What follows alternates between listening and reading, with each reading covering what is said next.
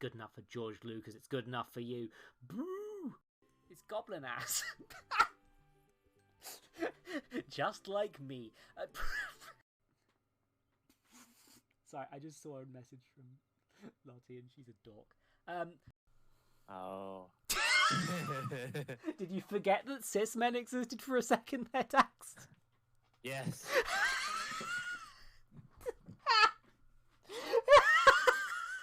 Come on, you bastards. If it's good enough for George Lucas, it's good enough for you.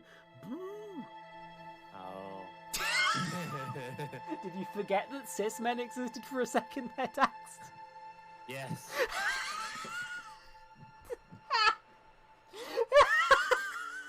Nice cover up.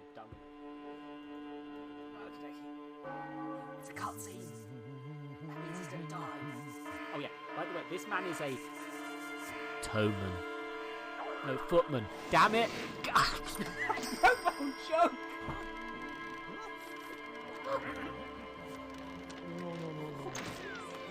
Yes!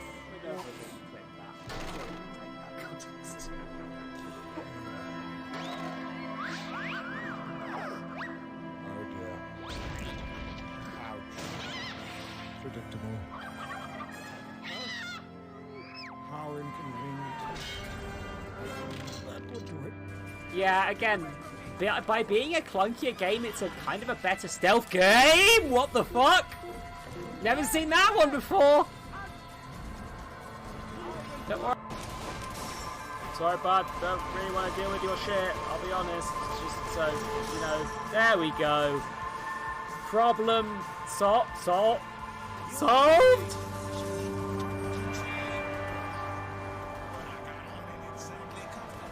Uh-oh.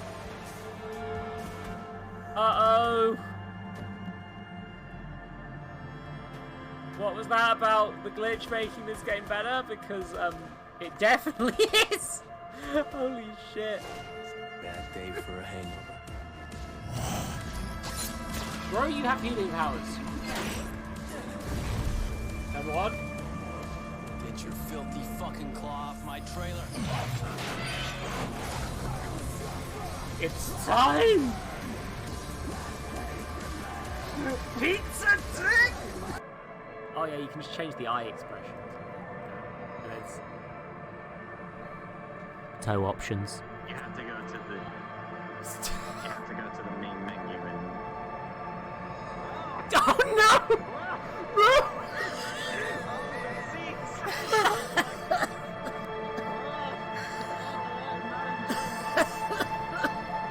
Jesus Christ, are you okay?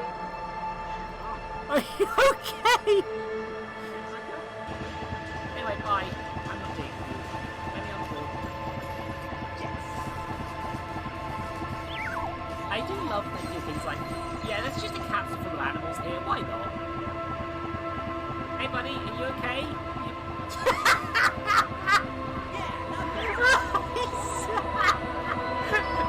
You're the mutails! A lot of visual information.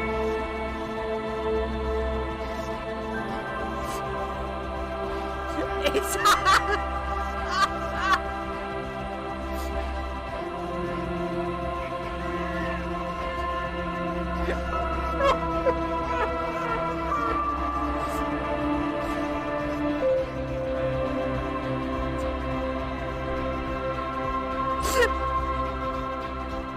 This is better than what I was going to play.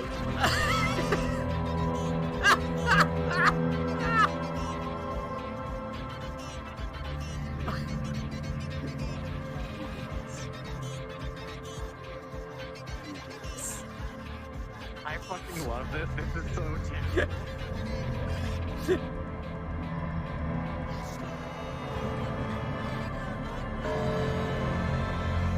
It just goes dark!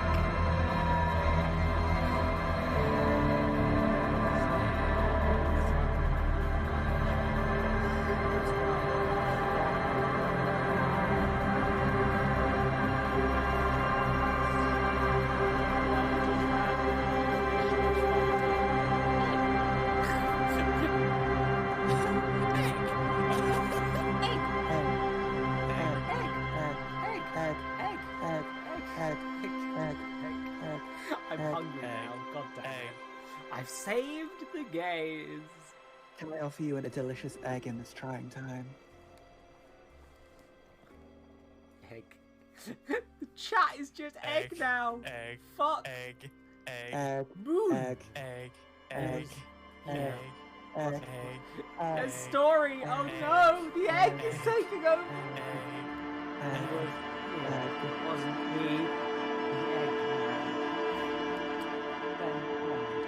Nick. Nick is the egg man. I'm just the piss girl. I just piss all over the fucking place like a racehorse. What if? Suits and boots, guys. We got something. Why have I just shut this door on me? Oh. Through the window. Wow, I'm enjoying video games. God, I'm dumb. Fine. Don't think about it too hard. Don't think about it too hard. It's fine. Everything's fine. Everything is fine. I'm the elite sniper. Don't you know? The elitist. Snipers. Oh. Elite. Stacks as a side stream. Elite sniper. It's goblin ass. Just like this is ethical. Oh yeah, that gets out of the car.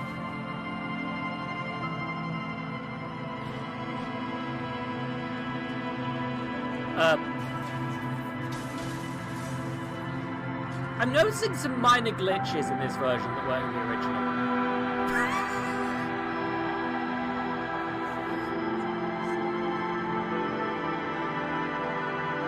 Is that Farmer? What? Why is this Farmer doing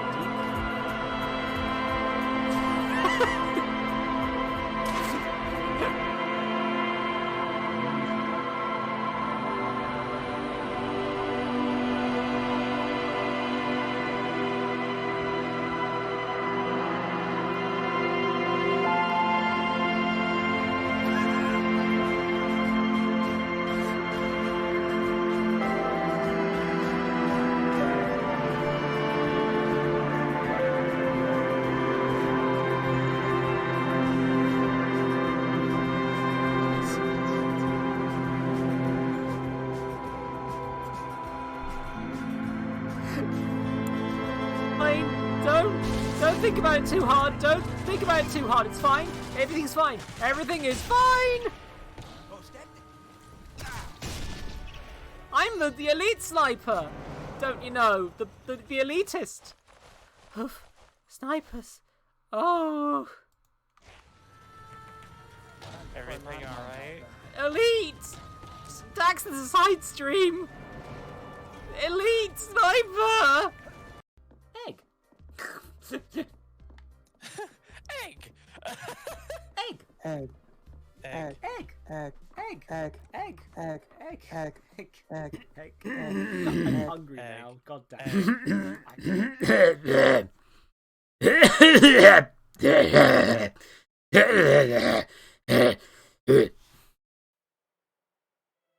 Lem. Hey everybody. I'm back. It's Disco Elysium. I almost missed this stream. Yeah, I got distracted. I was playing Yu-Gi-Oh! But I'm here. And I need to remind myself of what we did last time as well as everyone else. So, I'm trying to remember. Last time, I believe I opened the clipboard, which revealed some things about poor old Detective No Name and caused him to pass out. We almost got the body down from the tree after getting our shit together, but I did not, in fact, do that in the stream where I was planning to do that. You know, usual things.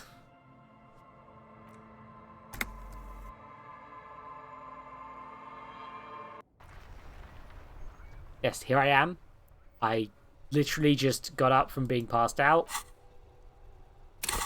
And I now have some sort of ledger of failure and hatred, which I was examining. It's the ledger you found in the trash. A cabbage of papers hanging from the board, with the permeables drawer inside. It's barely held together by a clip, then made complete by the faint smell of urinal cleaner. It makes my system.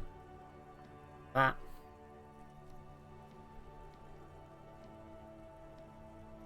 Ah! That's the Halloween treat redemption. Thank you, Robin. Welcome to me eating 4 marshmallows. Oh. They're very nasty at this point. No additional information added to the ledger that I'm going to check right now. But there is a corpse that needs taking down, if I remember correctly. I never did examine this. I don't think about it. You see a set of tire tracks in the brown slush that covers the plaza mosaic. Am I looking? Cop habit. You look at everything. I do. This isn't case-related, you think. What kind of vehicle drove through here? Hard to say. Your vision is blurred and you're having difficulty concentrating thanks to your relentless hangover. Okay, I'm going to see if I can boost my visual calculus. I think that... Perhaps. This feels like a relevant thing. Conceptualization being up, can't. Yeah, I think that. So let's go for it. You see a set of tire tracks in the brown Oh, I didn't slush activate the that Twitch stuff. Hold on a second, I'll need to do that. Sorry. You have to go BRB just because... Actually, you know what? You'll get the ball pit. Look at the ball pit. I forgot. I put Pank in there. But yeah, annoyingly, you gotta do this every time, and I forgot. And you gotta enter a token, which means I have to go mucking around in my extensions tab to get this set up, and I don't want you to see the stuff from this. So I need to just go do some copy pasting. And there we go. Fix that. Sorry, everyone. Hi, Pank. You're here at the... Indeed, you are here at the start. I forgot to do the Twitch token stuff, unfortunately. Now, I can do the thing where it's like, hey, chat, help me out. Hey, oh, thanks for the look.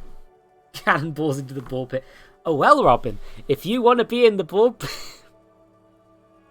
Fuck, I didn't think to put an unlurk account, a bot command. Hold on. I'll do it now. Custom. This can be a secret one for people who've seen this stream.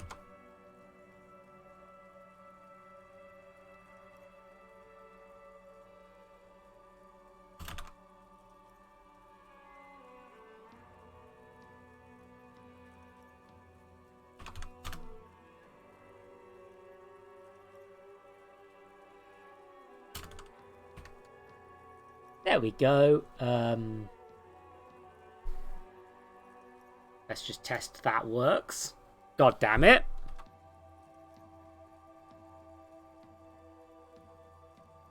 Unlurk didn't work. That's... I closed Nightbot. like an idiot. I didn't mean to do that. I didn't mean to close Nightbot. Son of a bitch. Okay. And we'll try again. Still does not work. Wonderful. What did I typo?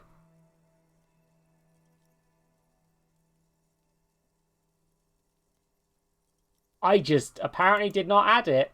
Okay. No, it worked. Okay. This time it worked. What? Oh my god, I didn't put an exclamation. Oh my god, Nightbot needs me to put the exclamation mark. Otherwise, it just does it whenever somebody mentions something. Oh, this power will definitely be terrible. Okay, I'm going to give it a 30-second cooldown. And then I'm going to do that. There we go. I fixed it. I put an exclamation mark on it this time, Pank. Thank you for helping me. How many trees do I need? Oh, 8 of them? Okie dokie. Okay, just grab a whole handful. That's 8, right? That's 8.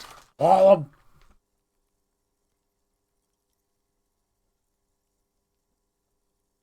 So, chat, I really hope you helped me with this. No, you did not. These tracks are not interesting at all.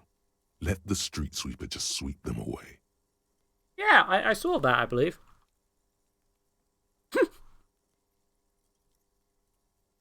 Yeah, I feel like Need, the definitely human, has some ideas of what happened to this. Are you...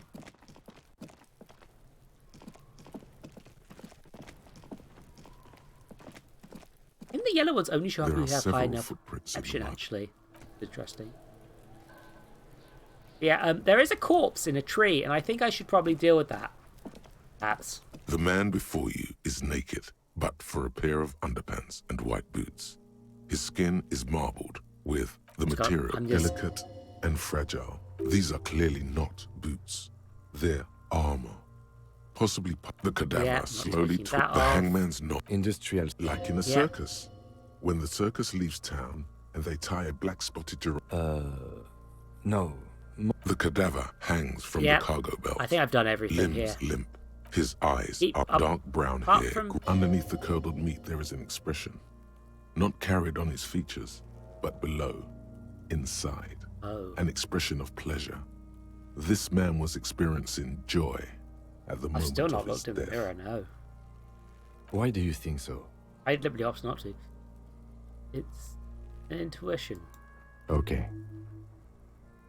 The corpse looks right through you as you distance yourself from Yeah. Well, I'm its glad I did that, stench. because I could have missed Eyes like a shark. that thing, but I guess we get him down now. The steel reinforced belt presents a unique challenge.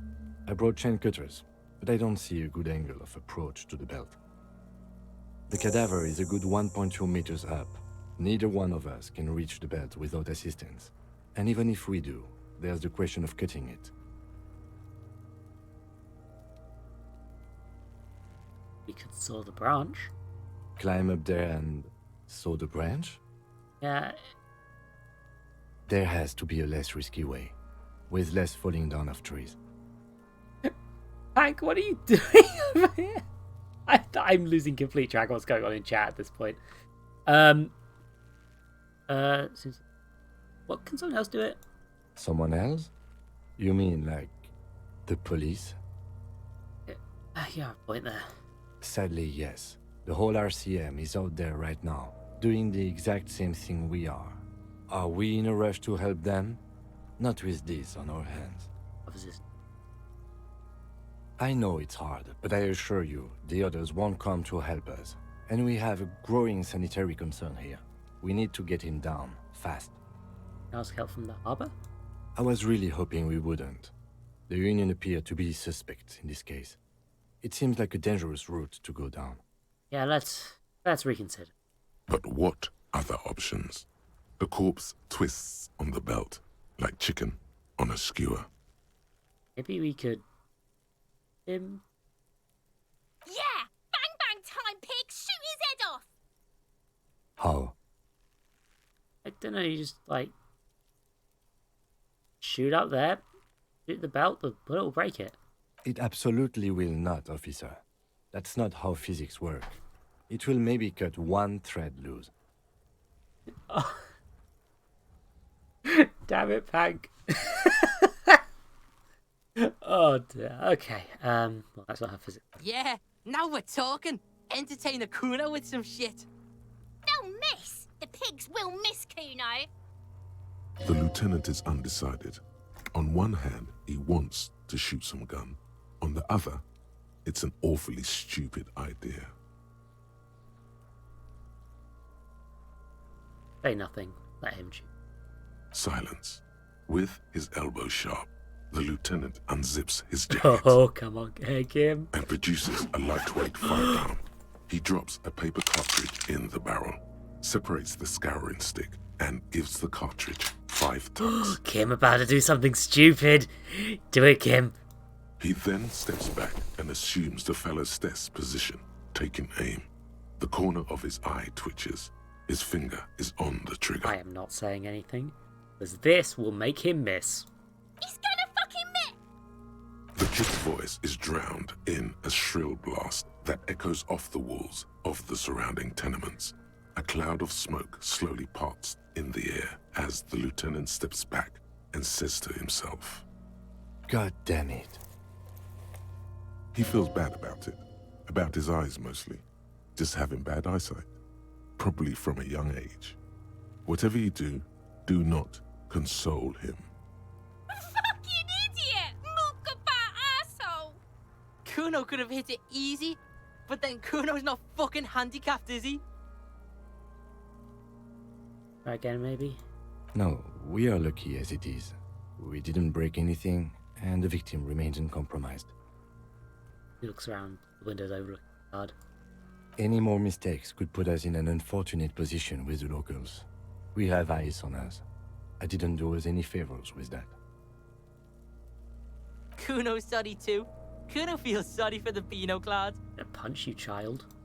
The lieutenant doesn't say a word, just looks at the gun in his hand. Now. I have to say, it's beginning to look unlikely we can get him down without assistance. Can I have the gun? I should try. It's bad as it is. Us shooting firearms like punks. Pauses, then shrugs and proceeds to load that. Go ahead, I'm not stopping you. Just don't lose it. He's shut, outstretched hand. They only have one gun. This is the sorriest pair of pigs Kuno's ever seen. Yeah, take it, you fucking banani poika. Take it and shoot yourself in the mouth. Feel the weight for. The cold piece of bakelite and gunmetal is surprisingly light. Your fingers fit right through the guard, instinctively resting on the trigger. I'm starting to wonder if I should put Kuno on the content warnings list. Speaking of which, I did actually make sure that this has one. There we go. Thanks, Panda. I'm adding you to the list of content warnings if I'm not careful. God damn it. God, please. The fuck are you waiting for, Kuno? Tell him to shoot himself in the mouth. With the gun at the... The buckle comes into focus in your sights. You stand with your feet planted firmly in the ground and your left hand supporting your gun arm. Why don't you just shoot yourself in your mouth? At least you won't miss. This isn't mere boundary pushing. There is a true suicidal rage in the kid as she's provoking you. So tempting to point a gun at a child. Your field of view narrows. The branch slowly moves, becoming entirely two-dimensional. The metal buckle glimmers, catching the noon light as the corpse slowly rotates. Look, he's crying. You gonna cry now, fucking faggoty? Shut up. Or what? You gonna fuck me? You wanna fuck me, pig? Is that what this is about?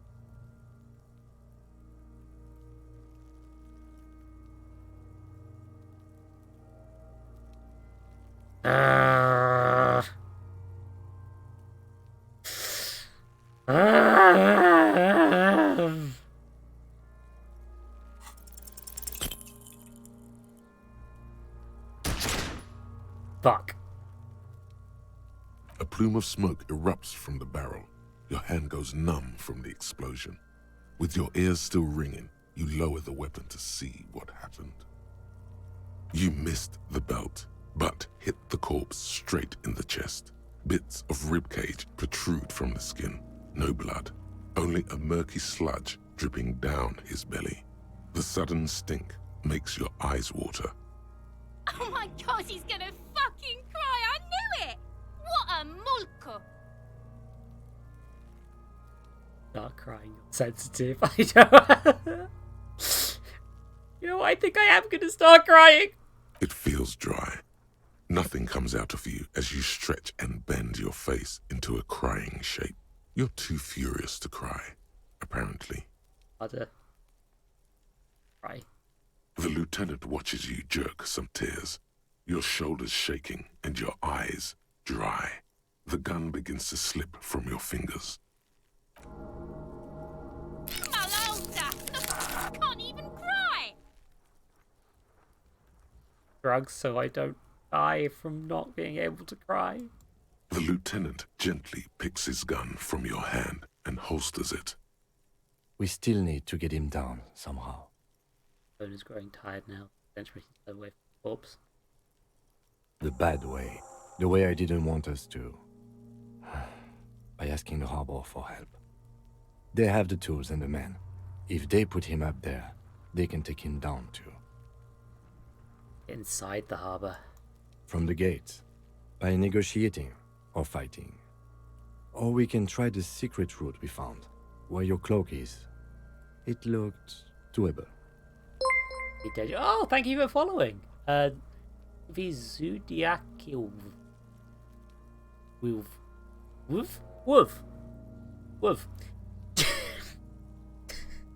I'm trying my best. It'd be dangerous. To ask the suspect for help with the victim's body? To be indebted to Everard Clare? Very much, yes. Which is why I would have preferred us to handle this ourselves.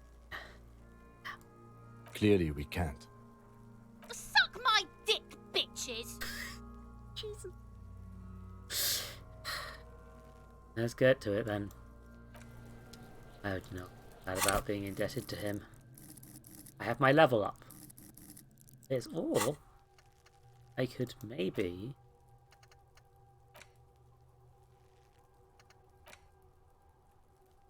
I think I'm doing it. I think I want to see what White Morning does.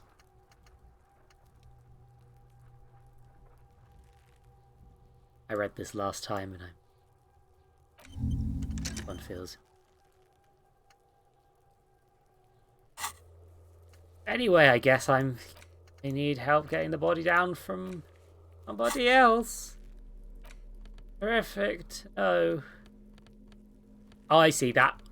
Added a dot because they added the gun and it's removed it because the gun's been removed. Or any.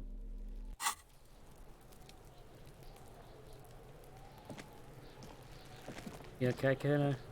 Fuck does Kuno care? Kuno, I found your shack. Yeah, did you fuck in there? It's my coat up there. I'm pretty sure it's mine. Is it? You got pretty fucked. Kuno's surprised you've still got your head after all that. After all what? Don't sweat it, drunk pig. Kuno will keep your nasty secrets. Kuno's not snitching. Oh no. He's saying you climbed up there. He probably saw you do it. Jesus Christ. What's with the tube of Elysium, Kuno? It's a vitamin, pig. Don't you know anything? He looks at you. He just pointed at the sun and asked what it was. You could use some. Magnesium, right? Yeah, it's the mag. You fucking need that shit to stay on top of your game.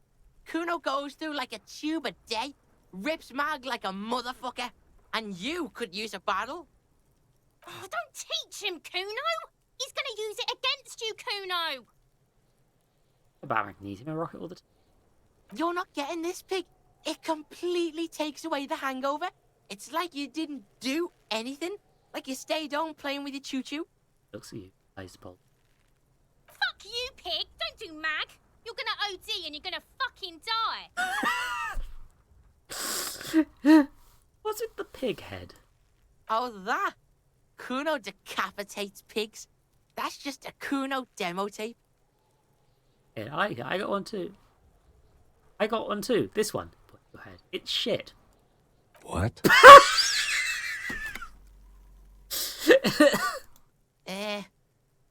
What is this shit? Fucking on yourself. This is weird level shit. Kuno doesn't go there. Fantastic. Fuck your shit back to normal. What is this? I beat Kuno at something. Well played. No one saw that coming. I'm not sure that I achieved, but I certainly did something. I found a plate with powder resin. You know anything about it?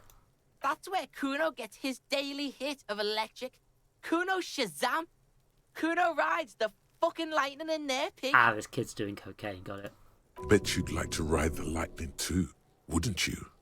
You feel tired and old, but you could have that sparkle in your eyes. Can I get into the harbour from the roof? Course you fucking can. How do you think Kuno made all the docky boys his gimps? Just gotta fly, pig. I tried that. Didn't go so well. Kuno knows. Kuno and C saw you shit yourself. It's okay, pig. Not everyone can face the fear Kuno style. That's all there is to it then. Don't be a pansy. Just jump. Okay, I've heard enough of it. Good call, Pigmeister. Don't come and talk to Kuno about his kingdom. How about you running an errand in illegal narcotics, Kuno? Kuno gets it from his dad. Kuno and his dad are major suppliers. That's where Kuno gets his lightning on. Eyes bulge, their veins out like tree branches. Problem is, Kuno and his dad had a little falling out. Now junkies clawing at Kuno's door. Streets going mad. Kuno's got to throw his dirty popo man at it.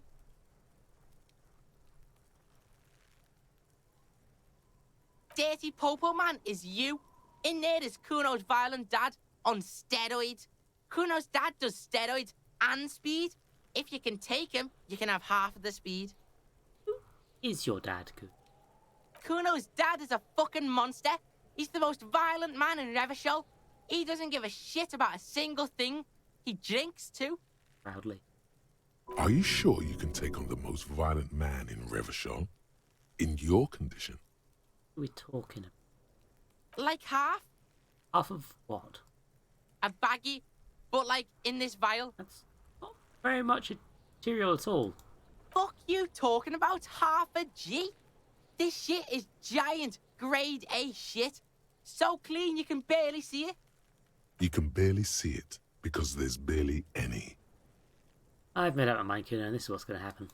Okay, Kuno's listening.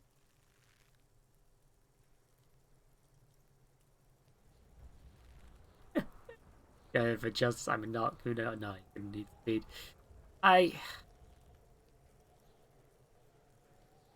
Going there, but not for the speed. I'm going after the most violent man. Oh. Sure, whatever. If you survive, make sure to bring that shit back to Kuno. Kuno's almost out. You wouldn't like the Kuno when he's out. Kuno's violent dad's got Kuno's key, so you need to fuck your way in there. Go to the pier side, bang on the door till the cleaning gimp lets you in. That's how Kuno does it. I hate that I'm starting to understand how Kuno talks. Then you go to room 12 and kick down the door, police violence style. That's what Kuno does. And then it's action time. You're locked in the room with violent fuckhead. That's it. Next time Kuno sees you, you better have his shit. What the hell are you signing us up for here? Fuck him. Okay, probably away from Minor. Okay then. Yeah, no, my plan is just like... The more, if I can get, like, I want to see what happens with Kuno's dad, because I don't think Kuno's dad's cool. I'd like to not have the drugs near a minor. I think that's probably a good call, perhaps. Any more info? The fuck about it? Where's the rest of his armor, Kuno? Kuno doesn't give a shit about the armor. How come? Kuno's fuck gimp's got one big thing wrong with him. He's a fucking mutant. A mutant? Look at him. Fucking growth hormone shit. He's a giant. The armor's too big for any man. Kuno doesn't give a shit about that freak armor. Kuno threw that shit away. He drills his temples with his fingers in some strange aggressive manner. What do you mean you threw it away? Kuno tried to get the helmet on. It was too big. What was a kick-off on the imaginary helmet? Kuno kicked that shit in the sea, rugby style. That shit means nothing to Kuno. Threw it in the sea. Yeah, that shit means nothing to Kuno. Kuno doesn't give a shit about material shit. Kuno's a fucking monk. You wanna fuck on someone about that armor? Go fuck the mustached union fuck. The jolly troubadour shit at the gate. You mean... what do you mean troubadour? I'm fairly sure he means, for me thingy, but... Yeah, cock and boot. You know that jolly union cow fucker? Came around talking about cows or some shit? Came around pretending like he cares about cows? So yeah, he's the one you want to talk to. He's fucking crazy about that armor shit.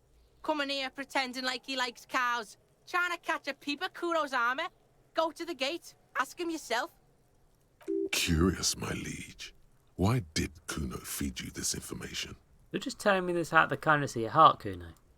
Yeah, Kuno's doing charity today. Kuno Day. Kuno feels sorry for you two loser pigs. Kuno's doing pity now. Still, seems suspicious. He may have it in for that guy. Or you may be paranoid. That is also a possibility, sire. Yeah, I might be stitching this dude up. More on this later. You're testing Kuno's patience here. Get lost, Any more questions about that? Yeah? The kingdom of Kuno? The fuck do you want with it? The dead man's clothes are in a trash container. Went to the container. How did they get in there? How did they get there? Yeah, Kuno doesn't know shit about that. That shit is beneath Kuno. I need to know. Might in the session, so I might have tampered with the murder scene. Listen. Kuno doesn't care about this small time shit. Just listen. Kuno saw what you did there, dumpster diving. Sad shit. Kuno could hook you up with some sweet rags. Shit like Kuno's wearing. Your size, good price. 500 real. Alright. Entertain me. What's so great about these pants? Pig, these are found modulars. Liquid fit, performance crotch, urban survival shit.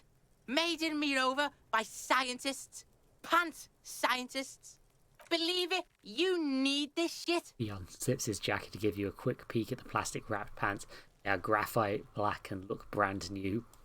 These could drastically improve your chances of survival in the urban wilderness. Oh jeez, Kuno do have the drip though.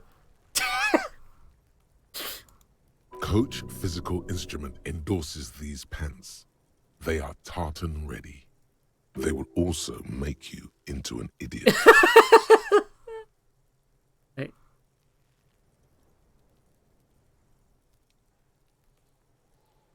What happened to his clothes? You must have seen them lying around. Look, Kuno ain't seen shit lying around.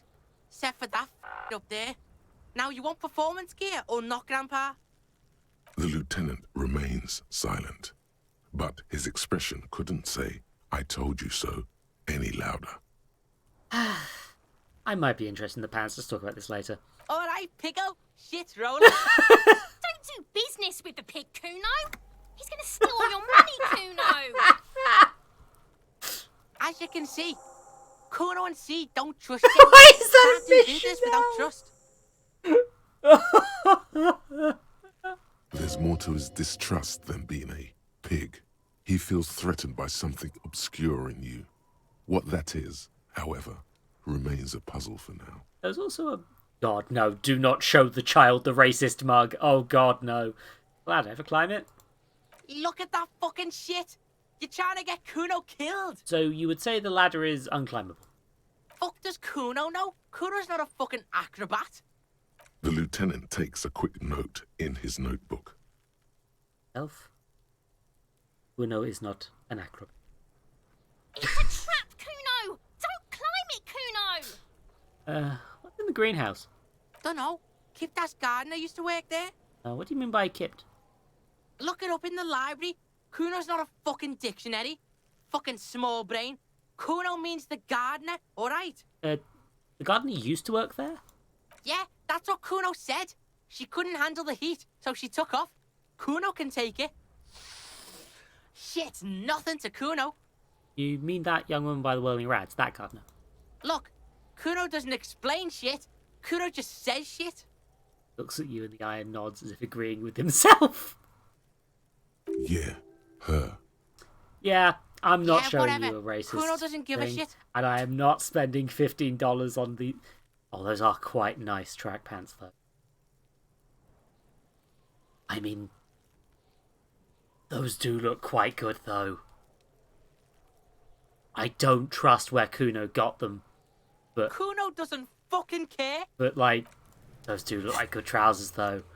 Okay, Johnny Mesk is most likely call me... I can't remember how to pronounce his name, which is really irritating. With the clothes in the class, Garte might know, yes. I did also... Okay. Let's continue to do things. Hi, gardener. A child says that you used to work here. It's raining again. The young woman looks up at the overlaid sky. It was clear just an hour ago. We need directions. Of course. Where to? That's all for now. No problem. Okay, I guess I can't ask about that. Never mind. I'll go talk to Gart.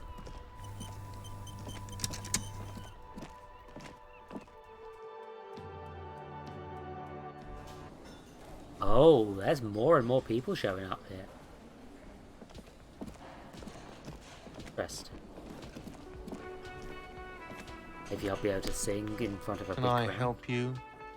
Here's your trash container key. Thanks. I hope you found what you were looking for. I found the victim's clothes. How strange. I certainly didn't put them there.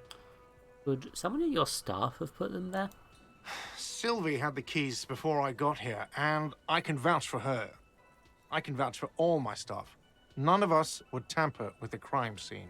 Else has the keys to the trash container? I mean, I'm fairly sure you said before it's The trash collection Yeah, trash service? collector. CS Municipal. I don't see why they would put anything in the trash, though. Ah, the elusive CS Municipal. I doubt we'll be able to track down who was sent here last and when. This will have to be one of those little threats that solves itself down the road. Thank you anyway. Maybe you don't put in there. Maybe you were sleepwalking. State. I think fugue states are more your forte, officer. I love this game. Thanks. Let's talk about something Yes. else. I do not need a drink. I do not need a drink. Thank you very much. I'm fine. I guess.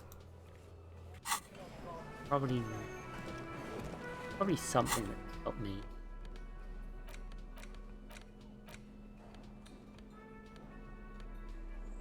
Oh yeah, I took my shoes and pants off in order to jump that last time. I remember.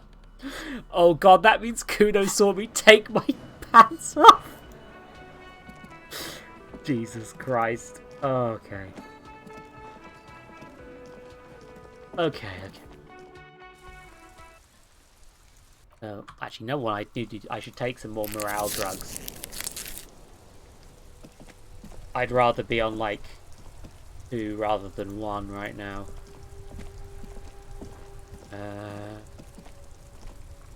Okay, so my missions are the end of day debrief with Kim. I do need more money for my thing or a place to stay. Preferably, I also need to track down my gun. Kuno. Leave from Kuno's apartment and take down Kuno's dad. Optional. Kuno, we're not close yet. You need to figure out what's going on with him. Then he has performance gear. Yeah, I guess I do need to go to the... I guess it's just a case of going to the harbour, huh? I guess that's my next step, really. Oh, hold on, though. An old call box with a matrix of push buttons lists all the companies in the East Delta Commerce Center. That be number 12, or am I muddling up the buildings? I'll deal with that later. That seems like a... I don't feel like I want to deal with Kuno's dad right now. But this one, I think maybe I should give it another chance to try and jump this. You know, assuming I am... what's the word? Make sure my jumping skills are good enough, I guess. I guess this is about my jumping skills. Now, those will help me with my jumping.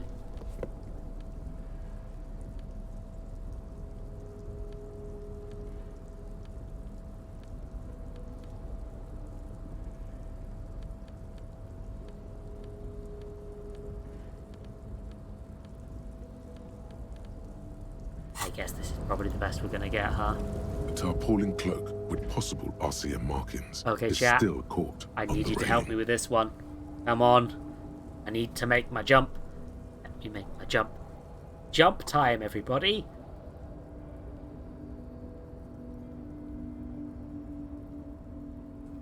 I will make this jump, or I will not. That was green. Hey! As you leap in the air, a chilly breeze engulfs you, sharpening your senses. Rise. Your senses taking the wood around you. Ankles tingling from the tension, blood roaring in your ears. You are ready for your rendezvous with the concrete pavement below. He's so on the money, Bratan! Just imagine yourself dual-wielding a bottle and a flaming cigarette whilst airborne! Thank you, Ty. Continue the voyage through the salty air. As the concrete floor welcomes you, you realize it's been a while since you felt so alive. Alert, capable. Must be the adrenaline. Thank you, chat. Much.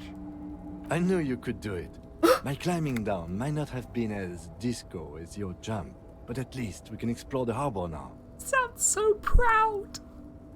With your feet firmly planted on the concrete, the noise of the harbor rushes back in. Oh, fuck yes. Hey. RCM patrol coat. These coat made heavy tarpaulin would be in high wind and water if there weren't 3 bullet holes scattered on the surface. Signature white rectangle of the RCM covers the garments. Back. There we go, that's just a straight upgrade. And also, I look styling with my lack of... put in my pants. It's...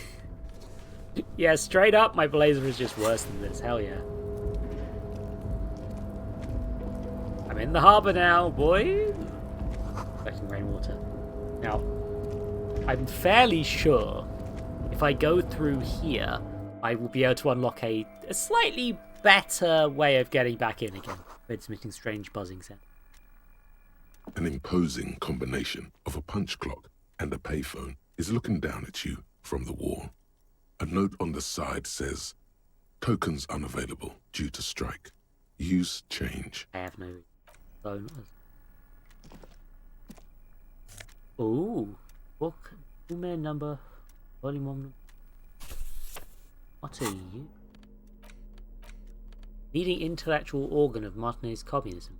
Radical Mazovian perspective on a range of contemporary issues. The cover features a size portrait of the late King Frizzle with a pair of white antlers growing out of his head.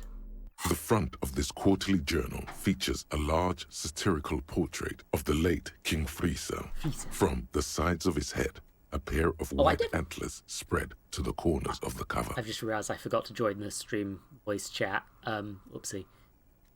That's on me, anyone who was trying to join this whole time, sorry. Why antlers? Because white antlers are one of the symbols of communism. They represent a society in accord with the natural world and, at the same time, above it. So, sorry, Panda, the king didn't get cucked. Why Frizzle? Well, obvious. Because Frizzle was incompetent, foolish, and cruel. In short, the embodiment of everything the communards wished to overthrow. It's satire, you see. Flip through the page. To your disappointment, there aren't any full-color pictures to direct your attention. Just column after column of closely set text, interrupted occasionally by little doodles in black and white. After rifling the pages with your thumb several times, you return to the table of contents. Ah, what a shame. The magazine is divided into several sections. International developments, Kunst und Kultur, and local concerns. Just inside the cover, there's also an editor's note. I feel like time to read this, but I'm going to anyway. Read the editor's note. Comrade, as you know, this journal takes its name from Mazov's immortal expression, du cristal à la fumée. This was his way of describing the way the rigid, crystalline structures of capitalist ideology turn to smoke under communism. But, like the structures of capitalist ideology, we too are at risk of going à la fumée, unlike many publications which are content to spoon-feed their readers reassuring drivel. La Fumée is committed to telling the radical truth, even when that truth may drive away potential subscribers. So please, if you value our radical Mazovian perspective on contemporary politics, culture, and international affairs, please consider subscribing today. Yours in struggle, the editors. Kim, this is a communist magazine. Play it cool. You flip back to the front of the magazine. The table of contents unfolds before you. This section includes a long, tedious critique of the latest round of free trade negotiations between the EPIS nations and the Free State of Semenine. Oh, I'm not following this at all. You also skip over an article about heavy fuel oil smuggling along the Messina border. Something about bear wrestling in Samara, book riots in Yugograd. Face it, you really aren't interested in foreign affairs. You're not even sure where most of these countries are. You flip back to the front of the magazine. The table of contents unfolds before you. Who do they mean by local concerns? Unsurprisingly, much of this section is taken up with articles declaring unqualified support for the dock workers' strike. You skim the headlines. Paint the harbour red and white. Martinez tames the wild pines. A city in revolt. First we take Martinez, then we take La Delta. Finally, there's a brief article by the writer, G. Martin, accusing the owner of the Capeside apartments of illegally attempting to evict certain communist tenants simply for not having paid their rent. Oh dear. Oh, there's some. there's the centrist option. Imagining rent live somewhere is pretty outrageous. If everyone leaving capital could reach some reasonable accommodation. Oh god, that's the centrist one. Charging rent's yeah. The writer G. Martin remarks dryly that capitalists love wealth redistribution, so long as it's only redistributed upward. You flip back to the front of the magazine. What is? The table of contents unfolds before you. It takes a moment, but gradually it dawns on you that Kunst und Kultur must mean arts and culture. As you leaf through this section, you come across several reviews of recent radio plays, as well as a brief artist spotlight featuring a local artist identified only as CS. See that lady? I remember. The main feature, though, is a long essay titled Tip Top Tournée, a critical Mazovian perspective. Profile CS? This so-called artist spotlight is really just a brief Q&A, made all the briefer by the subject's evident hostility to her interviewer. What is the Tip Top Tournée? The actual article is surprisingly light on details, but after skimming a page or two, you gather that it has something to do with motor carriage racing. If you don't follow it, you only ever hear about the ludicrous sponsorships and obscene death toll. What does it have to say then?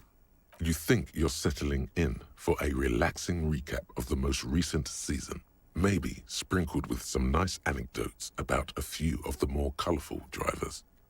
Instead, you find yourself skimming a 10,000-word feature about all the politically problematic aspects of Tip Top Tournée. What's wrong with it? Where to even start? For one, there's the crass commercialism of its sponsorships, And then there's the practically criminal emphasis on deadly motor crashes. What's good with a good motor crash? They just keep it interesting. Who wrote this stuff? Oddly enough, this article has 2 bylines. Nasteb Encolada Bernal and Exilus Buka. There's no way those are real names. Why aren't they real? Have you ever met anyone named Exilus? Come on, they're plainly pseudonyms. Yeah, I know what's bad about sponsorships, but what's wrong with good motor crash? And that precisely is what's problematic about it. Were it not for the promise of random, spectacular violence, audiences would quickly lose interest. At the end of the day, it's the destruction of these 750,000 real races that you're really watching for. No, I'm pretty sure I like it for the racing. Sure, you think that, but subconsciously, it's the visions of brand names being engulfed in flames that you crave. I guess I never thought about it that much. That's because you haven't been reading critically. But don't worry. The whole point of these sorts of articles is to let someone else read critically for you. Kim, this article says no one really watches Tip Top 20 for the races. Oh, come on. Can this article read your mind? It seems to think so. A certain kind of young man reads 1 or 2 books and suddenly thinks he understands the secret structures of reality. If I had to wager, I'd say they've never even seen the inside of a motor, much less a motor race. I'd take whatever they write with a large grain of salt. You flip back to the front of the magazine. The table of contents unfolds before you. Yeah, no, that's a lot of, that's a magazine, huh? That's a magazine, that feels like a criticism written by people who have read a lot of communist stuff and gone, yeah, no, no thanks. Office cabinet. Locked. Someone left the coffee machine on. Dark liquid. Sentient.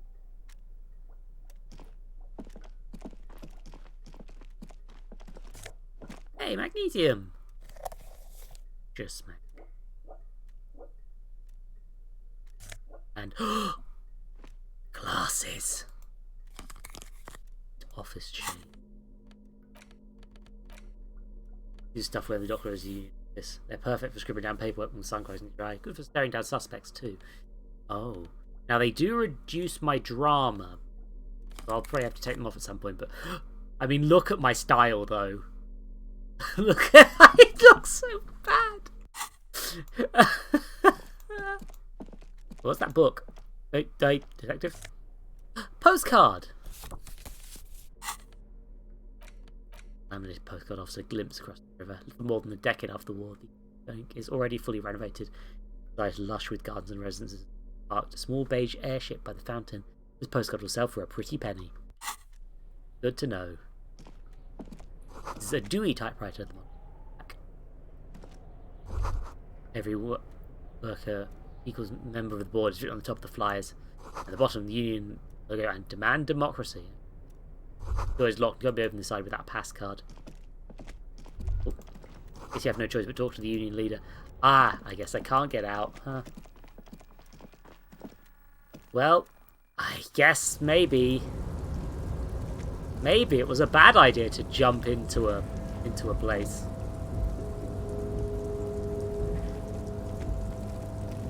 Maybe breaking an entry was a bad decision or something, huh? Ooh, free bottle though. These 3 packs worth of cigarette butts. Or that's more cash. Look at all these bottles, Kim. This is my new job, Kimothy. Bottle. Numerous empty bottles of Commodore Red and potent.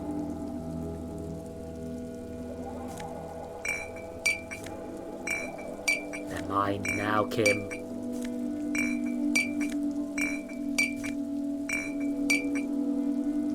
Yes? No, I don't have anything to say to you, apparently. And, these are the apartments for that. This is the night watchman's booth. The name on the door reads, René Arnaud. Listen, it's okay to take a few minutes to yourself. Sit down and have a breather. Have a seat. The chair is not as austere as the rest of the booth. A thin grey pillow is attached to the seat, secured to the stiles by black ribbons. Breathe. Stale air floods through your nostrils. Not a single mote of dust floats inside your lungs, though. The inside of the booth is immaculate. I'm going to search for a little something to help me out. The drawers are empty, save for old timesheets and receipts. One small box, however, does hold some cheap painkillers. They are slightly out of date. Read the side effect, I guess. Oh boy, where to start?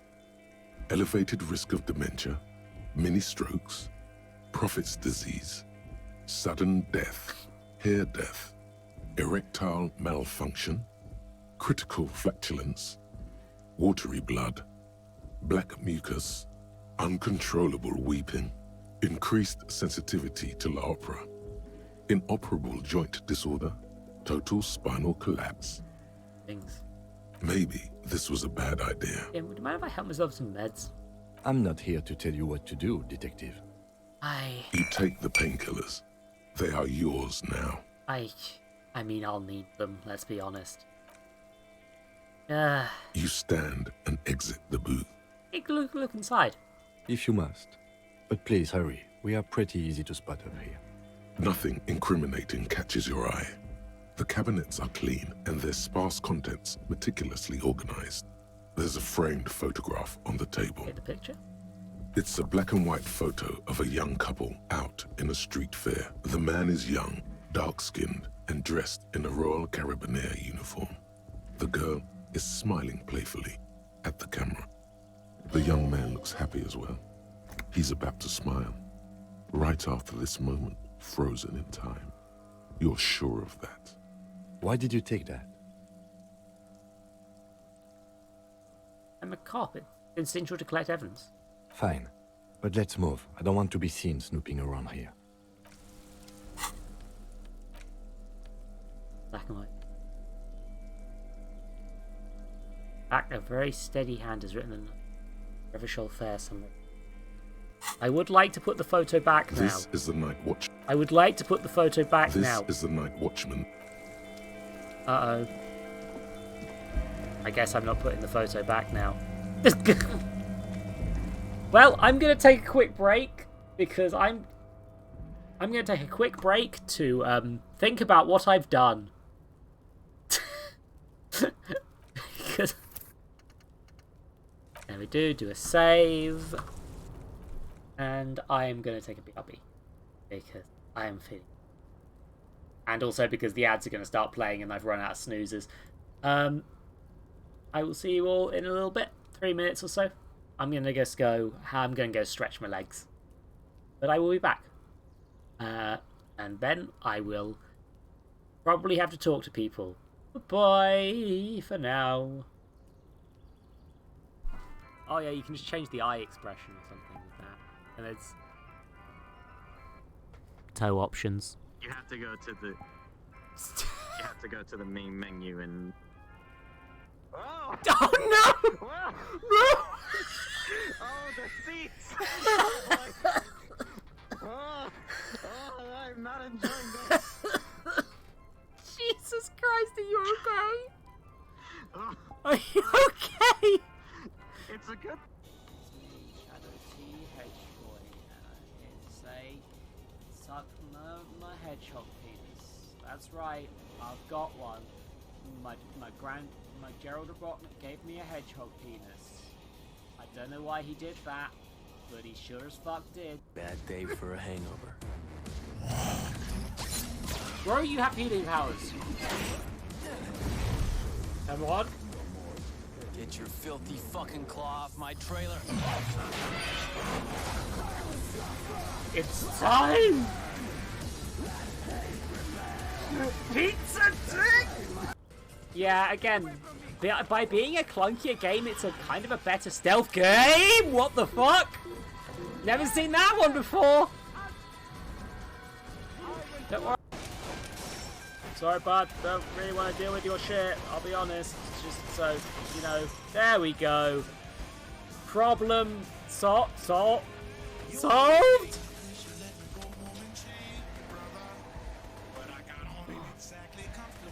Uh-oh.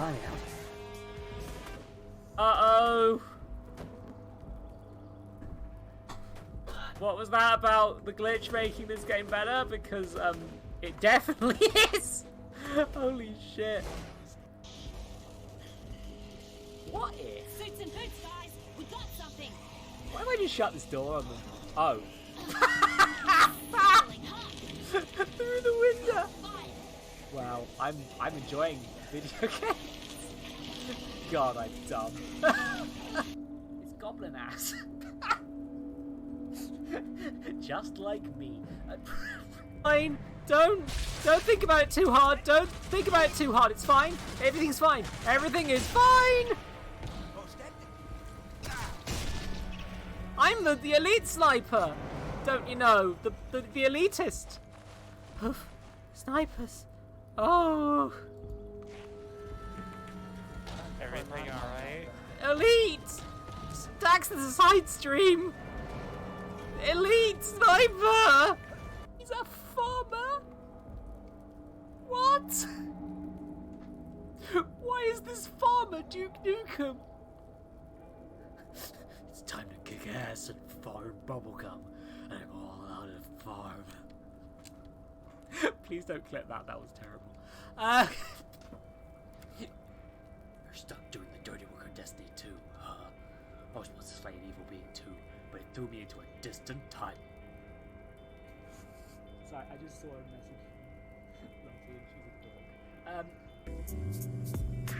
DK Donkey Kong. Steve Bunch, you know him well. He is finally back to kick some tail. Coconut gun can fire in spurts. If he shoots you, it's gonna hurt. He's bigger, faster, and stronger too. He's the first member of the DK crew. Huh?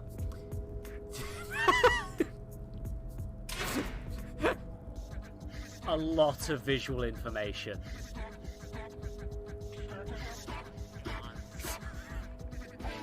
It's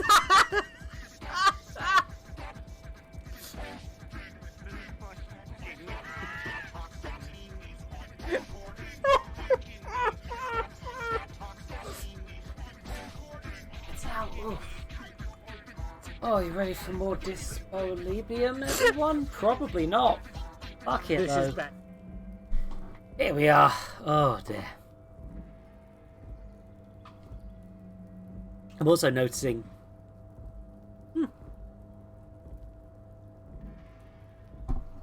Glacier. Nice. They include these little hinty things. Cute. Tell me what this is. Oh, all around you, great machines in. The essence. I pine and trees that print on the side covering forest. Composite light. I have halogen light support. Buds.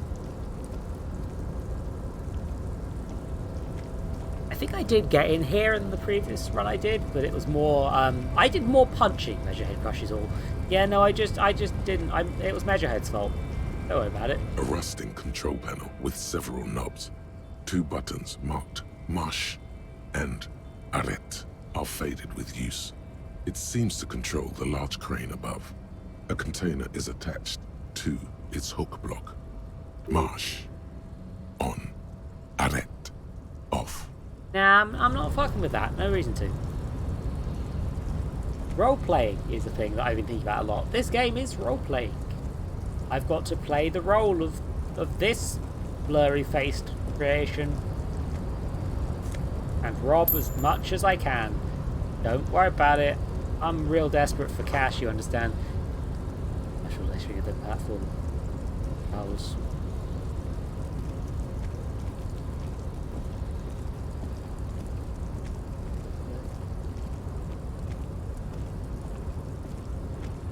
I should. Oh, the out head is oddly quiet. The great machines are. Yeah, I guess they are. Hey, more cash. The tower is silent. There is no work to organise in the yard below. Aina. Yes. Give me the contents. A musk of oil and rust comes from the plasma in front of you.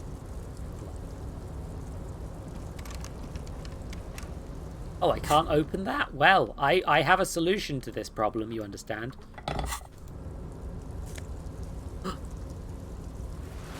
Those look like ultimate performance efficiency. These foul Ultra Series gloves come fingerless with grippy padding covering the palm, making it ideal for quadruple movement or for lifting cup.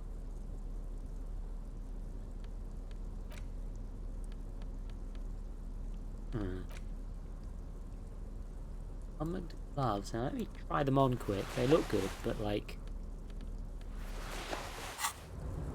are those the gloves from the body bag? I feel like they'd have commented on it if it was. And again, Kim's just beside thermos, like burned coffee.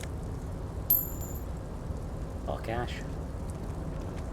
Ah, a nice fella to have a chat with. Banner sagged in the rain, snow, waves on.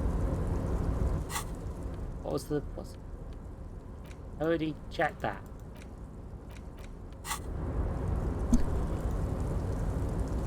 Container, container, I'll turn you nice and red. Container, container, put the logos on. The lyrics to this container song are being made up as he goes along. The accent is so thick, it's impossible not to notice he's Ubi, from the vanishing peninsula of Ubisunt on Muindi. Container, container, used to be Wild Pines. Container, container, now belongs to Everard.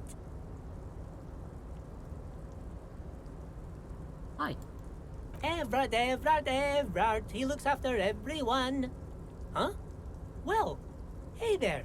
How can I help you, mister? The look in his deep blue eyes is as sincere as you've ever seen. Kind of makes you feel like an arsehole for no apparent reason. I mean, there's many reasons. I see you are not a union man, mister. Did you get lost? You're not one of them scabs, are you? Shadow passed over his kind face. What is it with you people and scabs? I mean, I don't personally mind. Folks is just folks, you know, and folks gotta eat. Pity if you answer.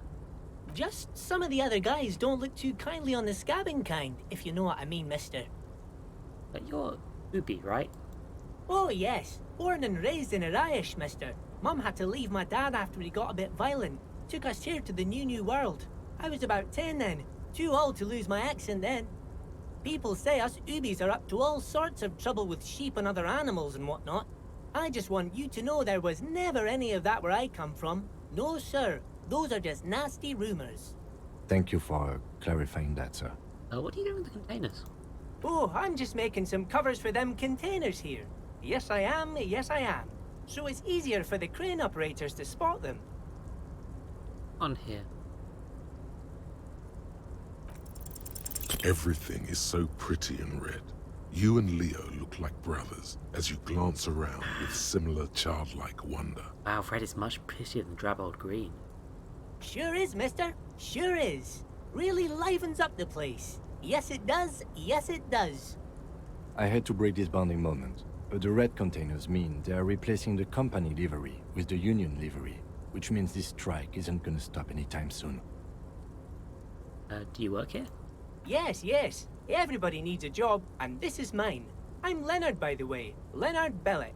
But everyone calls me Leo. And waves his hand in a welcoming gesture. I'm like Mr. Everett's right-hand man when Mr. Edgar is out of town, and Mr. Edgar's right-hand man when Mr. Everett is away. Actually, Miss Beaufort is the right-hand man, but she's a lady. Who is this, Miss Beaufort?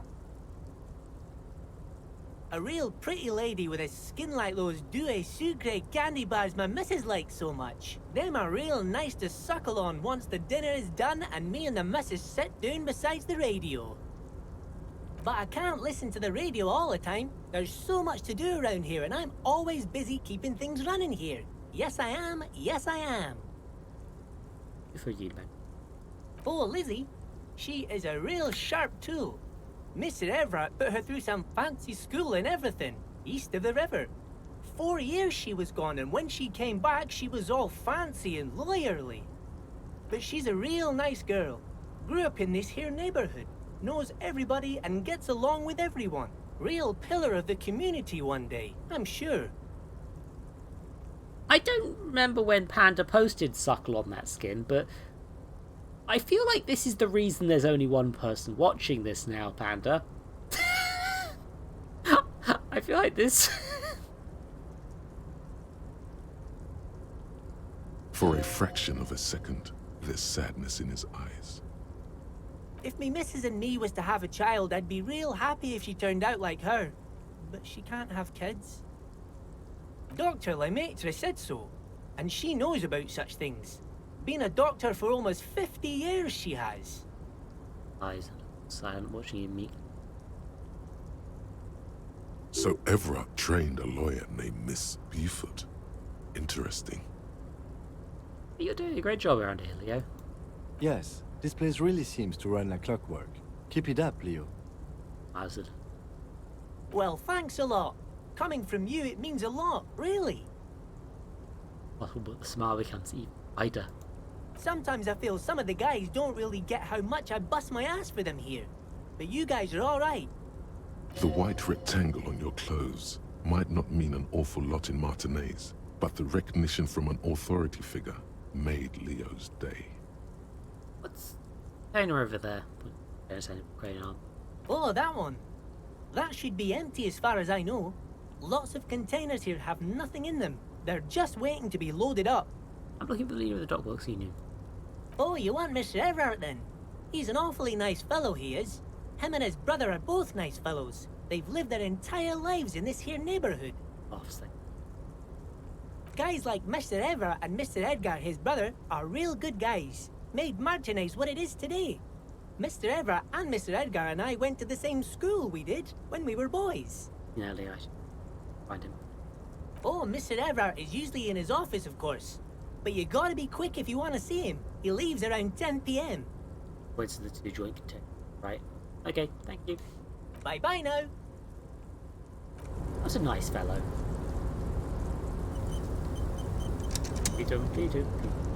Just walking. I just realized I'm walking around with a fucking crowbar.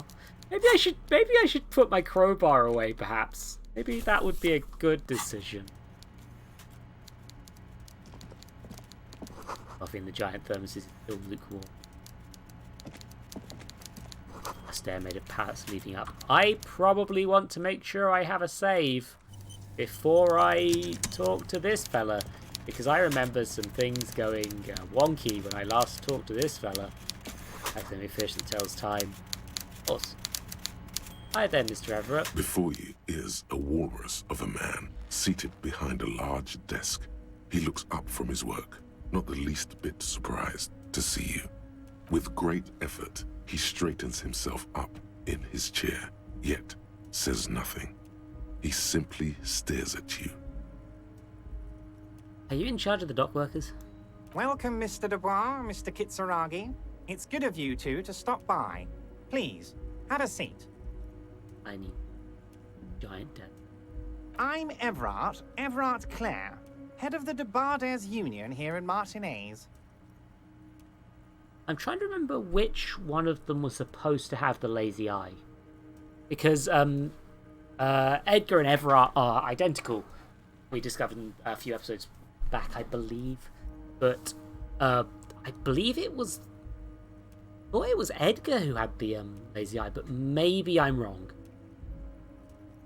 I'd offer you my hand, but unfortunately my health prevents me from getting up. You understand? He looks extremely comfortable. The tiny folding chair, on the other hand, looks like a torture device. You go ahead, detective. Yeah, not you. Whatever he has in store for you, it can't be good, he thinks. I'll do my best. Forget about that. What's with this Dubois stuff? You're getting some seriously bad vibes from that name. Why are you calling me Mr. Dubois? Please, Mr. Dubois, let us converse in a civilized manner. as equals. Take a seat. I insist. It's nothing. Yes, that's probably right. It's nothing. Forget about it. Filter it out. I don't sit. It's kind of my... Very well, Mr. Dubois. I respect a man with strong convictions. Bottle chins me. I, too, have convictions. One of which is that I will not engage with any man who won't face me at eye level. Wow, you're weirdly petty, Everett. Should you find yourself more amenable in the future, I'd gladly resume our conversation. But until then, I'm afraid I must ask you to leave. You're no Titan of Felician, buddy. He's got you in a fork. Sit down or leave. Quietly, and I'm going to make sure I'm wearing the right clothes because I just realised I didn't do that. Actually, chemistry. Which are the things that are being lowered for? Suggestion. Well, I mean, I'm not going to need conceptualization, am I? Let's take my shirt off. Don't feel like I'm going to do that right now. I think I might want my authority up. So I'm going to remove that. There's only so much I can do, of course, but...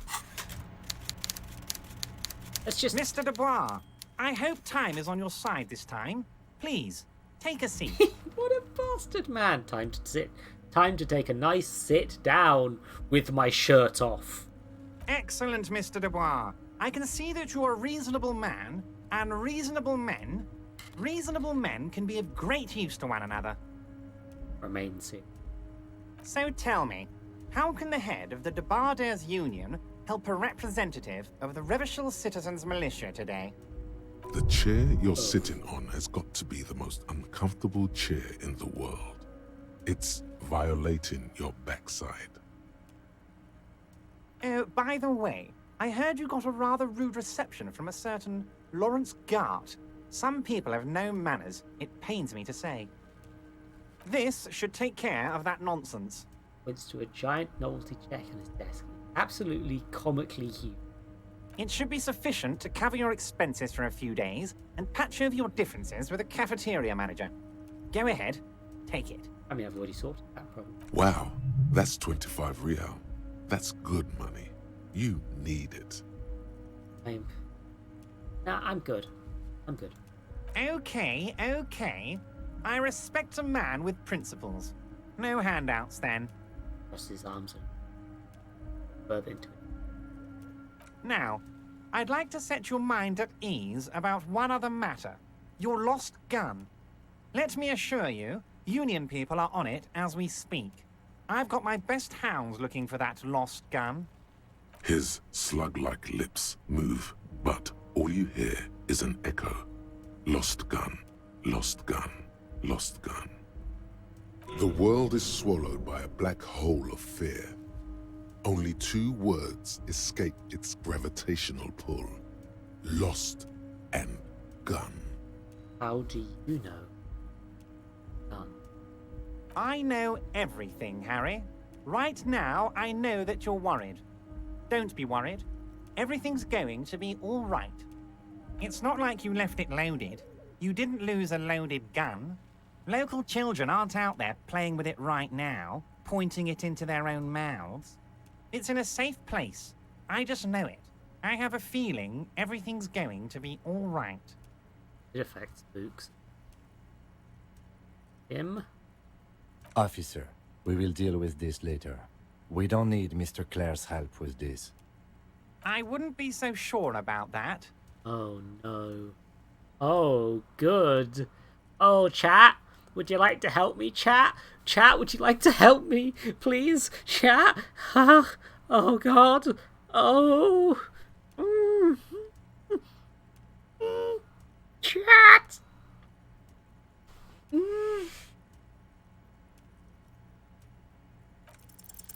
God, you're sweating. Your knee is jerking. You're about to cry, aren't you? You're about to cry. Because you lost your gun, and those children are gonna shoot themselves with it. Cry too. You want to cry? God, you're weak. Whatever you do, don't cry. He'll think you're disgusting. Mr. Dubois, you don't look so good. What is this, Mr. Dubois? He keeps repeating. What is he trying to pull here? You need to cool the fuck down. Chill. Mr. Dubois! Mr. Dubois! Harry! Oh no. The large man snaps his fingers with no effect. There are no Harrys. While Everard is distracted by your odd behavior, the lieutenant's eyes are mapping everything around you. The folder, desk, papers on the wall. Fuck yeah, you go, Kim. In the background, just doing shit. Mr. Dubois, are you okay? Can I get you a glass of water or something? Are you having some kind of medical emergency? Maybe you could use your hands somehow, in a kind of throw-in motion, like you're throwing that Mr. Dubois act right back at him. He's Mr. Dubois. I was gonna get Mr. Dubois, but you just your hands move my head. Oh man, fucking great. Chat, I don't know what to do.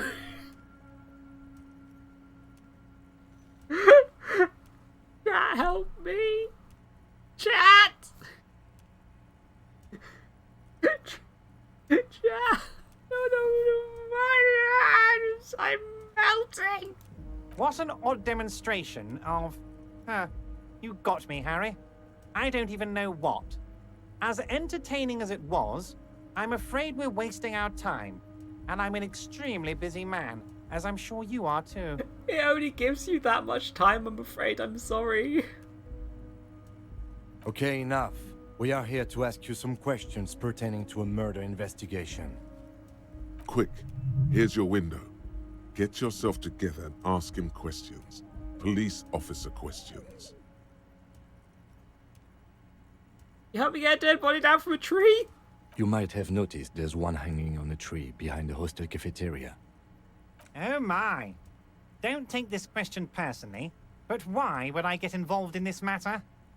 Mr. Clare, the man was hanged with a cargo belt. A steel-reinforced cargo belt. It's safe to assume the Union had something to do with the murder. Besides, getting the body down would benefit all of us. It's a stain on the neighborhood. I can certainly see how having him up there might start affecting some real estate values. I wish this game was a bit nice. Ow. Wait. He's a thoroughly nasty person, but come on. But of course, all joking aside, I am going to help you. Except the handset of a radio for right and click the button. Jean-Luc, my boy, I'm sending 2 police officers down. They have a dead body in a tree problem they need help with. Namely, they need it to be taken down. And Jean, please take it easy with the race signs. That's a yes to getting the body down, no to the race signs. Oh, it's fucking Measurehead. Hi, Measurehead, help get the body down. Also, stop being racist. You can find Jean-Luc down at the gates. He's the big, impressive one. You know, tattoos, muscles, ethnic looking. Can't miss him. Great guy. Oh, Jesus. I met Joyce, the company representative. Oh, that's very nice. I haven't gotten around to her yet. I'm very, very busy, you see. Yes, I hope you're getting along.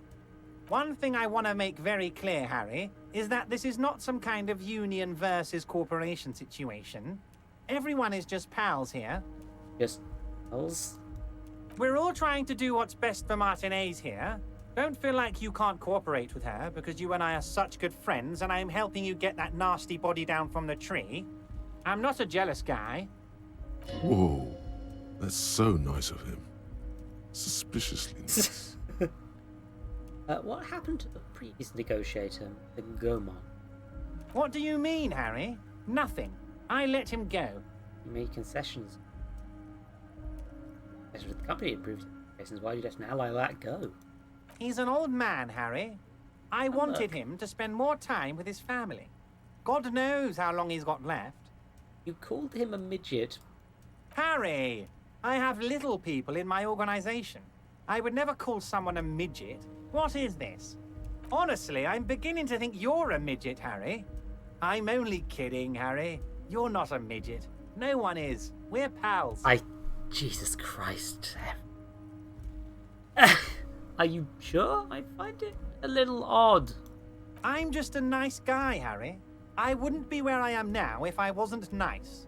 Politics is all about emotions, and I want you to have positive emotions when you think of me. Joyce said the previous union leader vanished under suspicious circumstances. Vanished?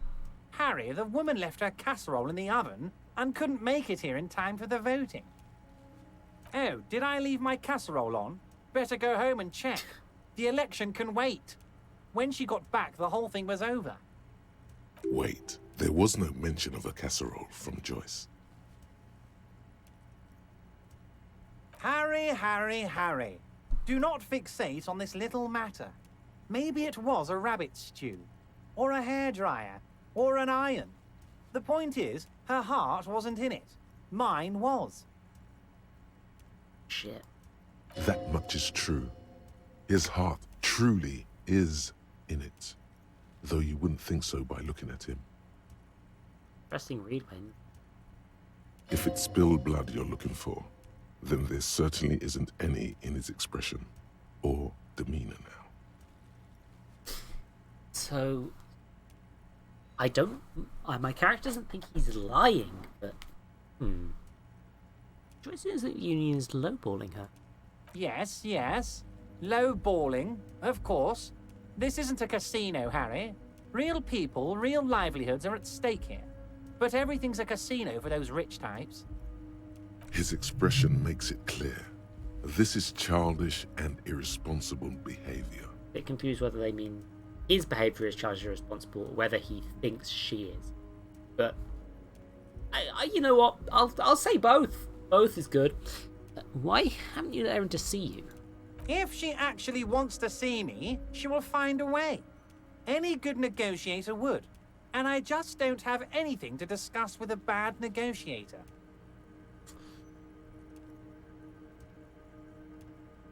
Just that? Okay. Of course, Harry. Let me just assure you one more time. It's perfectly okay to share anything we discuss here with this Joyce. This is a completely transparent organization. I have no interest in what she is doing, but I myself have nothing to hide. Your business is your business, and I respect your privacy. Just remember, none of this is secret. Tell her about all of it. My brother's picture, my singing swordfish clock. Tell her how overweight I am and how I'm helping you find your lost gun. Tell her about everything. Everett doesn't mind. Aren't you going to ask me how I got in? Harry, honestly, I'm just relieved you didn't get a hernia. A man your age...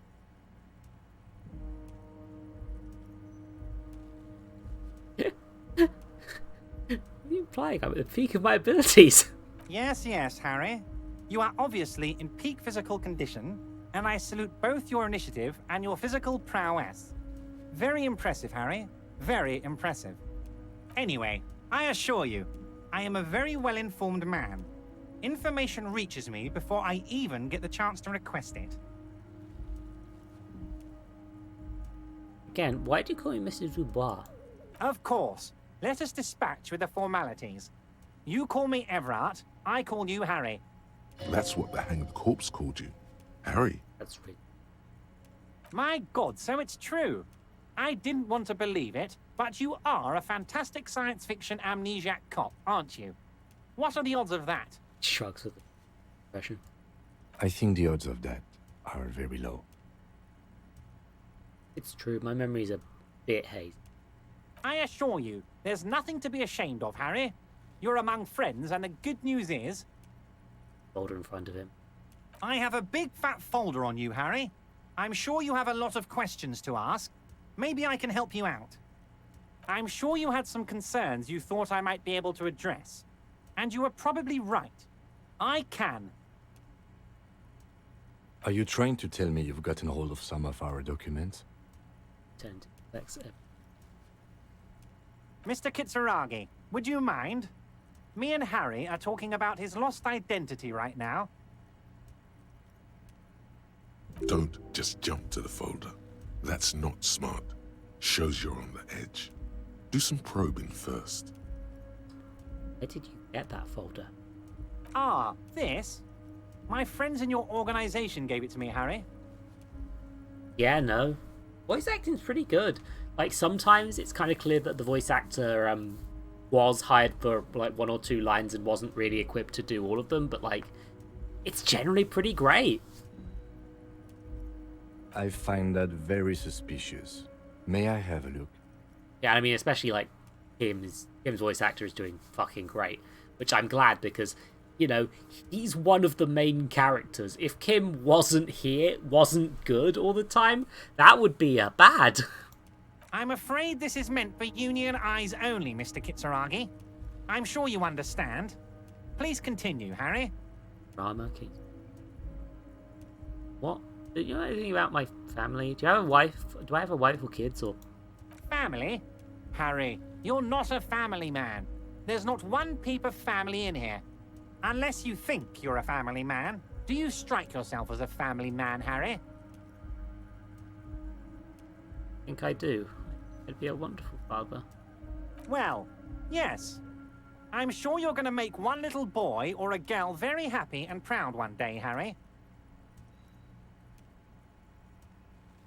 Let's get this straight. What is my full name? It's Harry. Harry Dubois. You feel like a Dubois, but you don't feel like a Harry. Strange.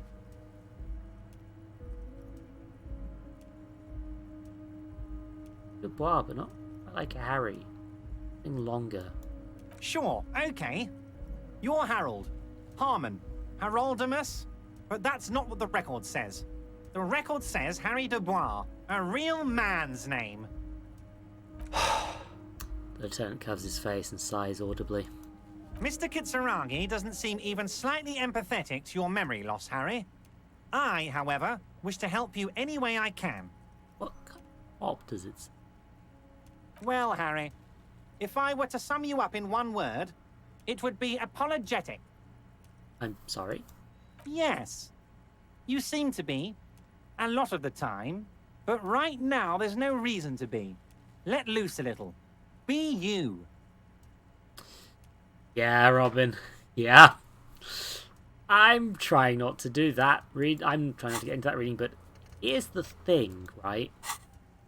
I chose that I was a sorry cop, right? That was one of these, I believe, right? No, it was another thing. But I chose that rigorous self-critique. But that wasn't the only option I had. I'm not sure if that's implying he's...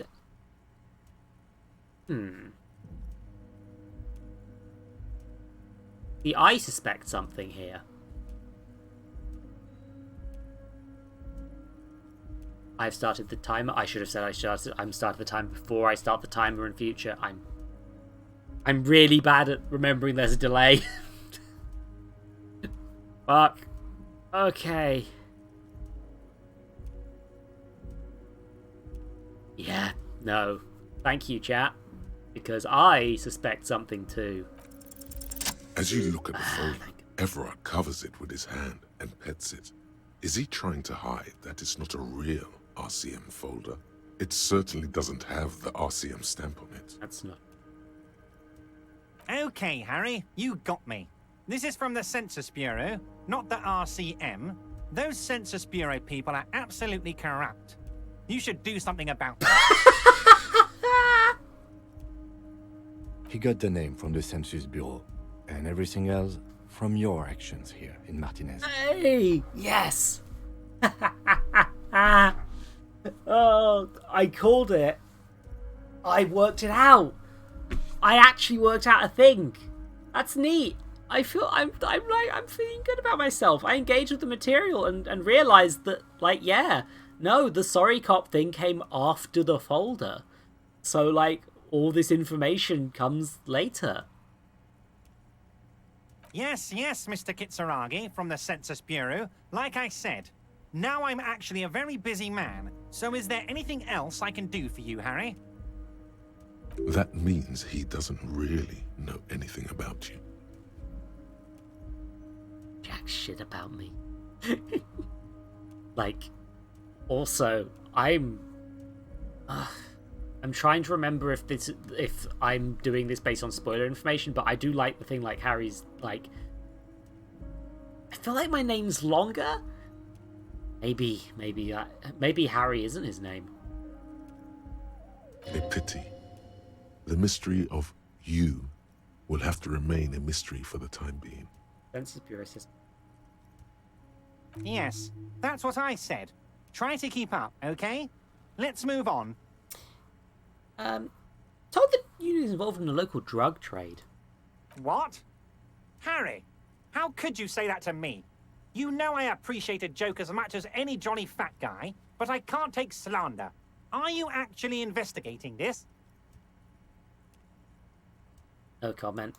Harry, you wound me, Harry, in the heart. But I trust you to put this to bed. Do what you must, and let's change the subject, shall we? Thank you for your understanding. We will continue to do what we must. I'm only doing what I have to here. You too, Lieutenant. You know, I like you, but you never were my favorite. I'm a Harry guy. I'm Team Harry. Are you sure? None taken. Did we have anything else to do here, Harry? Want to talk about the hanging? Oh, of course. That's your main thing here. That's why you're in Martinez. I know everything that goes on around here, and I would love to help you, like I'm helping you with the body. I mean, it's no secret that the lynching is connected to the strike. So much to talk about. Honestly, it's been weighing on me so heavily. I understand you need to interview me. I'm gonna say nothing. I like saying nothing. But there's a thing that's been keeping me up at night. I want to talk about the hanging. I mean, if we could just calmly talk, exchange information, we could blow this thing wide open. Yes, that sounds good. Let's do that.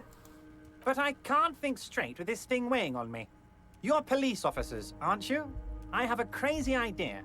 You guys are basically door-opening machines, incredibly talented at opening doors. True. I'm not sure I understand. If you're asking us to break down someone's door, it's not going to happen. Come now. I just need you to go open a little door for me and leave it unlocked. A simple thing. Absolutely nothing shady about it. The stars aligned into a cosmic frown here. He has your fate decided. Bide your time, however, and let the stars continue their course, and that frown shall turn into a smile. Only if you play along. Harry, I'm a very busy man, and more importantly, I don't have that extraordinary physique you do. You look like you could run around all day. You want to send someone a message that the police are working for you. I repeat, I'm a very, very busy man, Mr. Kitsuragi, and therefore I must occasionally enlist outside help. So what will it be, Harry? Boy. Oh, no one's. It's just a weasel. A weasel lives there. Nothing for you to worry about. What do you mean by a weasel? A loud blabbering weasel. When weasels feel no one is watching, they start acting foolishly. Just go there, unlock the door, and leave it open. It's been such a burden on me, Harry. I just want this to be over so I can discuss business with you. Think about hanging. Harry, my dear friend, I am what people call a local bigwig. I know everything that goes on in Martinez. I look into it. We need to talk about that. Fantastic, my friend. Just let me know when it's done and we can take our friendship to the next level. He's playing me like a fiddle. But the thing is, I might be able to get further by going along for now than by other means. I think I might be able... I think that we'll get something out of him by going along for now.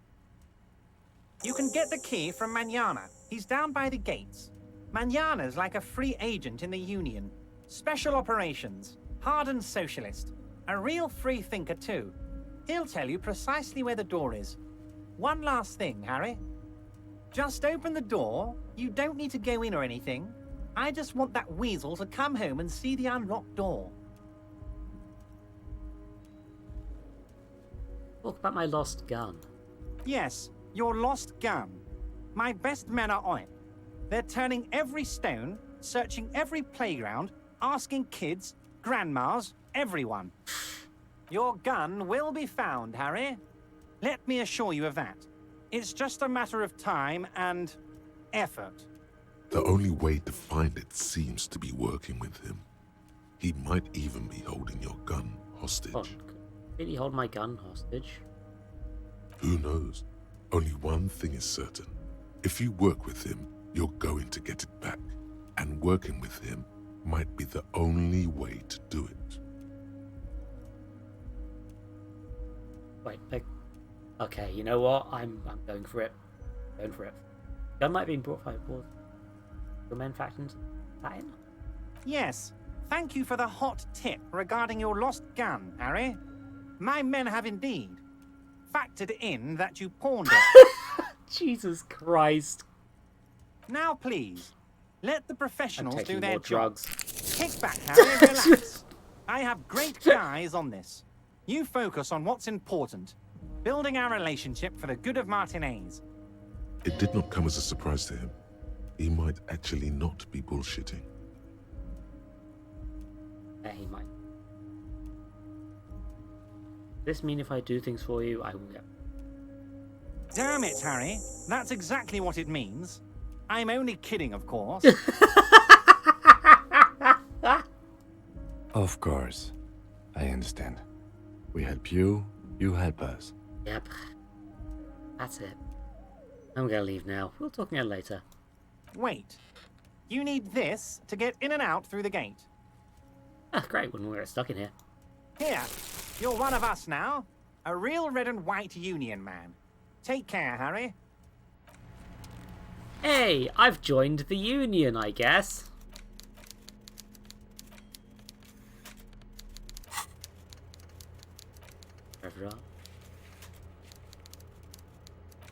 Hey, I'm making progress. Oh, I don't actually have a map of the city, do I? Huh. That's an idea. Maybe I should go and... Maybe I should bother to go get a map. Get one of those from... Let me out.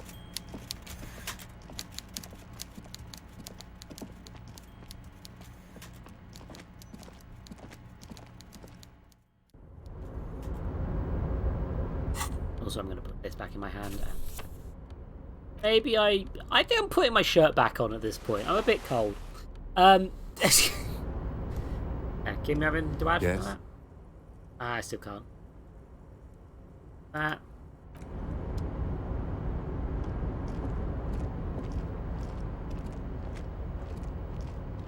Off I go into the doobly-doo.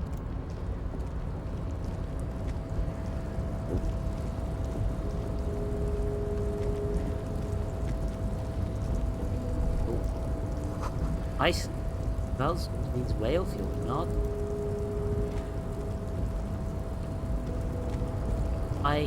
I think I remember something. Hold on.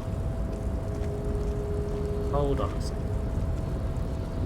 A rusting control marsh. On. Arrête. With a loud grind, the crane shifts overhead, moving a massive metal container through the air.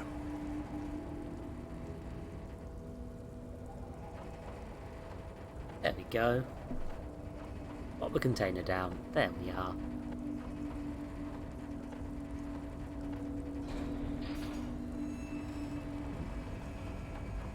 Bit further than I want it to go.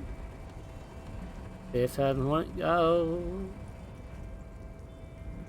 And with a surprisingly quiet thunk, the crane places the container down.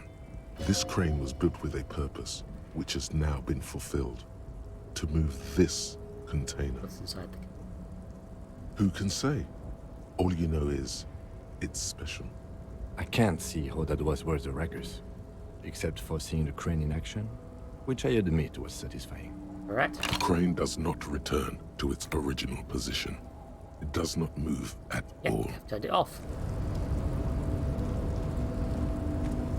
I just remembered this thing, you see.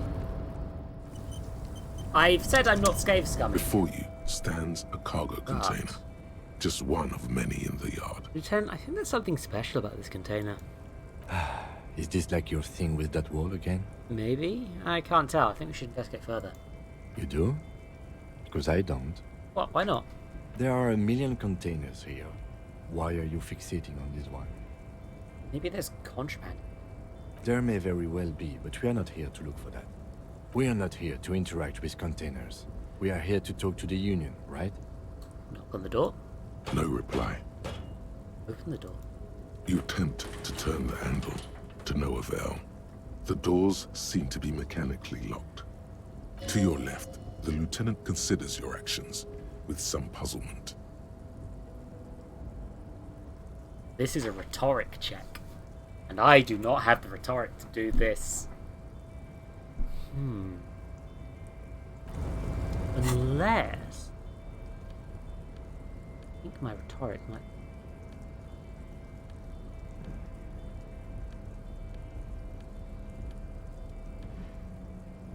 No, I'm going to take my glasses off. I'm gonna... Already got... Honestly, I'll only put this on if I really need a boost. But I think maybe...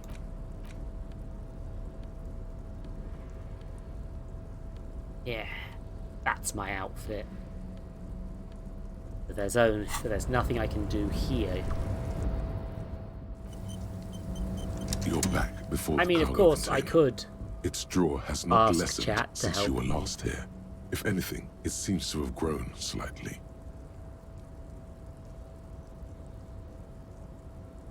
Now, I think the fact that my hand is clipping through my coat is completely fine, Panda. I don't think that's caused any problems whatsoever. I'm also clipping into Kim, which is also completely normal.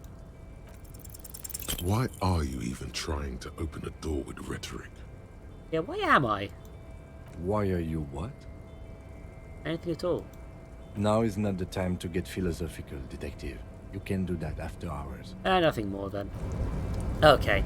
Well, no failure for that, but I think I watched someone save scum that once, and there's some interesting contents in that crate.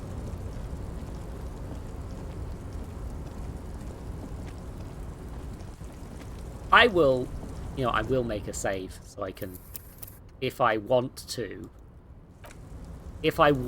save scum that later, I might be able to, but I have promised myself no save scumming for the stream playthrough.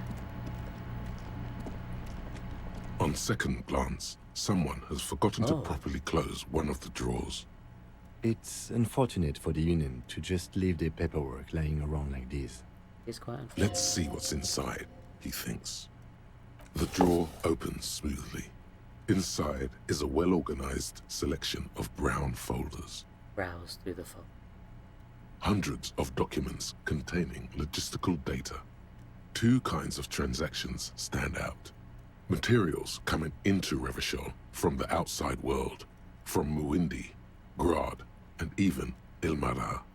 And the same materials being handed over to companies inside Revachol.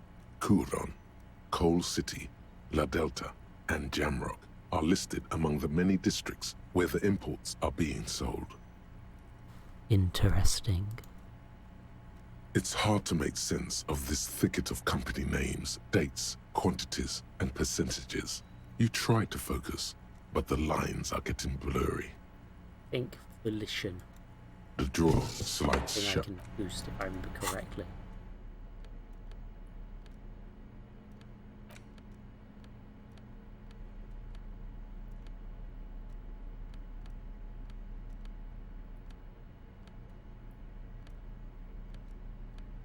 I do not have any The boosts. file cabinet Kim stands has steady as ever, and the unlocked drawer Hold on. slides out. The drawer slides. Hold on, let's talk to Kim quick, being that there is a thing. I We miss should this think all the about time. calling it a day, maybe. The nights are still miserably cold this time of year. Yeah, my house room cool. We can pick up where we left off tomorrow morning. I guess we can.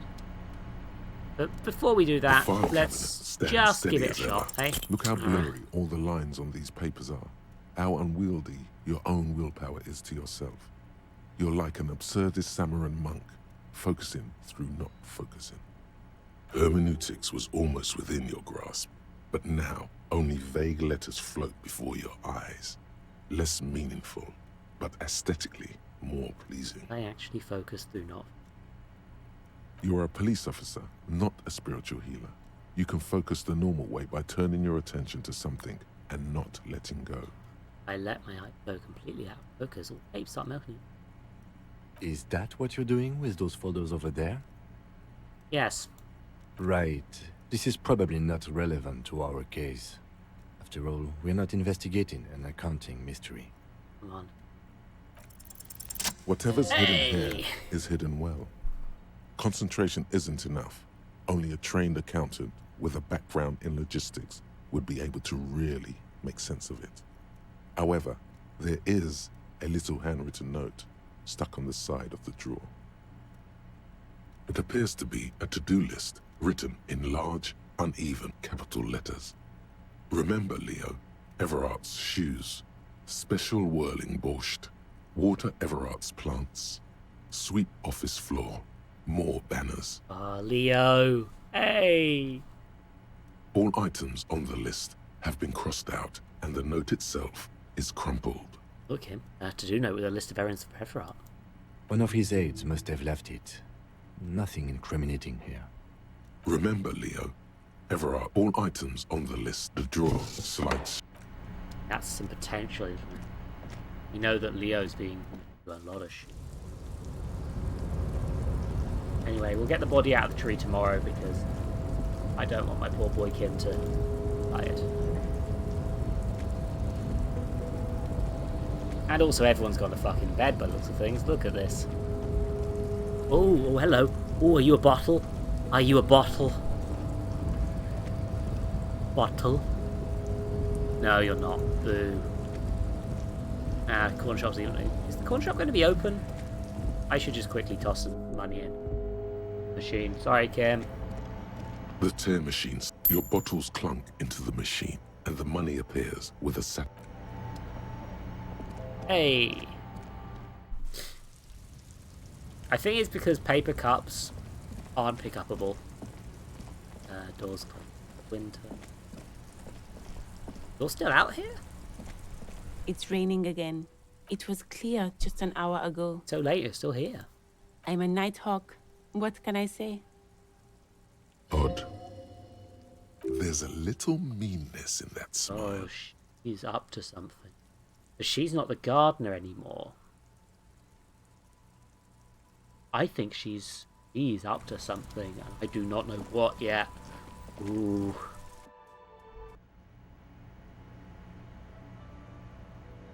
Oh, this man's still asleep, huh? Hello again, sweetie. I don't know if you noticed, but I don't know what I am or what I'm doing or anything. Yes, officer. You look rather dazed. Like a stunned fox. But surely things can't be that bad. Eyes follow your move. She won't judge you, no matter what you say. I hope you're right. Not too bad. You know where we are, right? One grabs cafeteria. It's on my keys. That's right. And where is the Whirling in Rags cafeteria itself located? Revachol. Yes, indeed. We are in the fine city of Revachol. Honestly, I don't know about Revachol. What kind of place is this? How would I even begin to tell you? Revachol is the most beautiful city in the world. We're fortunate to be here, you and I. I forgot to do this earlier, huh? I haven't seen very many other cities personally, but everyone says so. Revachol is a rare jewel. This city used to rule the world, though it has seen better days. There's a pause as she studies your expression. You must look quite lost. Speaking of history, You know what year it is, yes? Bad year in my late 40s or 50s. There. The year is 51, and spring has only just started. I'm sure there are better days ahead. The lieutenant studies you, rubbing his chin. I'm beginning to suspect that you might indeed be completely adrift in this reality, thinks the lieutenant. How can it be that bad? Never mind. We're in this now. I can tell that this is taxing for you, so I'll just ask one more question. What regime are we living under? What mode of government? I'd like to think it's dictatorship of the proletariat, but some tells me it's... Oh, sweetie. It's really not. There used to be people who thought that way. Other people who wanted those things, but they all went extinct. Revachol is a zone of control led by an alliance of foreign powers called the Coalition. We have almost no government of our own, and certainly no dictatorship of the proletariat. I'm not sure if that's the voice actor doing it deliberately, but I do very much love that she pronounces it a little bit awkwardly, like she's not quite sure what she's saying. But they still have cops. No government, how come there are cops? Oh dear, this is troubling. You really ought to know that, being one yourself. There aren't any cops in Revachol, not in the traditional sense. The status of law enforcement has been a complicated matter since the revolution. But we should stop for today, sweetie. You look like you need a break. Besides, I'm not the best person to explain the big things to anyone. She's scared now. She's realized you really are brain damaged. Someone more educated in sweeping matters. Maybe you should ask. No. I'm not an encyclopedia. I won't be a guide either. I'm a detective. Of course. Then I don't know. Someone rich, maybe? Wealthy people are educated. Though I don't know where you would find a wealthy person in Martinez. New quest that I missed really fucking early on.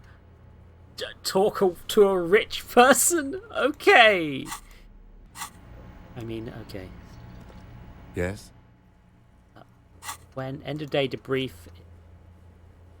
Whirling in Rags balcony.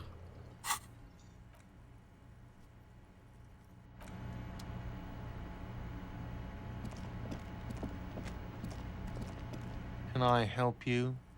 No. That. Come on, Kim.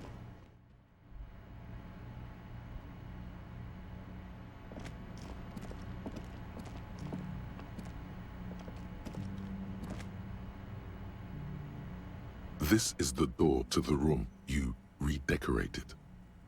I don't want to do that yet. Good night. Just a moment. You had some questions earlier, I believe. And besides, we should discuss our progress on the investigation. Let's go out to the balcony. Yeah, that's literally what I intended to do.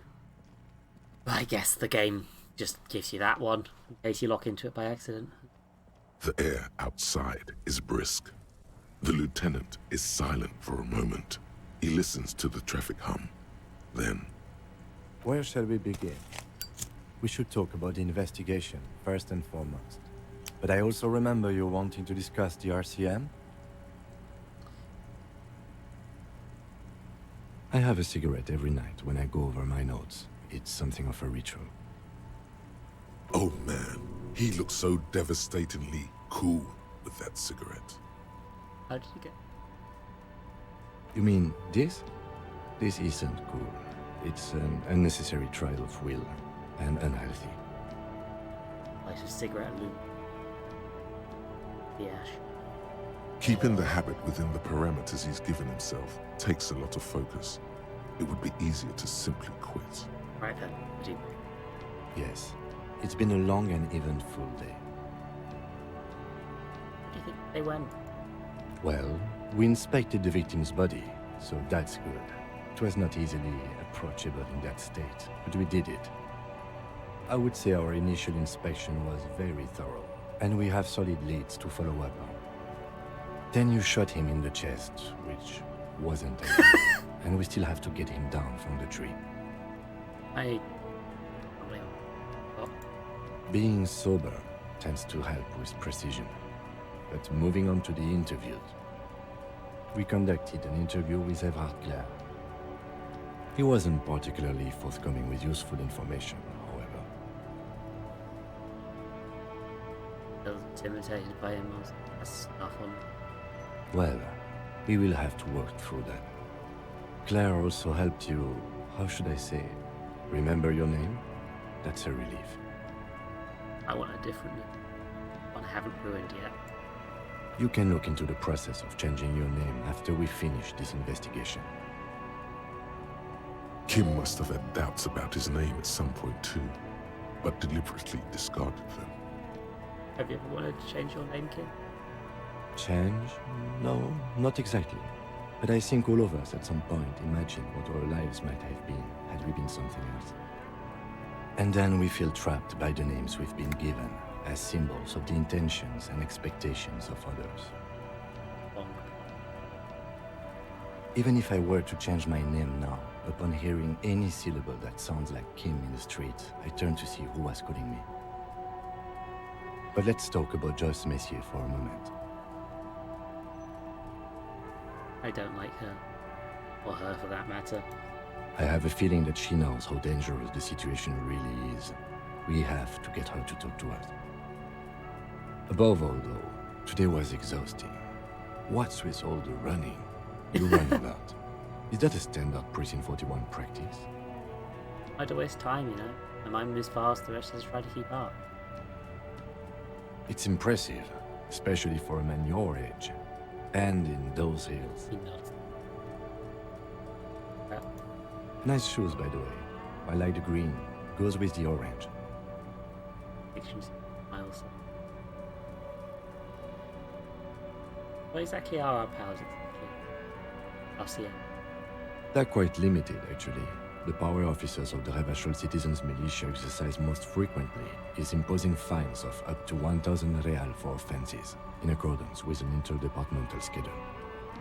That'd be an easy part to... Yes, although indirectly, as citizens can always request records from their local station. Officers of the RCM have been known to take bribes of less than the prescribed fine amount. It undermines trust in the RCM. Not more. The RCM's primary role is to ensure safety. We are not really supposed to play any part in the economic structure of Revachol. You know that? That's the thing, you do fines. If the punishment for a crime is a fine, the rich just pay to do crime. It's not fair. Okay, what else? We can arrest people, of course, but rather than bringing someone in directly, it's preferable to serve a station call slip. It prevents confusion and overcrowding. Sure, the arrestee will show up. You can't. Those who don't show up become fugitives, though, and have fewer legal rights when they are eventually caught. It's about power projection. Thus far, they seem to mostly show up. Someone resists? We are permitted to use whatever force we deem necessary, even lethal. I killed them? That's an improbability. Perhaps even impossibility. I don't know. Precinct 41 is known for a higher than average rate of police violence.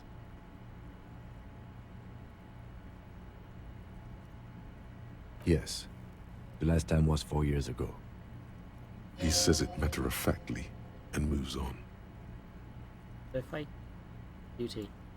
You have to supply compelling evidence for why it was necessary to use lethal force. In these cases, your partner is usually your witness. Not a good position to be in, by the way. Internal Affairs handles these cases thoroughly, by cross-examining you for inconsistencies. It is hard to cover for anyone, which is for the best. We don't convict. We arrest and send them to coalition government courts in Couron and La Delta. The prosecution works off our testimonies and records, which is why it's paramount to keep them. Makes all these... The coalition government, and the moral intern more broadly. The RCM was formed by the coalition government to restore order in the international zone after the revolution. So we did. Now we attempt to maintain that order. No more, no less. That's my win. Or perhaps it is better to say we were allowed to form. It's a point of contention whether the citizens of Revachol or the coalition government founded the RCM. Let's say it was the system. Be sentimental if you like. Either way, the Moralintern leases us the right to keep the peace in this city, and they will take it away if we misuse it. Moralintern. The Moralist International are the world's largest political organization. You know who they are. They have been running this place after the revolution failed. Didn't know. How would you describe? They're a union of center-left and center-right parties across the Real Belt. Our coalition government is just one of its many projects. They also run the ICP, EPIS, most intergovernmental organizations in the world. What do they believe in? They are Dolorians. They believe they continue the humanist project set forth by Her Innocence Dolores Day 4 centuries ago. Others say they are just technocrats. Hey. A historic figure? The author of the modern age? You will have to look elsewhere for opinions. The subject of humanism is too abstract for me. What's their symbol? Interesting question. It's a blue forget-me-not. Their motto is love, compassion, self-discipline. I think you can gauge what they want you to think of them from that. Something kind and usual. Something ominous. The Moralintern are a fact. I try not to have opinions on facts until they change. And it doesn't look like that's about to happen. It is more than that. There's some kind of affection in him. Yes, I did, when I was younger. In my 20s, I considered myself a moralist. A blue forget-me-not, a piece of the sky. They're not all that bad. That's another leitmotif associated with moralism. But the years have changed that. I don't know what I believe in now. No, I believe in the RCM. That's enough for me. Do you?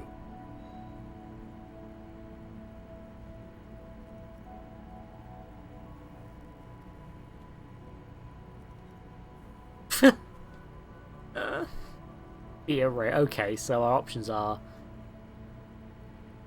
we are necessary, volunteer doing a bad job, communism, I'm a racist now, I don't have an opinion. I mean, I think the truth is I've done an awful job here. We are in what is called the twilight of international law. The laws we claim to enforce come from the MI.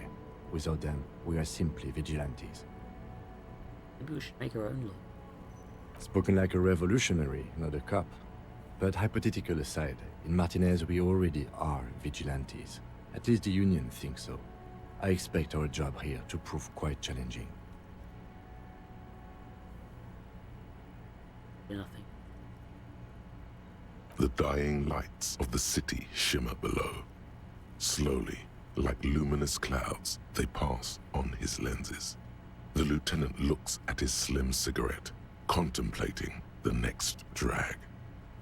This soldier is the highlight of the day for me, he thinks. This little stick right here. They really don't like us here. And the mouth on that kid, Kuno. It's different inland, in Jamrock and the GRIH. They like. It's our fault for leaving this place to the dogs, to the Union, to the company, not daring to come here more often. This place has fallen between the cracks, the jurisdictions of our two precincts. Jamrock. We run this city. West of the river is RCM land.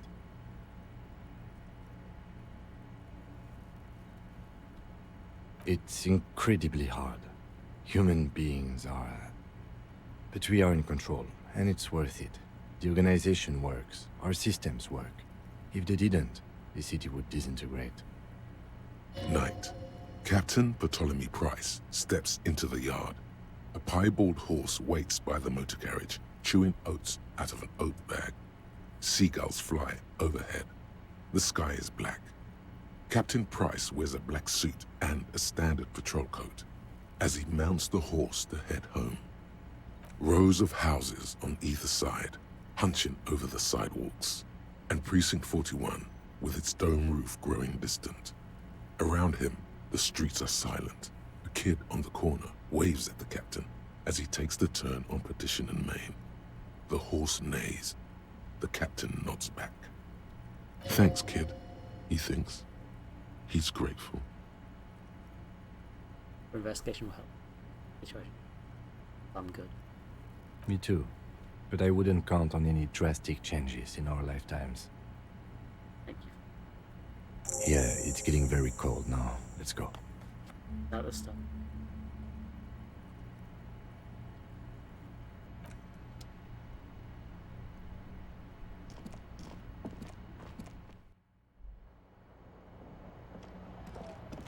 I have 12 seconds until the ad starts. It's gonna start ads. Even if I don't want it to. Okay. I'll see you all in 3 minutes, everybody. I can't save right now. That's a bit worrying. That's right. I've got one. Uh-oh. My Gerald Rockman gave me a hedgehog penis. Oh. I don't know why he did that, but he sure as fuck did. Sorry, usually I am better at managing the ads, but God, I wanted to see all that conversation. I did not want to stop. I'll be back in a second. Oh shit, the ad's playing clips. Sorry. It's gonna hurt. He's bigger, faster, stronger too. He's the first member of the DK crew, huh?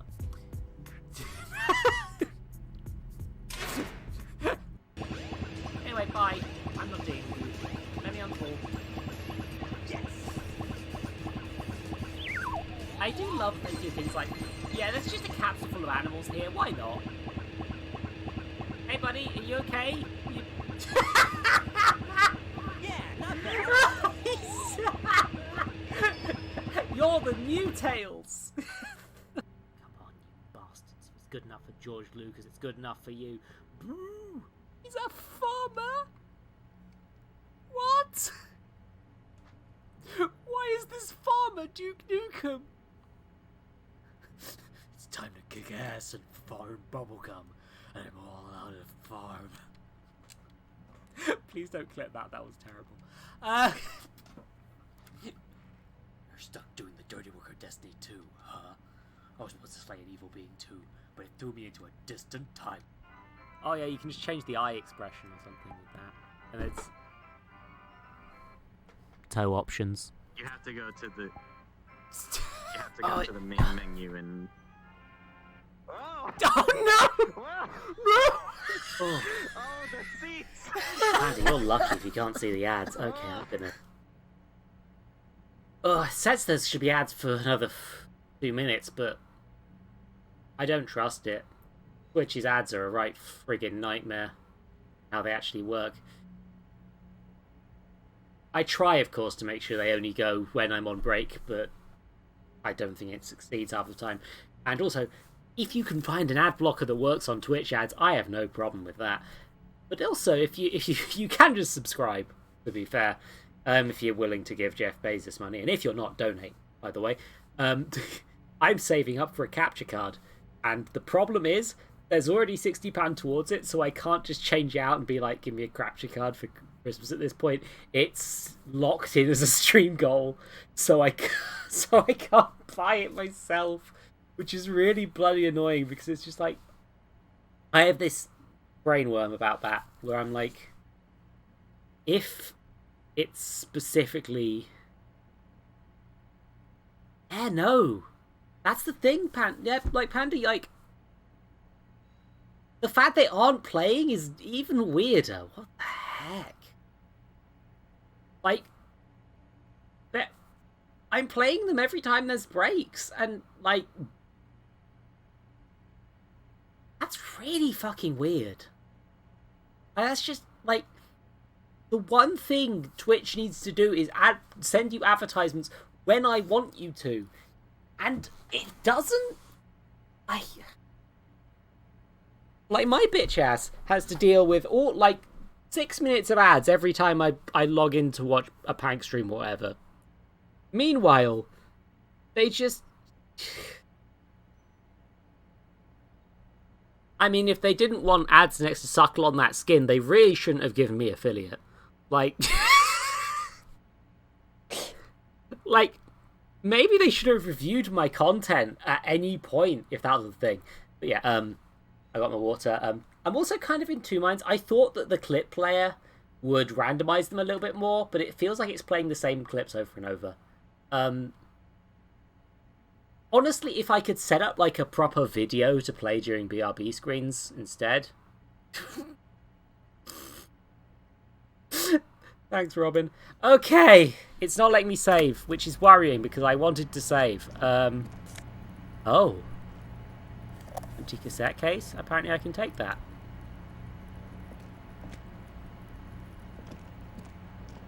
The window stands broken in its frame. Cold wind blows in. Hell. You see some lights shimmering outside, but it's difficult to make out the outlines of the buildings below. Dark phantoms with many tiny eyes, chaotically arranged and not looking at you. The fan stands still. The lights are on. The switch must be broken because nothing happens. The air in the room is starting to feel like vaporized urine. What?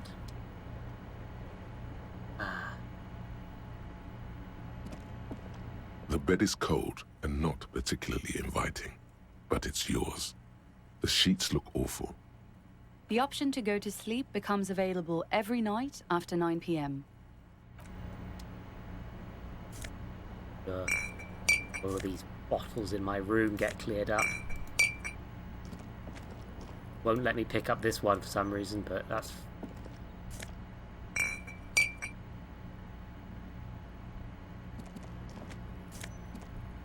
I am my own room service, you understand.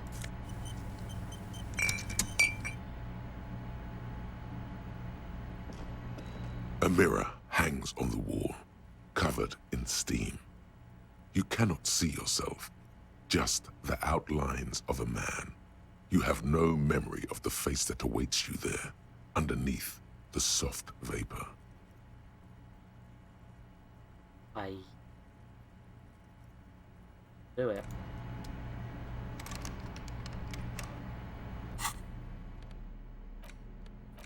Used to be a tape in this case, but when if it raged about the smallest church and things. Right? This is a song is Jordan 43. Good. I have had a minor. Oh, I've got a level up, apparently. Well, I guess I should use that.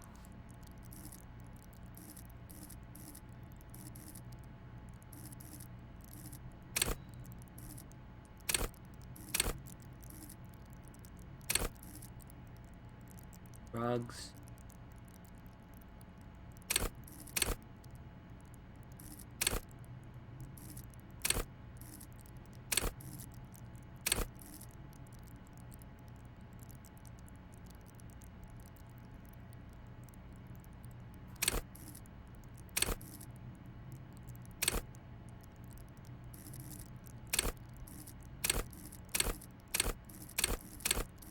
My authority is utter shit. It's amazing.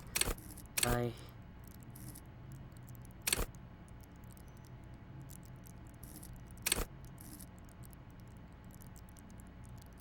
think I want to level up my Inland Empire, I'll be honest. If nothing else, just so I can go up to Kim and be like, there's a sexy twist in this case. But also, can I save? I can now save, thank fuck. I'm gonna actually save over this. No, I left that one for a reason, didn't I? Yeah. Because It has dawned on me. Oh, map. Oh, yeah, that's me being told I can go to Inland Empire again.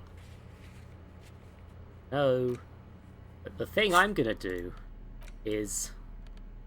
You see, I'm a detective of some description, you understand? Fuck, I can't crowbar the door. Never mind. I was gonna try and break into the... and not particularly inviting, but it's yours. Detective! The sheets look awful. No, no time to rest yet. I can see another bottle. Any bottle? There are no... Oh, that's another bottle. The bed is cold. That's plenty of cash. The bed is cold and not particularly inviting, but it's yours. The sheets look awful. I misclicked. Fuck. The bed is cold. The sheets feel at once coarse and clammy against your skin. The bed sags beneath your weight as you stretch out and finally close your eyes. And then sleep doesn't come. Obviously, you're in bed with your eyes closed, but it's not happening. Maybe it's the bed's fault. Hello? Its synthetic filling has separated into hard lumps. The pillowcase smells oddly. Check the blanket. It barely covers your toes, stretching over your soft belly. This is your body here, intimate and warm, breathing. Under your thrumming eyelids, you see a dizzying array of colors. You won't get off this carousel quite so easily. It's a little better. Colors, scenes, and half-formed phrases still litter your mind. Part of you is still trying to solve the case, isn't it? Something to do with, what was it that the lieutenant said? Union? And it's gone again. Your thoughts lost between the slowing brain waves. Your breathing steadies. A great silence washes over you until your eyelids twitch in your sleep and images start forming.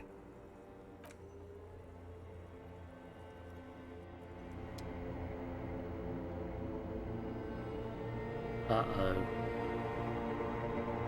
Oh, uh-oh. Well, thank goodness I can still pick up bottles. Oh.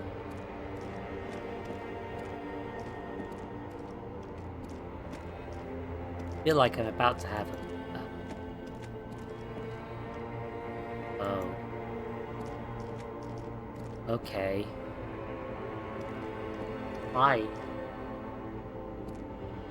Do you remember the scent of your childhood?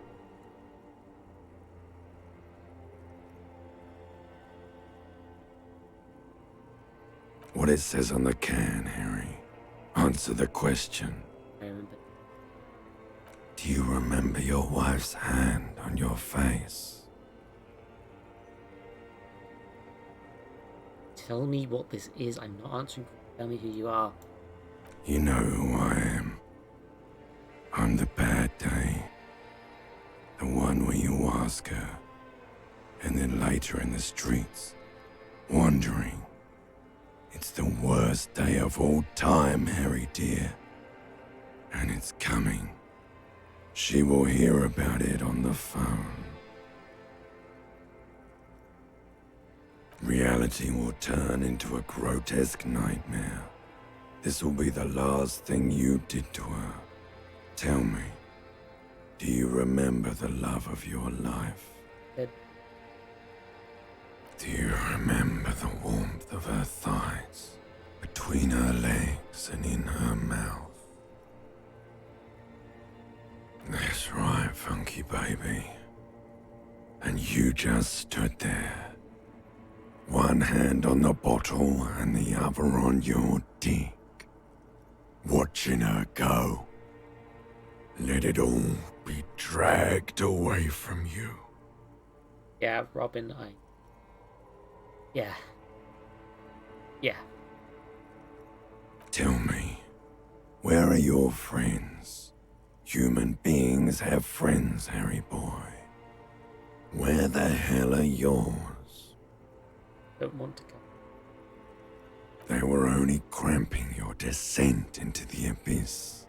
Now they're gone. 3 times gone and never coming back. All of it. You failed. You failed me. You failed Elysium. What's Everything. The Pale and the Islas. On the surface. The outer magnetosphere. Burning, furious truth.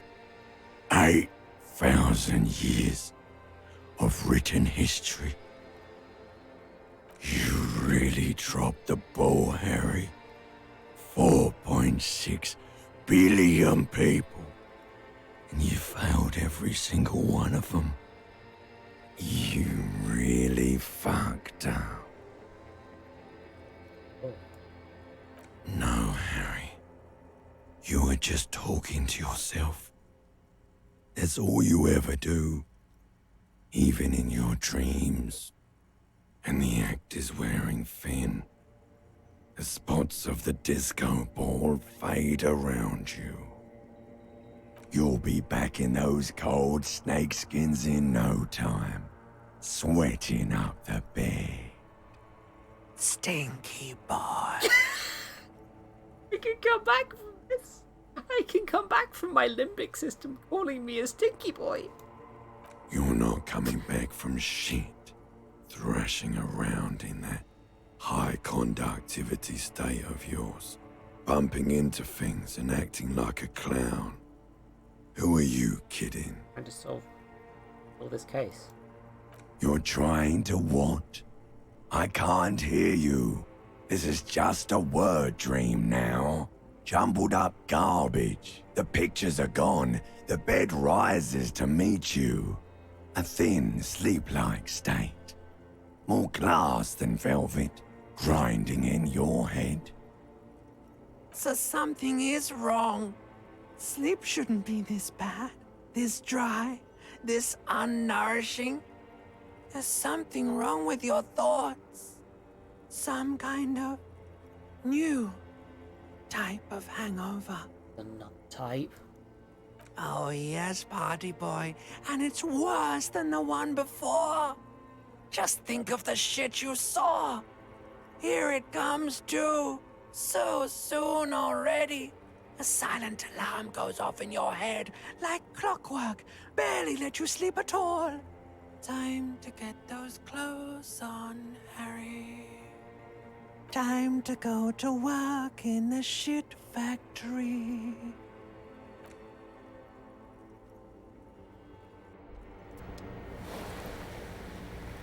Hey! I healed! Hey!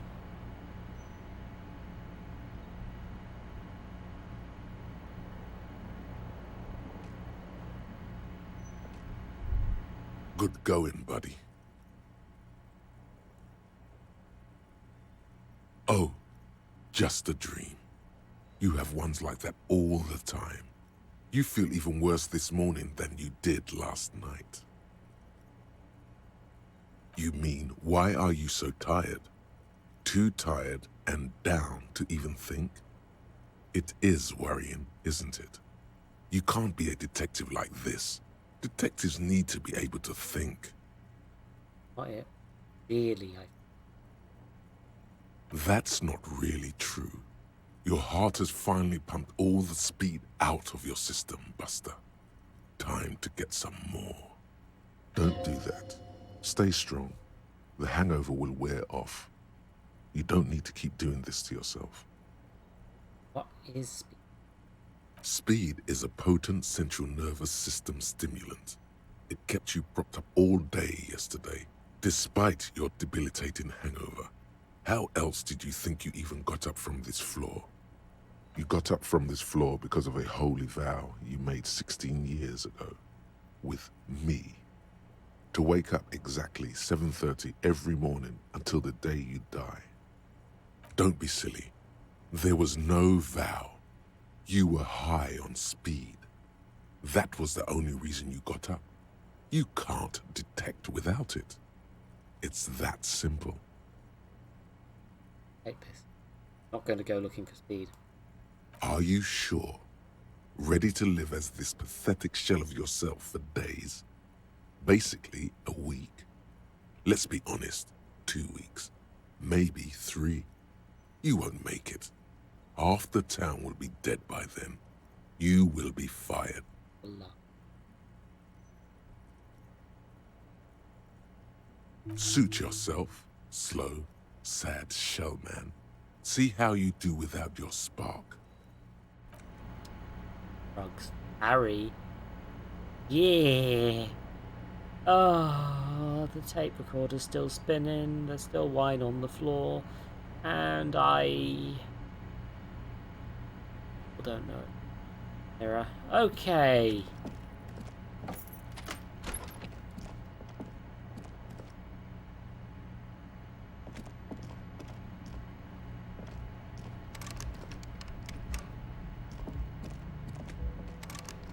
Dim's in.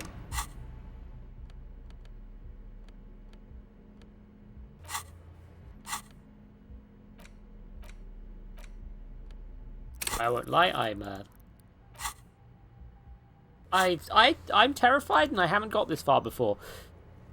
I can contain a door. I've got another chance to open the impossible rhetoric door. I'm not gonna even try that shit. On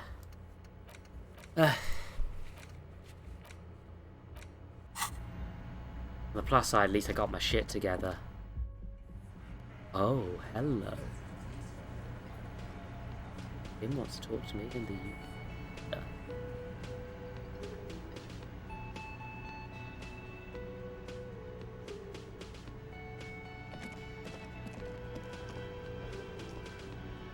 Morning. Looks like we can get to work at once. The Union muscle turned up. They look rowdy. We should talk to them. Mean rowdy. I mean ungovernable. Martinez isn't exactly enthusiastic about the RCM being here. They prefer to be policed by the Union. These men here. Thanks, Arya. Men who drink beer for breakfast? There's talk of an armed wing of the Union called the Hardy Boys, who are responsible for state policing. I think it's them. Is the men Gart talked to us about yesterday? I completely forgot. Sorry, I had a rough night's sleep. It's them by the looks of it. Loud and nasty, just like the manager said. One loose thread less to worry about, and one big problem to replace it. I don't need to talk to them. Everything points to the dock workers' union. The belt used for hanging him, the circumstances in Martinez, my preliminary information. Which may, of course, all be wrong. But we still need to talk to them, and it won't be easy. So many of them, calling reinforcements? That would just escalate tensions. No captain would sign off on it. Solving one murder isn't worth a conflict between the RCM and the Debarders' Union. In fact, even the death of 2 detectives might not warrant an all-out war. So let's keep a cool head, okay? One more thing before we do. We don't have to talk to them immediately. We can walk right past them, continue with our business. But aren't you curious to know what they have to say about the murder? They're in no hurry to leave. They think they own the place. Anyway, I leave that choice to you. Whatever you decide is fine by me.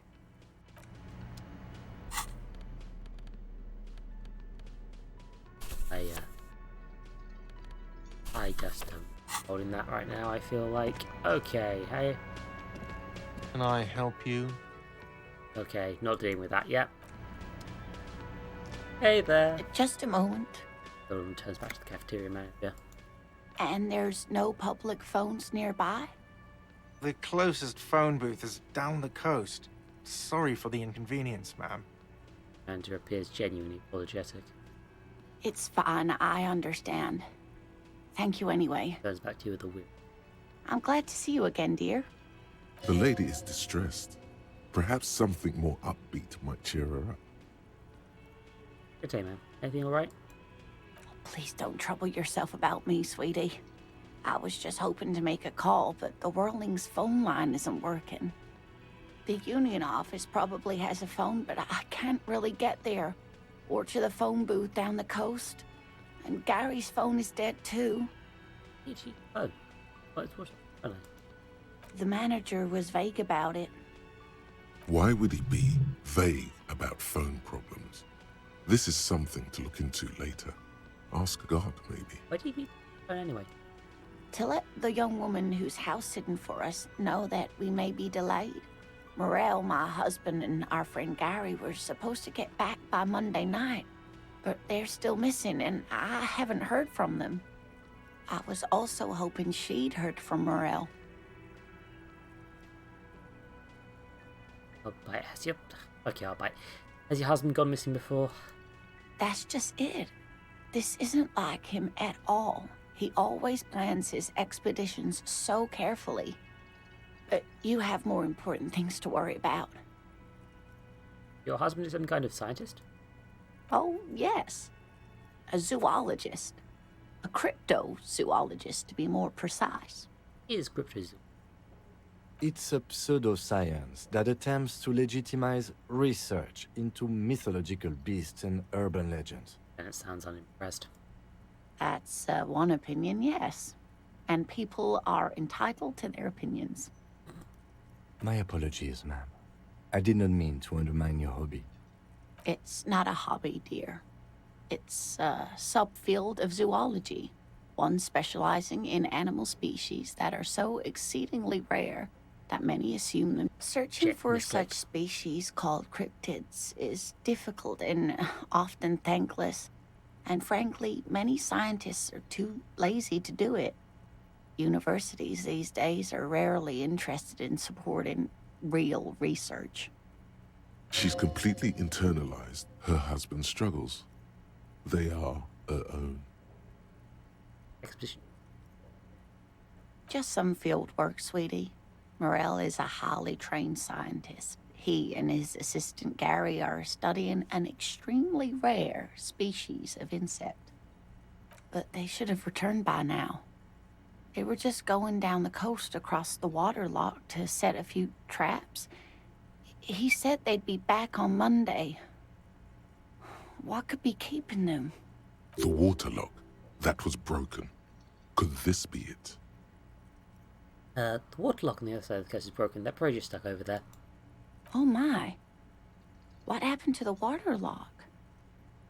I believe it was like some maniac crashed his motor carriage into it. Oh, sweetie, if it weren't for you, I'd be looking forward to another sleepless night. Thank you from the bottom of my heart. Thank you both. You're welcome, ma'am. I hate to ask, but if your investigation takes you to the other side of the coast, please do keep an eye out for my husband. This will surely lead to a cryptozoological mystery with that extremely rare insect. Yes, some left-field scientific research is exactly what you need right now. Funk up that vanilla murder investigation. And if you see him, let him know Lena is waiting for him here at the Whirling. He gets so tangled up in his work that he may not know the waterlock's been repaired. And it's cold out there. Well, if I see him, I'll let him know. Well, if I get there. Oh, you're such a dear. Thank you, sweetie. I don't know about Morel. Looks, character, your religion. Oh dear.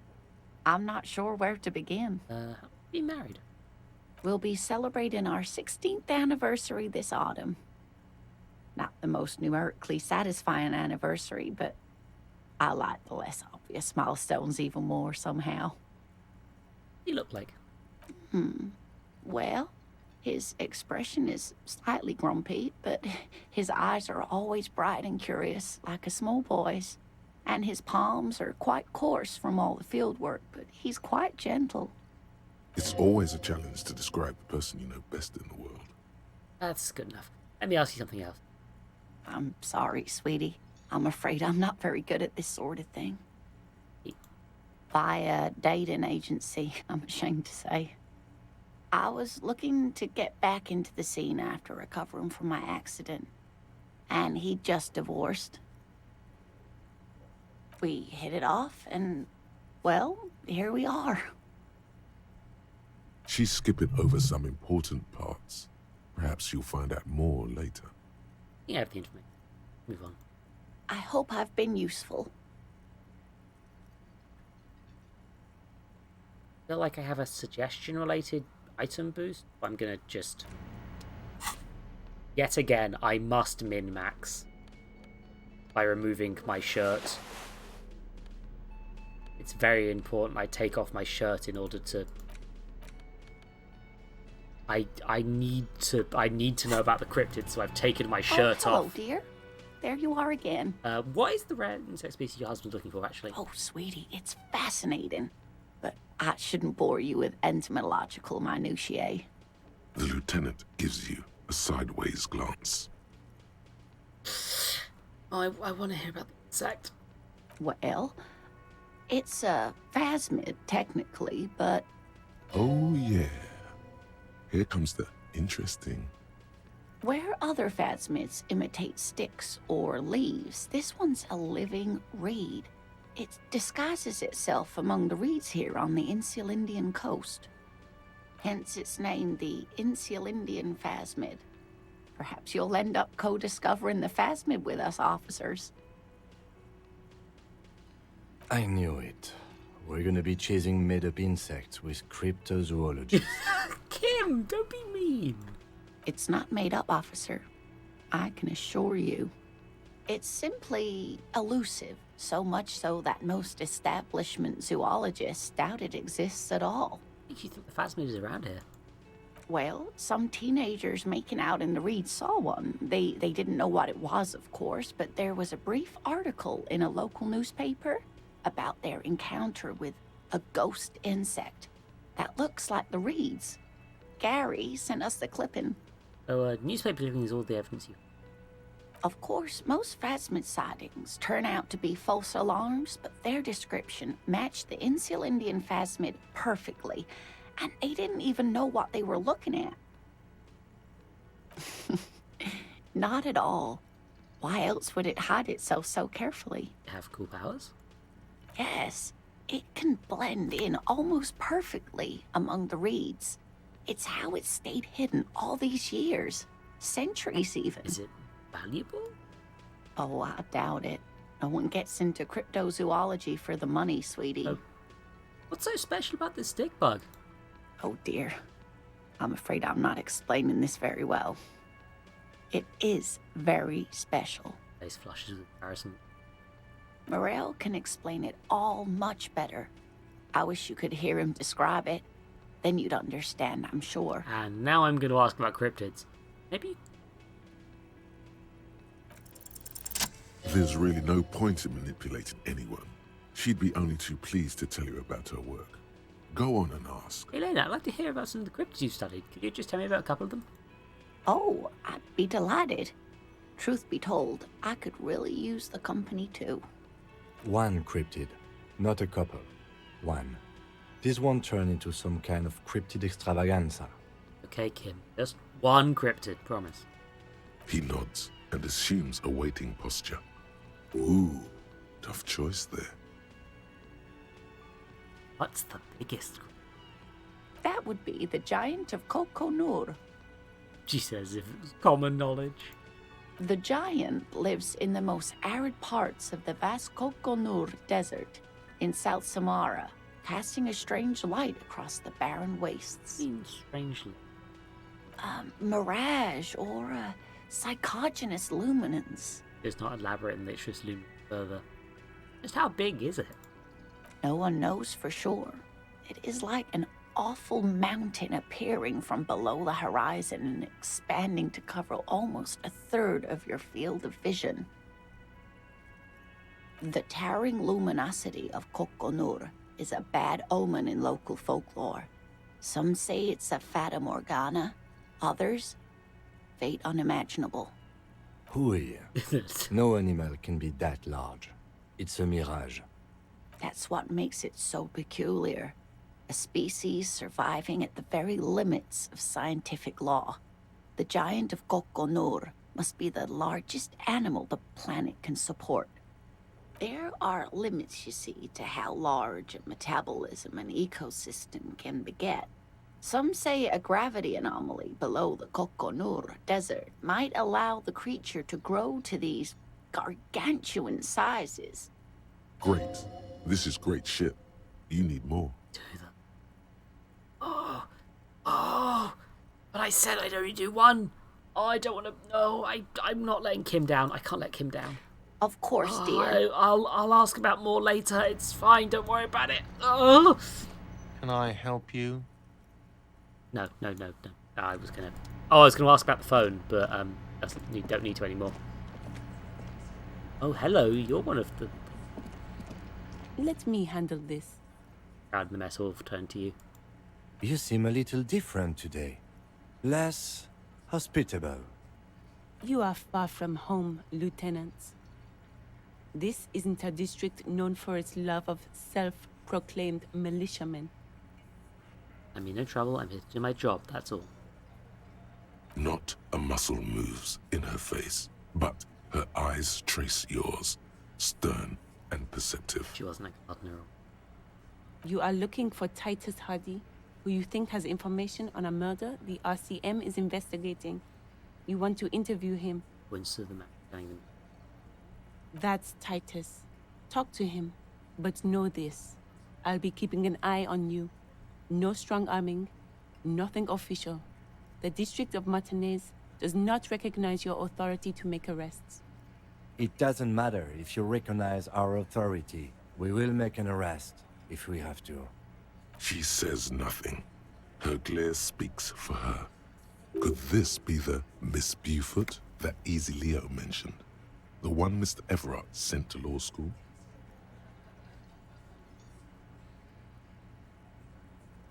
I suggest not wasting time on trivial pleasantries and focusing on why you are actually here. Titus Hardy. Even though she has excellent control over herself, something moved behind her eyes. In the way she stands. In her face. Easy Leo told me about you. Likes to talk a lot. You are not here to chat up the legal counsel. You are here to question these men. Yeah, that's a yes. That's a yes. What's your role in all this? Obviously, I'm a lawyer. A legal counselor for the Dock Workers Union.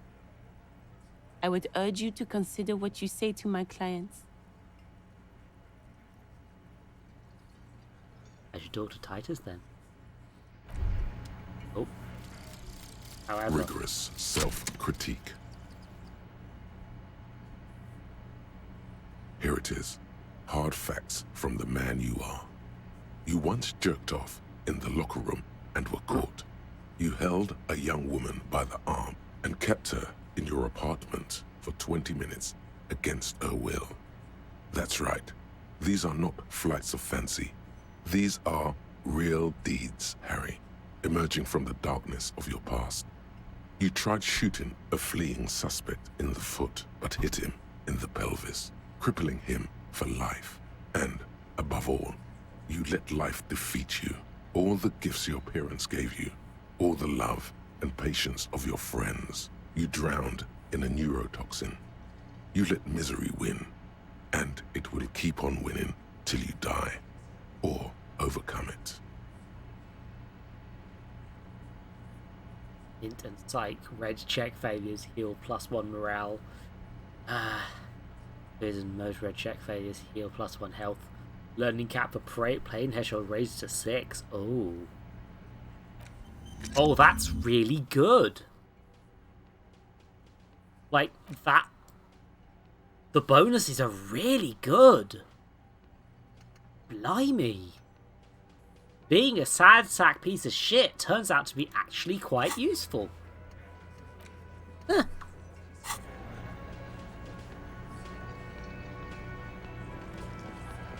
Oh, the spit in it reeking of tobacco. The hawthorn bushes outside. Behind the dockworkers, a ceiling-height window. The hawthorn branches scrape the glass like bony fingers. The men are talking, but you swear you hear those black limbs tap on the window as the wind blows outside. Oh, it's not time yet. Oh. Serious door scene. Oh. Wind. There's a little slide panel up there to let some air in. No need to open it in spring. It's still too cold outside. You're not so sure about that. Somehow you just know there's something out there behind the glass.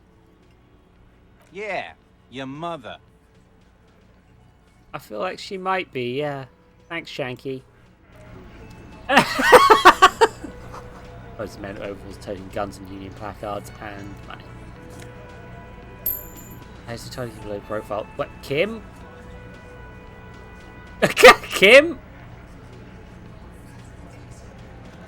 Basic energy. Okay. It isn't time yet, but it is time to talk to a man, I guess. This is where you say your bit. Broad-shouldered man points at you with a beer can. Detective. Lieutenant acknowledges you. Sharp note. Giving it to you. Terrible decision, really. Precinct 57's finest scans the room, leaving the speaking to you. He trusts you. Maybe against his better judgment, but he does. But don't say anything. Hey, dipshit. You hard of hearing or something? The boss man's talking to you. Do not let their squeals disturb your serenity. These are but simple peasants, sire. Chatter is too inane to reach your ears. Raise your chin and gaze into the distance like a prince. What, is he fucking kidding? This guy high or something? Guy looks his fates in disbelief. Hey, asshole, up here. We're talking to you. We are looking for Titus Hardy. Then turns to the broad-shouldered man at the end of the table. Talk about the hanged man out back. Man hanged out back. Oh, this is about him. A real looker, that won't. You're sure taking your time, waiting for him to get ripe and pretty for you, huh? Oh, he was a real pretty boy by now. Real hot stuff. Letting out that pretty boy smell. Time to go to work in the shit factory! Ooh. That's interesting. That was a line for my dream. Easy, boys.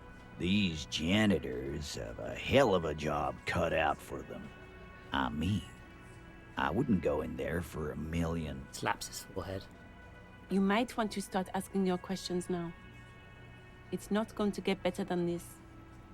These guys are so macho, they're ready to confess to first-degree murder. Ask if it was them. And the... No. I's here. You got business with my boys. You got business with me. He understood what you were doing, taking inventory of them.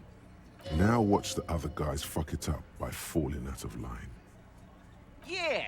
You fuck with the Hardy boys, you fuck with Titus Hardy! Shouts the scrawny, rat-faced man in the front. Yes, falling out of line to please him. This is the best kind. And now this guy is going to... Relax, Dennis. No one is fucking you yet. There's the 40-something man from the plectrum. Use it to take a dig at his friend. Floodgates open. Yeah, Dennis, calm down. No one's fucking you, you stupid fuck. Blonde man in his 30s degrees. Let Dennis enjoy his fucking, man.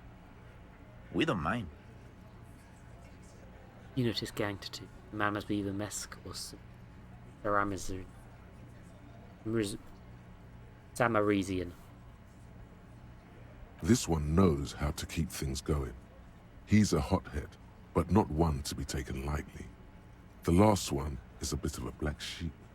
Yeah, you're not even being fucked, Dennis. That guy in the middle, that little chuckle. Easy, fellas. We got company. Let's see what brings the cop around. Too late. You already got a pretty good picture of these guys. You can use this. You could take another look at the tracks in the yard. See if they fit with the characters here. It could be incriminating. Hanged in the backyard. Did you do it? The pretty boy. You guys really love talking about that pretty boy. Zip. Funny. But my partner and I have a serious matter to discuss with you. Is there a container belt around the dead man?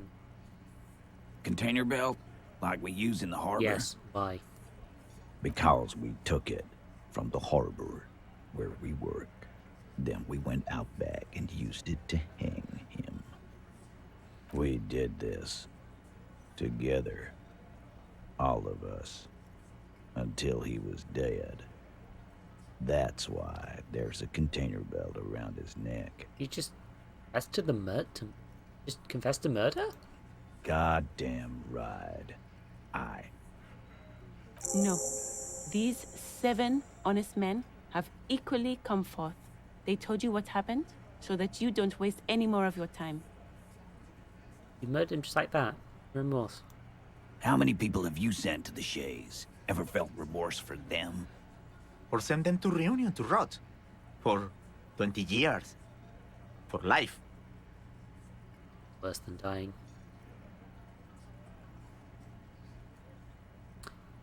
Doing my job. Honestly, I drink so much I can't really remember anyone I've sent behind bars. Doesn't remember them. He just forgets. Are you hearing this, Titus? Ain't no use keeping a stiff catalog in your head. That's for sure. And when did this hanging in? You don't have to answer any of his questions. That's true. I know, Lizzie. Relax. We killed him last Sunday night. Seemed like a good way to end the week. How long have you known the victim? Known him? We don't associate with scum like that, asshole. Yeah. Who do you think we are? Quiet. He came around about 3 weeks ago when that Pines cow first sailed into town. Happy? By the Pines cow, you mean Joyce Messier? The representative for White Pines? The same company you're striking against? No. I mean the Pines cow. The stupid-ass cow they sent in to fuck us over. But you know what? He rubs his chin, pretending to run it over. Why don't you ask her about the pretty boy? I'm sure she has interesting things to say when you ask her hard enough. That's enough insinuation for today, Titus. Officer, your interview is drawing to an end. Don't waste your last questions. Why did you kill him? Why? 'Cause he was worthless mercenary scum. And he stepped out alive in my town. It's a hit? And he stepped out alive. I'm sure. What kind of mercenary? The kind that shows up when you start a strike. The experienced kind, too. Had Cohoy and Semenine written all over him. Ex-Oranese Special Forces. A live grenade. Right here in our bar. This one has a special gripe with him coming here. I can't prove it, but I know he was sent by the Wild Pines. They hire merc shit like that. Story of every strike from here to Samara. How did you even know he was special for? 'Cause one night, he walked straight up to the mic and said, I'm Oranese goddamn special forces, and I'm gonna fuck you all. Really? Yeah, really. Had a gin and tonic up there, sang some Oranese paratrooper song, and said he's gonna fuck everyone. We couldn't believe it either, but he fucking did, right there. Like some kind of animal. Sire, the tale is true. Oh. Bible. Wrong. Wrong? He harassed women, raped one, harassed workers, threatened to kill some as a warning. There's a slight unease in him, suddenly. He regrets mentioning the rape. To kill us all, if we don't open the gates, if we don't let the scabs in. I'm adding that to the content warnings. That was before he started coming here.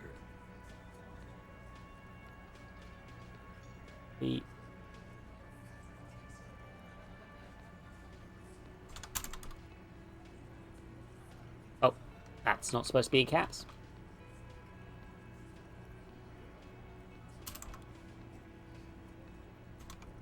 Yeah, just so that's because if that's key to the case, that's going to come up a lot. I've added it to the Okay. Cracks his knuckles. Yeah, he said it was his favorite joint now. Started to come in here every night. Drinking, grabbing girls. Grabbed one of ours mid-karaoke, right there on the stage. He grabbed someone? Makes sense. A lot of it. Yeah, this girl's on the mic. A beautiful girl, young. Gets into the second verse of Lover Lake.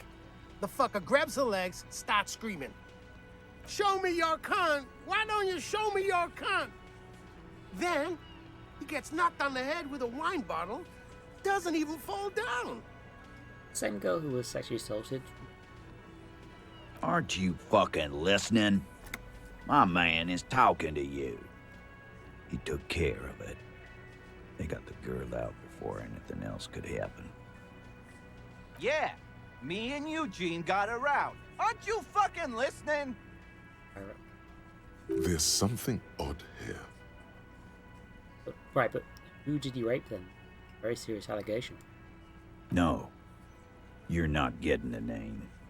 That's a Martinez matter, and I'm not discussing it with you clowns. Despite the stonewalling, you can slip one more question in. They're not going to tell me. They're not going to tell me that.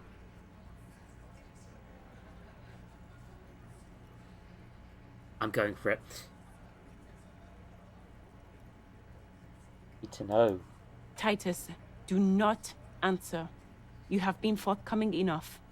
Fuck off, Carl. She's gone through enough without you harassing her too. She doesn't need more embarrassment. What are you talking about? Embarrassment. If someone has been sexually assaulted, we need to... What you need is to get the fuck out of my face. I've had enough of explaining myself to you fucks. He's dead. It's done. Cracking his palm as he's... As you can see, these men can only take so much baseless scrutiny. I'm doing my best to keep the situation civil, but... It's true. She was the only thing holding him back. I'm not going to threaten her. Hold the shot. Are you deaf? There will be no singling anyone out. You can't arrest a Hardy Boy without arresting all Hardy Boys. Do you think you could do that? Do you think you could arrest them all? No, but seriously, who calls the shots around here? Who do you fucking think does?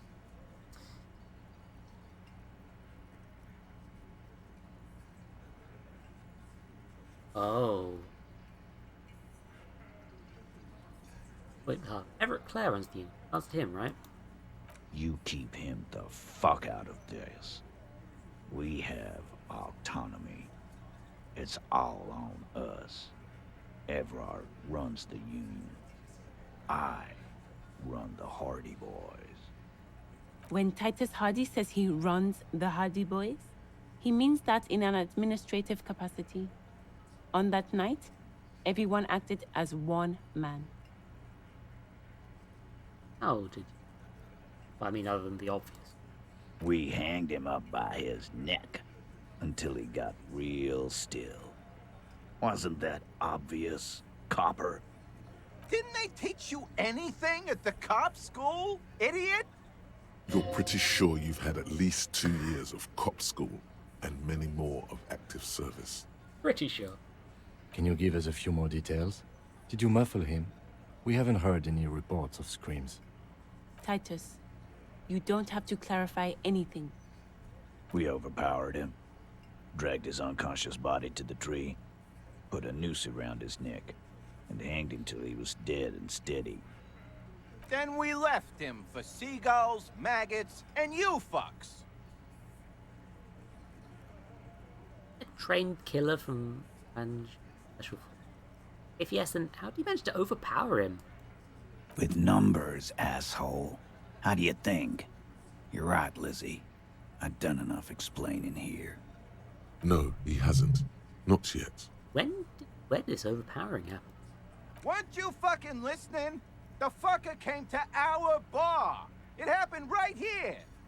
Titus lets the others clear out the details, so he doesn't get his hands muddy with explaining too much. Hey chat, it's time for me to click the button that makes things better. Give me your energy. Also, yeah, cop school, from what I've gathered, in the US at least, mostly involves training yourself to be very, very scared of everyone murdering you. And by everyone, I mean mostly black people. Cop school should be got rid of. Okay. Hey! Titus is solid as a rock, and so are a few others. But first, tell me who's solid. Elaine, who looks like he might be Titus's right-hand man, the least antsy of the bunch. Definitely not his first time being questioned by the police. This little rat-faced fellow is solid, too. Always fidgety, yes, but no change there. Him neither. Mostly keeps to his tomato juice, or whatever he's got there. Cracking on. I thought it was Shank.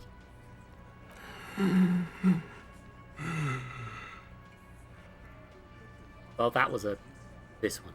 Sweating profusely, difficulty breathing. They smartly kept him out of the conversation thus far. Definitely the game. Hey you! Having trouble breathing over there? No. Up startled, shiny from sweat, a few coiled locks peeking out from under a warm woolen hat. Of course he's having trouble breathing. Just look at how fucking fat he is. Right, the man next to the big guy bursts out laughing. Fuck off, Shanky. Angus is a powerful guy. All muscle. You know what, I liked Titus. Respect for that bit, if nothing else. Keep your eye on this powerful guy. Sooner or later, he's going to break like a piece of twig. Telling me. And fuck you, too, copper. Picking on Angus like this.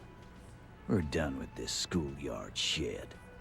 And just so you know, he doesn't have trouble breathing. His all-muscle comment wasn't sarcastic. He's genuinely trying to look out for Angus. This one is a stone wall. You won't get more out of them about the night of the murder. Not yet. I have another question. Like what, copper? I am not going to try and arrest them. That will not end well. What are we going to do now? Nothing. Your investigation here is done. Leave Martinez, go back to your stations where you belong. I think we're going to stick around, thanks. Some things don't add up here, Titus. I've done this job for long enough to know that people don't just confess to first-degree murder. Even if it is a group responsibility. We're going to look into this. Good luck with that. Absolutely. You've heard everything a rent-a-cop is gonna hear from us. Real law officials. You're lucky you didn't get a beating. He thinks he's a cop. Rent-a-cop. So that's what this is about. He doesn't see you as his equals. Forget about their games. You've mapped out the characters. Reading the footprints in the yard should be easier now. Yeah, I'm not even trying that shit. I'm taking you off now. Enjoy your time out. Meanwhile, White Moon.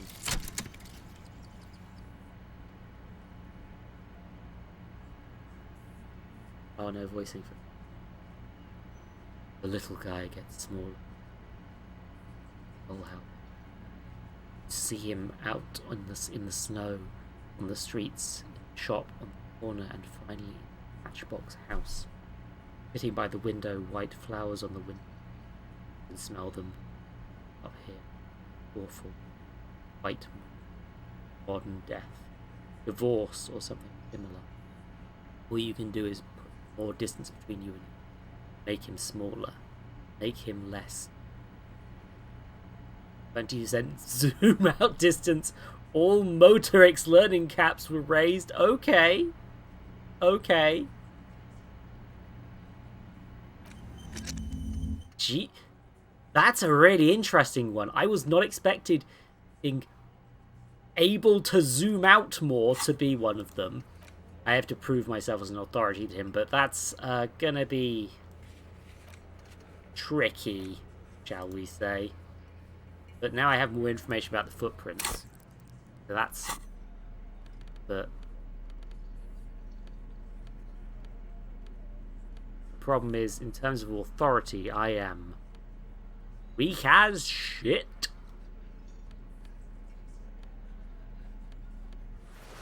Let's put on my shirt and just... Oh, wait. The ads are going to start to play in a second. Okay. I was going to do a shorter one, but I want to end on something cool. You know what? Yeah. We're going to BRB. I'm going to... And we're going to... We're going to do a little bit more of this before I go to bed. Oh shit, the clip. Yeah, again, by being a clunkier game, it's a kind of a better stealth game! What the fuck? Never seen that one before! Don't worry.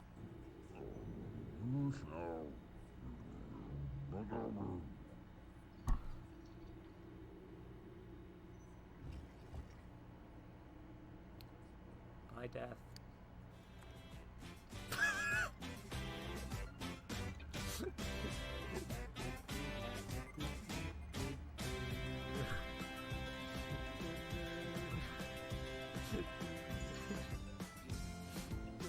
Yeah, the clip player is quietening, right? Yeah, you can hear me. Good, good, good. I just realised that I hadn't actually said that. Sorry, bud. Don't really want to deal with your shit. I'll be honest. Just so, you know. There we go. Problem solved.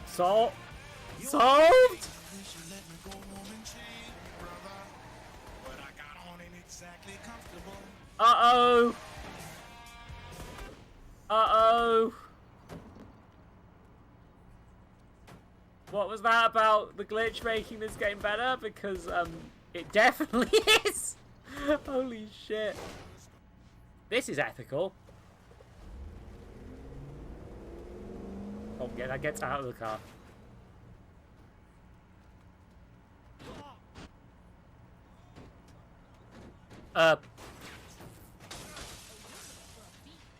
I'm noticing some minor glitches in this version that weren't in the original. Egg. Egg. Egg. Egg. Egg. Egg. Egg. Egg. Egg. Egg. Egg. Egg. Egg. Egg. Egg. Egg. I'm Egg. hungry now. I'm God just- damn it. I'm just going through the hints in this particular I'll offer one. you in a delicious egg in this trying No, time. actually, I'm going to turn the clips off. I'm just going through the hints, and one of them is just sneak out after Kim's gone to sleep. I forgot I could do that. I'm not sure there's many things I need to do after Kim's gone to sleep, but like, pretty funny that that's in the hint menu. Like, there's some interesting hints. I'd suggest going through them at some point if you're going to play this yourself. I just sort of... You know, I'm actually going to go out of the BRB screen a little bit early. But, like, I'm just looking at this whole... This is interesting stuff.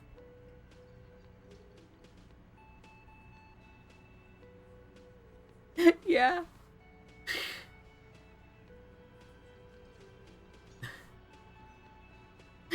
I guess you could sneak out to sit on a bench after Kim's gone to bed, huh? That would be a thing I could do. Anyway. Oh, is Kuno still here? God, Kuno, do you not have anything better to do, my guy? There are several footprints in the mud, left by work boots. Anywhere from 6 to 12 pairs have walked here. Finally, I can use the information from that conversation to work out what this is. 8 pairs of boots have shuffled back and forth in the mud. Where else have we seen a gang of men in work boots? That's right, the hardy boys in the mess hall of Whirling in Rags. 1. Standard work boot. Steel reinforced toes. Number 46. Just like Titus was wearing in his booth. This is the big dick, Titus Hardy. The one with the bald cap on his head. Interesting. Is it? They didn't even bother to change boots. Putting them on the scene is easy. Maybe even too easy. 2. Standard work boot. Steel reinforced toes. Number 44. Either the blonde muscular guy, Glenn, or the young guy with a plectrum around his neck. 3. Hobnailed work boot. Steel reinforced toes. Number 43. The inked banger, perhaps. 4. Standard work boot. Number 45 or 46. Theo, the old smoker. You think you even see a tiny fleck of cigarette ash inside the print. 5. Another standard work boot. Reinforced toes. Number 44. Same as before. Either the musician, Eugene, or the muscle-bound blonde, Glenn. 6. Light as air. Same make of boot. But number 41. Small like a rat. Shanky. I should have gotten this earlier. Better late than never, detective. The whole world is dark and the tracks burn in it with strange beauty. 7. The glowing outline of a standard work boot. Number 46. The imprints are twice as deep as the others. The weight exceeds 200 kilograms. Fat Angus. Carrying something? Carrying the body. Well, all the victim. Last one. 8. Another standard work boot. Number 44. There's an aberration in the pattern of the sole. The right sole is smoother, more worn. Curious. A missing 8th Hardy Boy. 7 sets of tracks, right? The Hardy Boys were here. 8. That's all? Interesting. Then one of them seems to be missing. Anything else out of the ordinary? Note to self. This would be a good question to ask Titus. Where's the 8th man?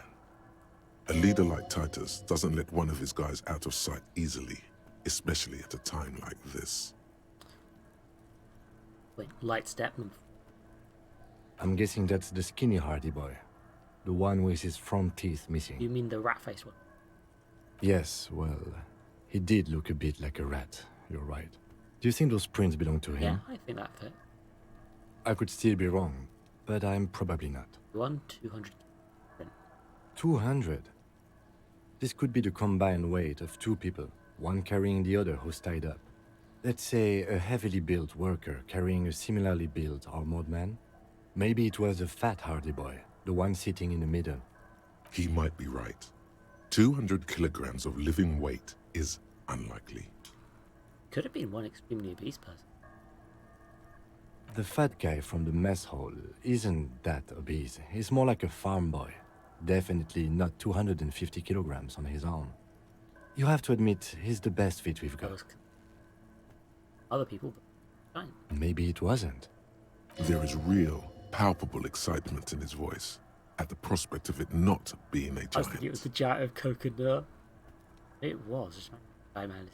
You're right, it probably wasn't. Mm-hmm. You're right. Okay, it's likely him. Possibly, yes. Aberration. Who's the... Interesting. Let's name it the Old Soul. I wouldn't be surprised if this was the missing Hardy Boy. Wonder who he is. Someone operating a workbench with a pedal? Like a joiner at the harbor. Or maybe a drummer? He regrets it the moment he says it. Don't say anything, just nod. I don't know why I said that. We are not looking for a drummer. We are looking for a group of dock workers. The lieutenant clearly appreciates the chance to clear up the drummer issue himself. Perhaps it could be a driver, A driver would wear out their right shoe before the left. The accelerator is on the right. Lovely. We should keep our eyes open around the traffic jam. See whether anyone strikes out as a potential suspect. Seems prudent, no? Yeah, prudent. Mm-hmm. How old do you think the tracks are? A week, maybe? 7 days would fit the time frame provided to us by the caller, who reported the hanging. It is not impossible. I pulled last week's forecast for coastal Ravachol. 7 days below freezing. The day before, the day of his hanging, was the last one day. So he got frozen for where they've lost us. Correct again. Sub-zero temperatures would preserve the tracks in a good state. The commotion here could have taken place a week ago. What do I think? A mob of people brought something heavy to the tree. One of them was carrying the victim. They shuffled around, especially under the tree. Then, after hoisting him up, they stood in a semicircle facing his direction. At first glance, this appears to be a lynching. Indeed. They all stood in a row here and looked at the tree. So far, so good. Only one thing missing. Tracks. Face lighting up from the realization. Of course, there were 8 tracks, but there are only 7 Hardy Boys. Track 7 Hardy. Mm-hmm. Which one is missing, do you think? I'm going to say it was our odd soul. The odd soul is present. Yes. I doubt the Hardys are going to tell us who this person is. For now, it's best if we just keep our eyes open. I'm sure our investigation will eventually lead us to the odd soul. We've been through all, I think. This dude. The man before you is naked, but for a pair of underpants and white boots. The material appears to be ceramic. Its clean white stands in stark contrast to delicate and fragile. These are clearly not boots. They're... Indeed. Ceramic plate under the heel. Fair weather. This feels dangerous. Are you sure? I want to inspect the bottom of the soles. The stench fills your nostrils. As you push downward, an ominous creaking sound comes from above. Stop! Garvey looks at you. Pig's gonna pull his head off. Brutal! Well, this is a bad idea, isn't it? You're going to pull his head off. Do it, homo! What? Pull his head off. There's no point performing an autopsy if you do. We'll have compromised the coroner's case. What are you trying to achieve anyway? Why are you hanging on to that boot?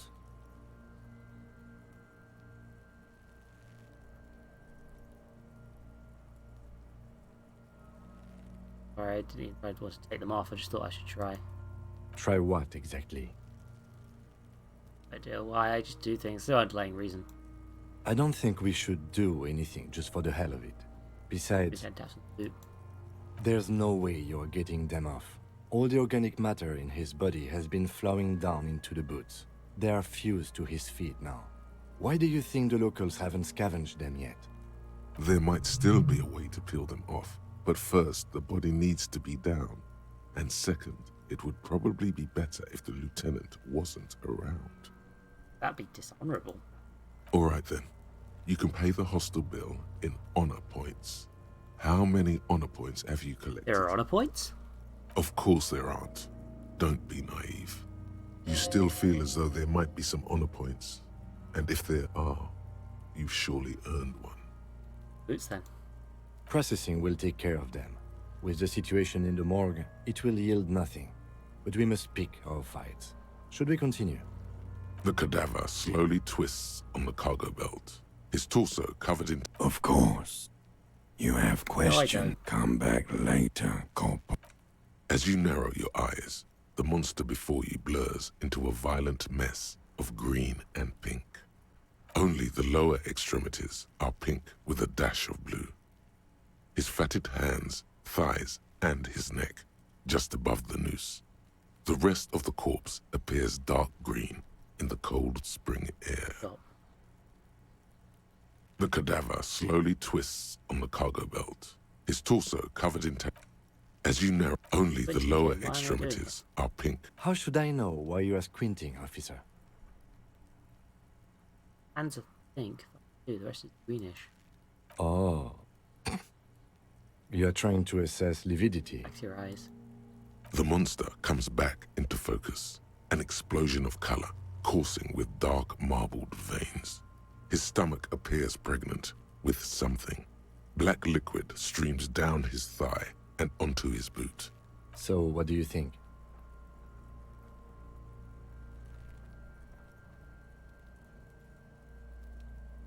Beaten up, see the bruises?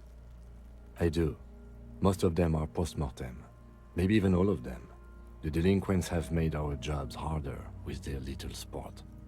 Stop talking in riddles, coin slot. He means you fucked him up good, Kuno. Fucked him up brutal like. Coming out of him.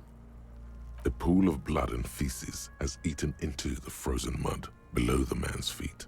Purge liquid is dripping into it, drop by drop. The victim appears to have contained no more than half a kilogram of digestion at the time of death. The fuck he saying? Talking about shit. Goddamn right I'm. Malicious laughter erupts in the yard. Sounds like seagulls. Big said he's a. The lieutenant's face is made of stone. A pool of... The victim appears... The fuck he said? Maybe he went to the toilet sometime before death? Maybe. I don't know what to think. What do you think? I think he was upright immediately after death. Blood has gathered in his hands and feet, and his neck. The noose acted like a tourniquet, keeping the blood in his head. The hypostasis here is in tune with the hanging. That's what I think. Could it still be he was moved after death? There's always a chance. We should check for ligament marks on his neck to see if they're in tune with the belt. We'll have to get him down first. But there is no breath to catch. Only the cadaver filling the air. Okay. Well, it's time to get a body down.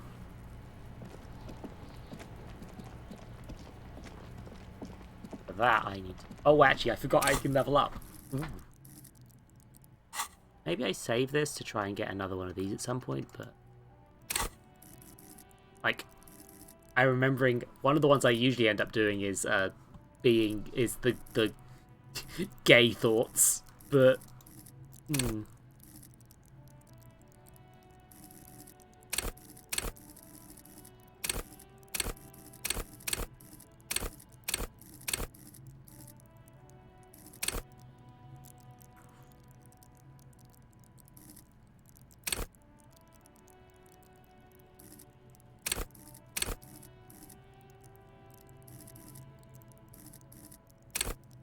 Honestly, I want to boost Shivers. That just feels like a fun one, and I'm not sure why. I'm going for it. Shivers.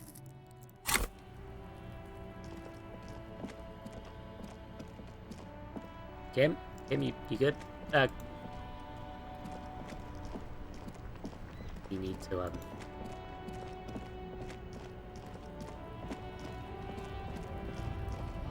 few people I need to talk to. Mañana, and also... So, how'd you like our harbor? Nice enough. It's but a rest area on the path leading across open plains. He nods solemnly, then turns to you a wild smile at your face. Right. You talk to the boss, eye to eye, like men of the plain. If you have any more questions, I'm set to talk. Barat said you had a key to the door? A key, huh? What door is this key supposed to open? That it belonged... Maybe you could tell me. Of course. I got you. You don't know anything. Yes, sir. I got that key right here. And let me tell you, it's mighty good of you to help us out during the strike. Working class solidarity, as they say. I heard something about a weasel, and it didn't sound like a local polar weasel, if you know what I mean. Wink. Polar weasel? Oh. I know what you mean. I'm pretty sure he's actually Occidental, Oopsie. So you're gonna be committing fratricide, my racist friend. What you're looking damn it, for is I a did basement racism door by behind accident the again. greenhouse. That's behind the whirling in rags. That's all I know.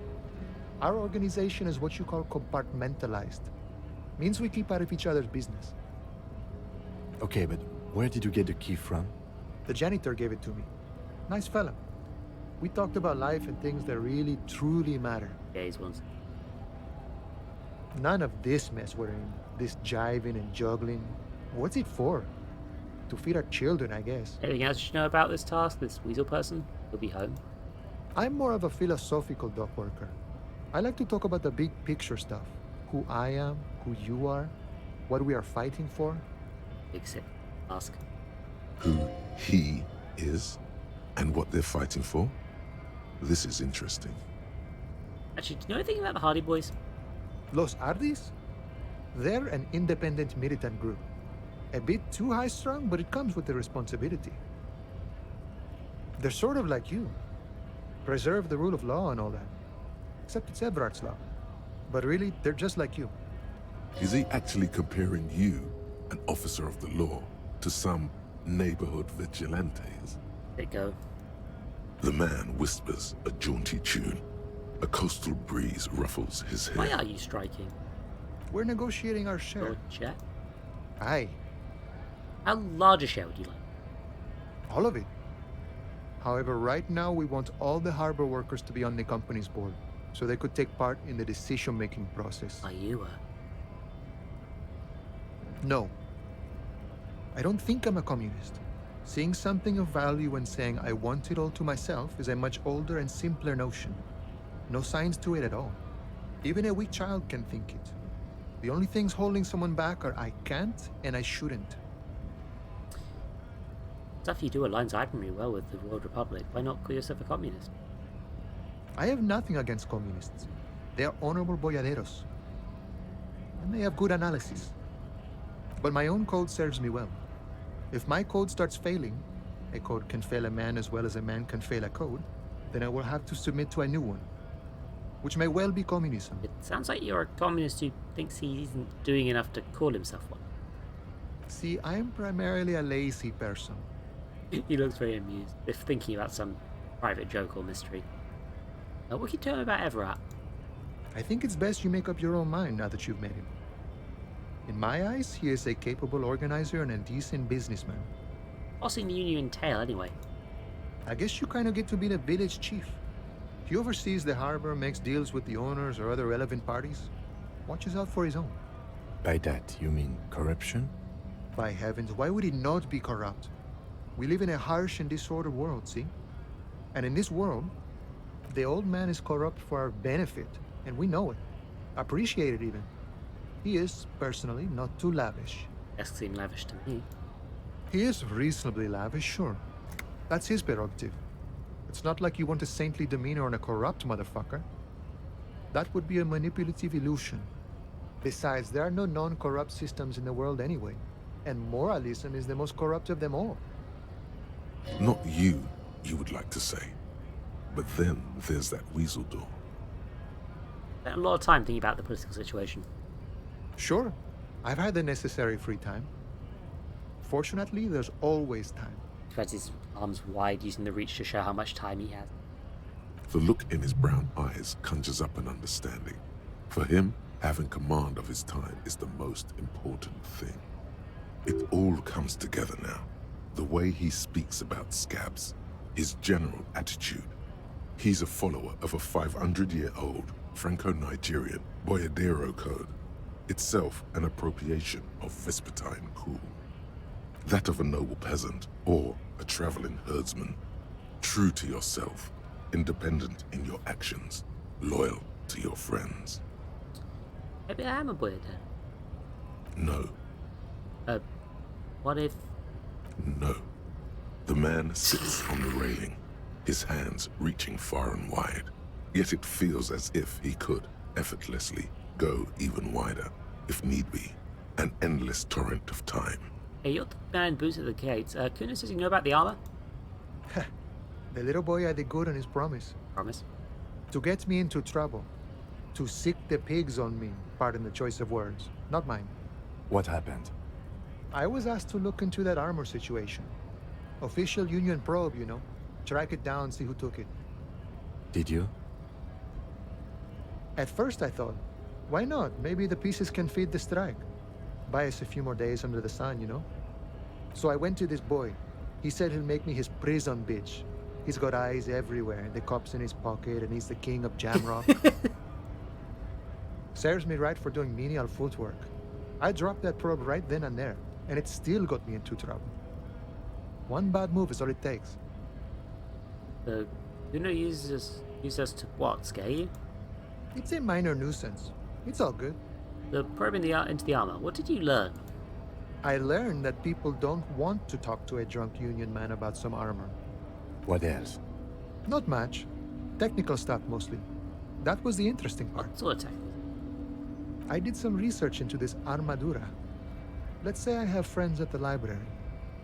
I didn't get into the material science, just how it comes off. How does it come off? In parts. 4 in total. The helmet was the first to go. The kid says he tore it off and kicked it into the sea. I believe him. The boots were still on the guy last I saw. Too hard to remove. So, as I count, there are 2 parts missing. The gauntlets and the cuirass. This is where I left off. Too much hassle. More like a job for some militia. Hold on, 4 pieces. Helmet, cuirass, gauntlets, boots. What about the leggings? Oh, they're just gone. They don't exist anymore, if they ever did at all. Forget about them. I did. I'm gonna find... I'm ambitious. I'm gonna find all of it. All the pieces. All of it? There are junior officers out there, eager to prove themselves. I would leave some for them, and I would leave the boots to processing, but okay. Let's find all of it. A mesquite epic then, all across Martinez. I hope it will be a real bonanza for you. Thank you for cooperation, sir. No problem. If you see that kid, thank him from Call Me Mañana. Thank him for showing me the way. Will. Oh, I will. He is sincerely grateful he is not tracking down pieces of armor right now. Any idea who killed the hangman, by the way? The mercenary, eh? Who could have killed him? That's indeed the question. Why even do such a thing? Harbour is a prime area of suspicion. The dockworkers involved in the killing.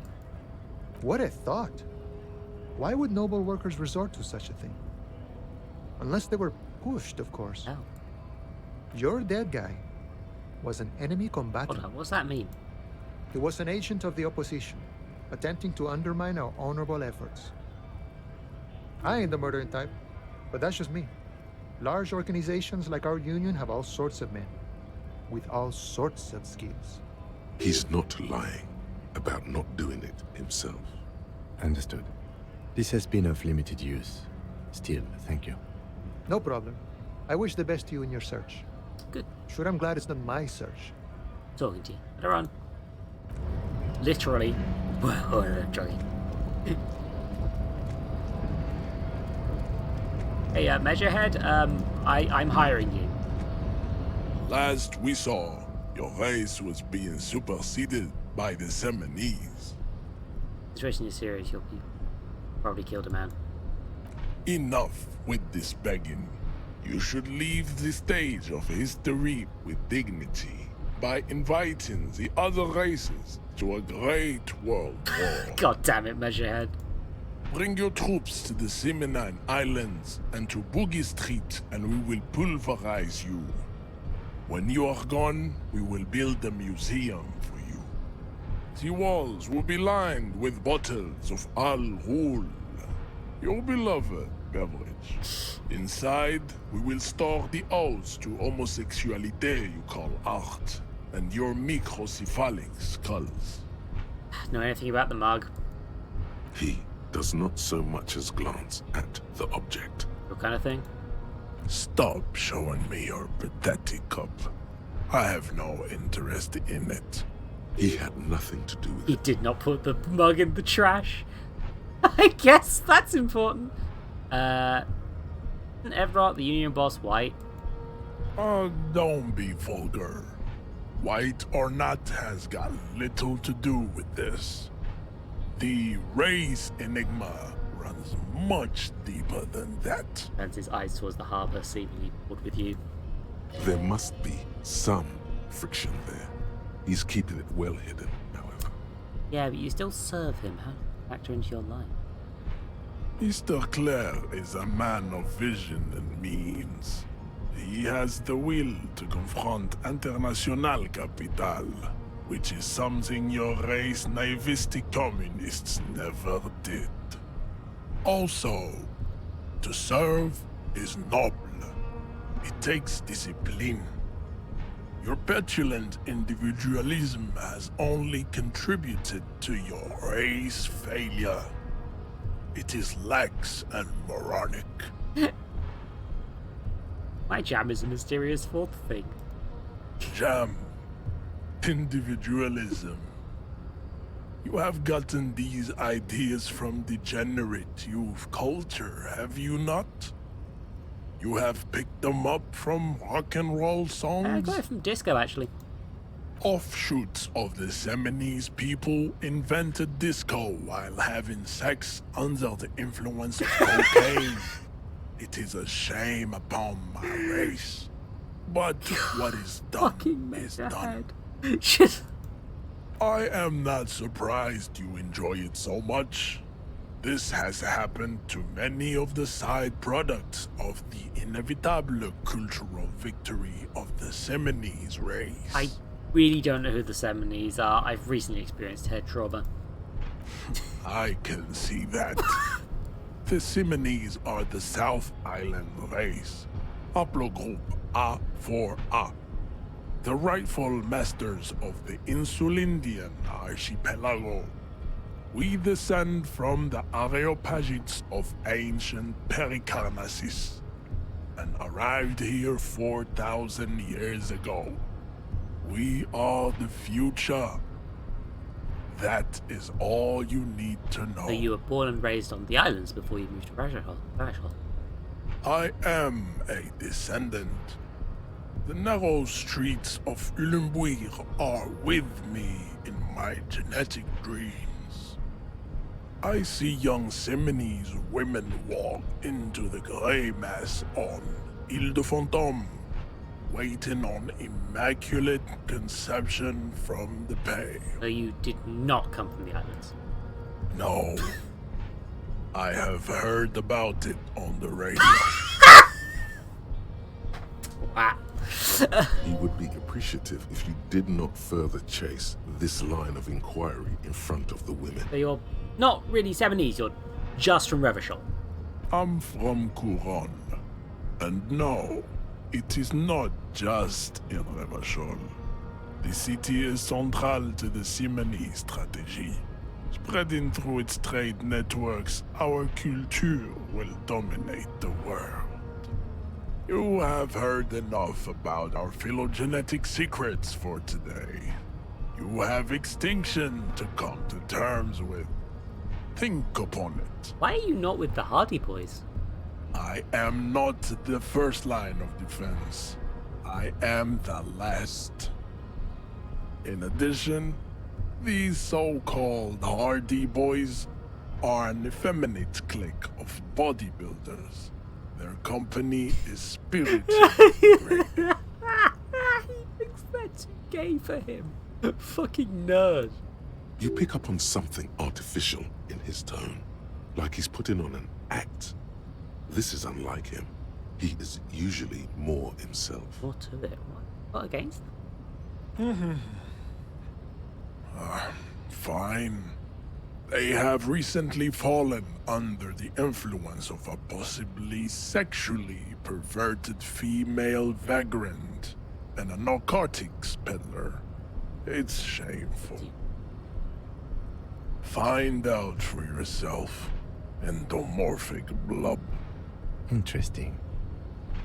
I'm not subscribing to his advanced race theory. I'm gonna get him to help you take a body down from a tree, though. So it was. You surmounted the harbor wall in a display of athletic prowess to reach my superior. Then had him give me an order. I salute your cunning, and I will remove the body from the tree with my bare hands. You're so noble, Measurehead. That's the word for it. But while I am gone, someone must stand guard on the bridge. That someone needs to be you. Both of you. Okay, fair enough. That would mean you're openly showing the people that you're taking the Union's side. Lieutenant, what if you don't want to do that? This is the uncomfortable result of not taking it down ourselves. I can live with a compromise. Listen to your little friend. He is wise in his childlike way. His mysterious race may yet prove fierce competition to my heroic haplogroup. Okay then. Babe, see that they stay here the whole time.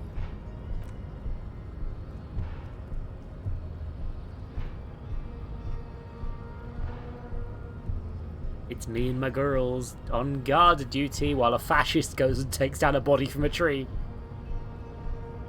The woman's gaze follows Measurehead as he leaves. Oh, this is an interesting talk to his babes. I hear.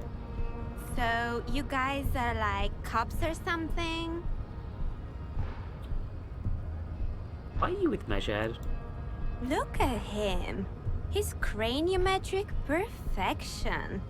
Are you cops or what? We're just trying to keep things from going to shit. Have you ever thought that maybe things should go to shit? I'm Katya, by the way. You hear that? That sound. He's breaking something. Yeah, Jean-Luc must be really tearing it up over there. I wish I could see it. I also wish I could see it. Look at you! RCM rent-a-cops! Guarding that bridge like Everott's lapdogs! Is this where it's at now? The RCM is for sale! And who are you? What is your business here? Why are your clothes 4 sizes too small for you? Yes, I'm an unbelievably corrupt cop. I'm corrupt every opportunity I get. That's none of your business. A shrill laughter interrupts you, echoing across Martinez. It's Kuno. Then, the man turns to look behind him at the behemoth appearing around the corner, approaching him, walking past him.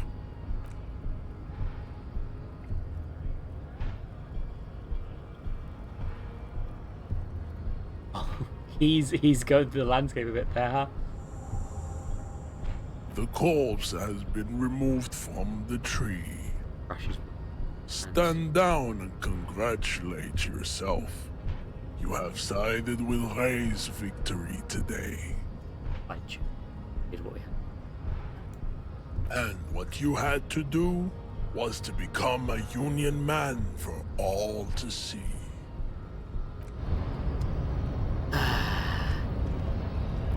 Fucking Measurehead. Kuno lied to you, referring in front of him. Getting Hangman's boots. I guess I do need to get them. Find all the armor pieces. You want all the armor pieces? Deck yourself out in full battle armor. Oh no, this might take a while, like a long while. Okay.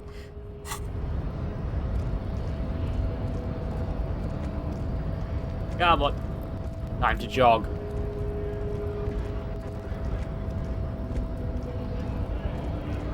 You know what? I'm talking to this bloke again as well. Right to I have nothing to say to this dope, apparently. Okie dokie.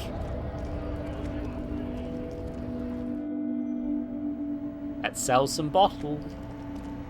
The tear machines, your bottles clunk Hey, into the machine, $10. and the money appears. Maybe I'll be able to afford a room tomorrow if I'm lucky. So,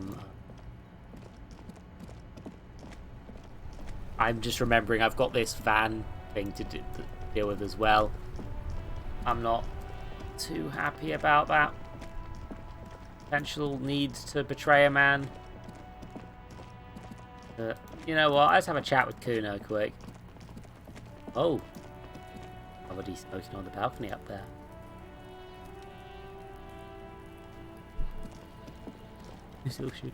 You missed a good show before. A kid came by and completely fucked the tree to pieces. He fucked the tree up! Fucked it good! It was porno! By the way, Kipt is a racial slur. Jesus Christ, option 2? No!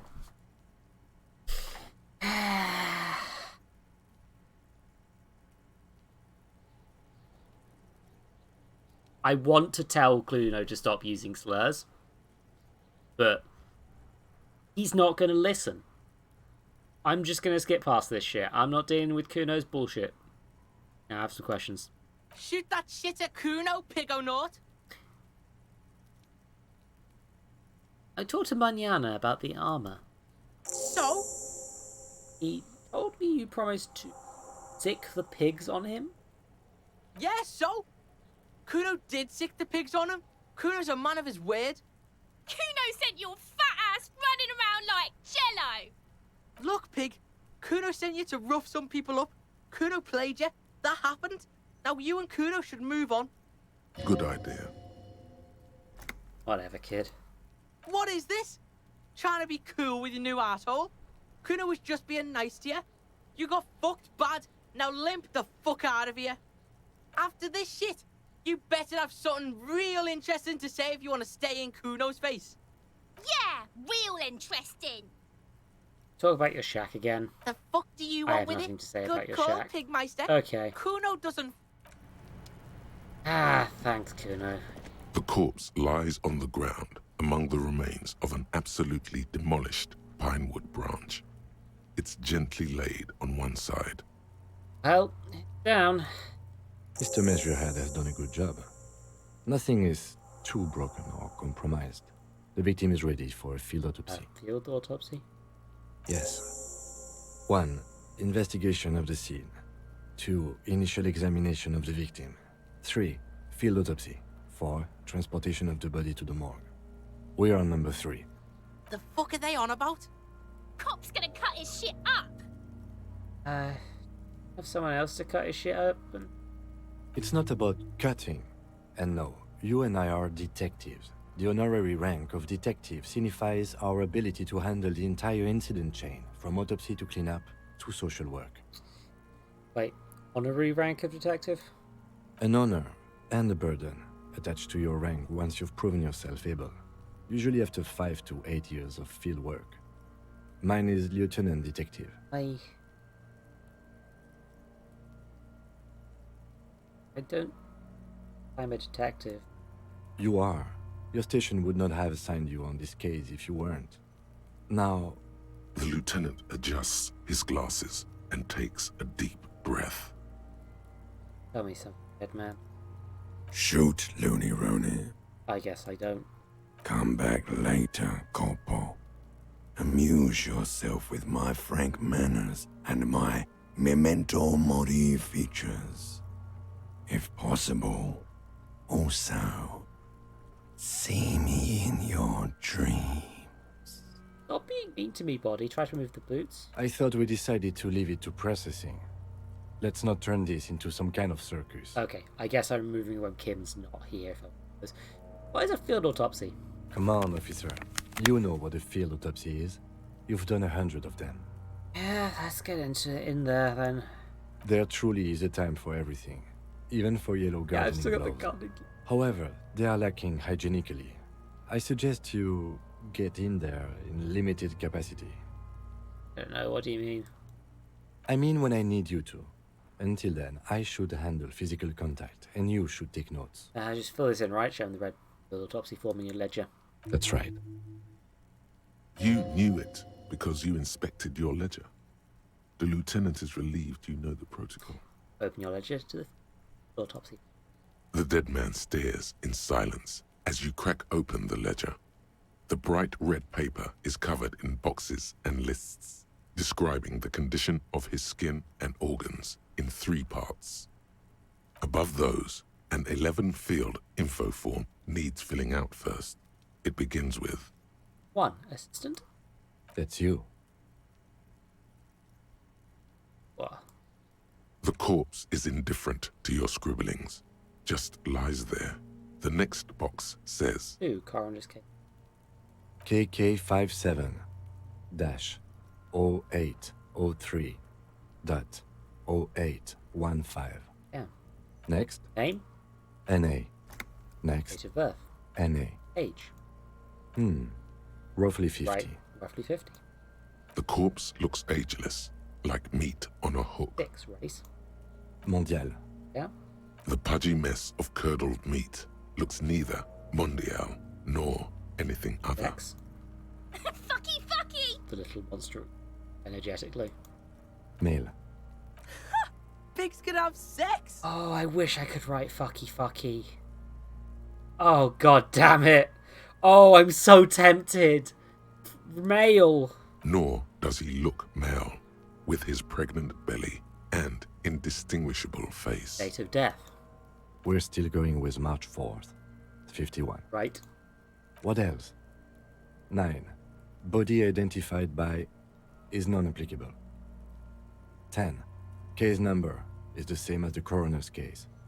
KK 57 0503 0815 listens motionless, with the cargo belt still around his neck. Only one box remains. Evidence? None. At least not after the initial examination. A strange word. Treatment. Exactly is treatment anyway. Interfering with the body's position or wounds post-mortem. How did you not know that? Aren't you a cop? You're leaving a weak impression here. Say something sure-handed. Don't overdo it. It's okay to be unsure. Sure, didn't the footage look like he was carried over? They'd have to have incapacitated and carried him over. This man was more than a match for untrained dogwalkers. And on the dead man's chest is reparation. Your central nervous system recognizes this gesture. It's the stations of the breath. Ecclesiastic, religious in nature, a holdout from pre-DeLorean burial rites. It takes him 2 seconds to perform. Then, somewhere in Jamrock North, a small wood shed behind Rosencrantz Row, Lieutenant Nick Feuerbach puts his hand to the chest of a small corpse, no larger than a monkey. It's raining outside, light drizzle. There is darkness in the shed. Elsewhere yet, an obese female sits in a wicker chair, her silhouette bull-like against the window. Outside, Grand Coudon. The day is turning dim for Sergeant Mac Dawson. Hand extended, he approaches, to make sure she is dead more than anything else. The building is tall, 7 stories, wind-wrapped in solitude. Most of the apartments are unoccupied. This was a suicide. The other, an accident. The small one. And so, all across Jamrock, Coal City, GRIH, 42 deceased persons found today. 42 stations of breath. We should start the post-mortem. The corpse cannot feel Kim's hand on his chest.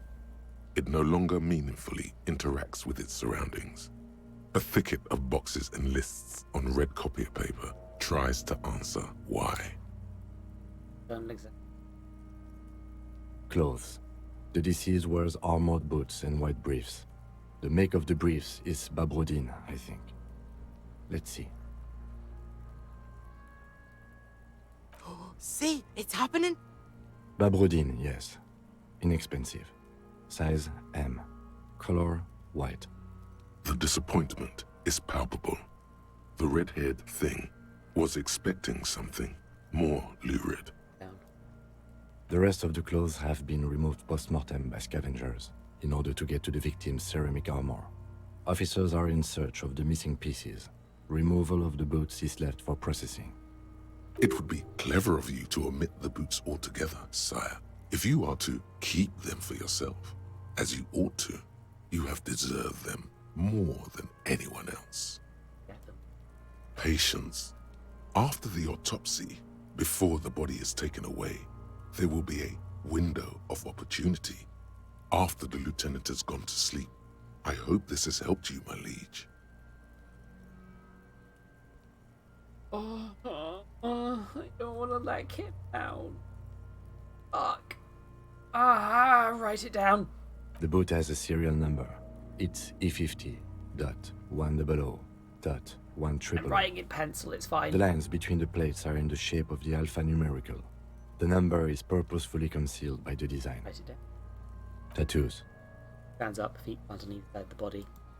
The upper torso is covered in a single, continuous tattoo, resembling a map of the night sky.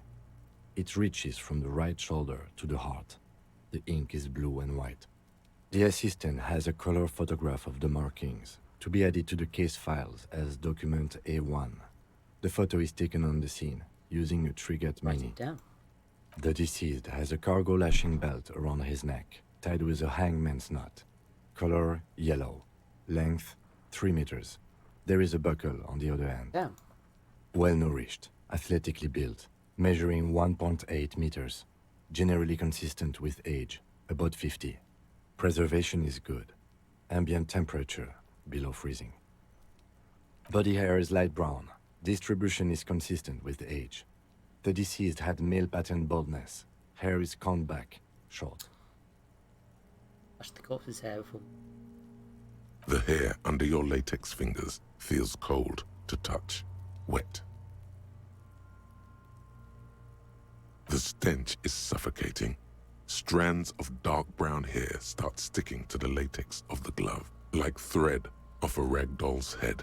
Write it down. Short, light brown. Pattern bald. Lividity is consistent with hanging. The head is congested. Contusions are present on the head, chest, and thighs. Consistent with stones thrown post-mortem. Low velocity. Fucking low velocity? You think Kuno doesn't know what you're talking about? Velocity was fucking max. Talking shit about Kuno's velocity. In addition, there are bite marks on the face, scalp, and chest. Consistent with predation. I'm so tempted to side with Kuno here because it would be funny, but no. Ligature mark. 10 pieces holding knife. The other hand pulling on the belt, he starts cutting. Then she's words of. The steel wiring. There's too much of it. We need to remove the belt so we can get to the ligature mark. You got just the right tool for that. The chain cutters. And we got these chain cutters. Always good to think ahead. Now, The ropes. we need to cut the belt to see the ligature mark below. Carefully, with as much precision as you can. Goodness, I'm wearing rubber gloves. See, my pig is gonna fuck his head off. No, he ain't. Your pig's a boring fuck. A good spot to cut. The belt is equally tight around the whole circumference of his neck, swelling over the edges like white bread rising from the east. Oh, it's a physical instrument. I'm not wearing the shirt. Oh.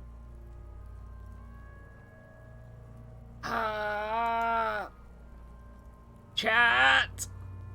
Chat, help me! Chat!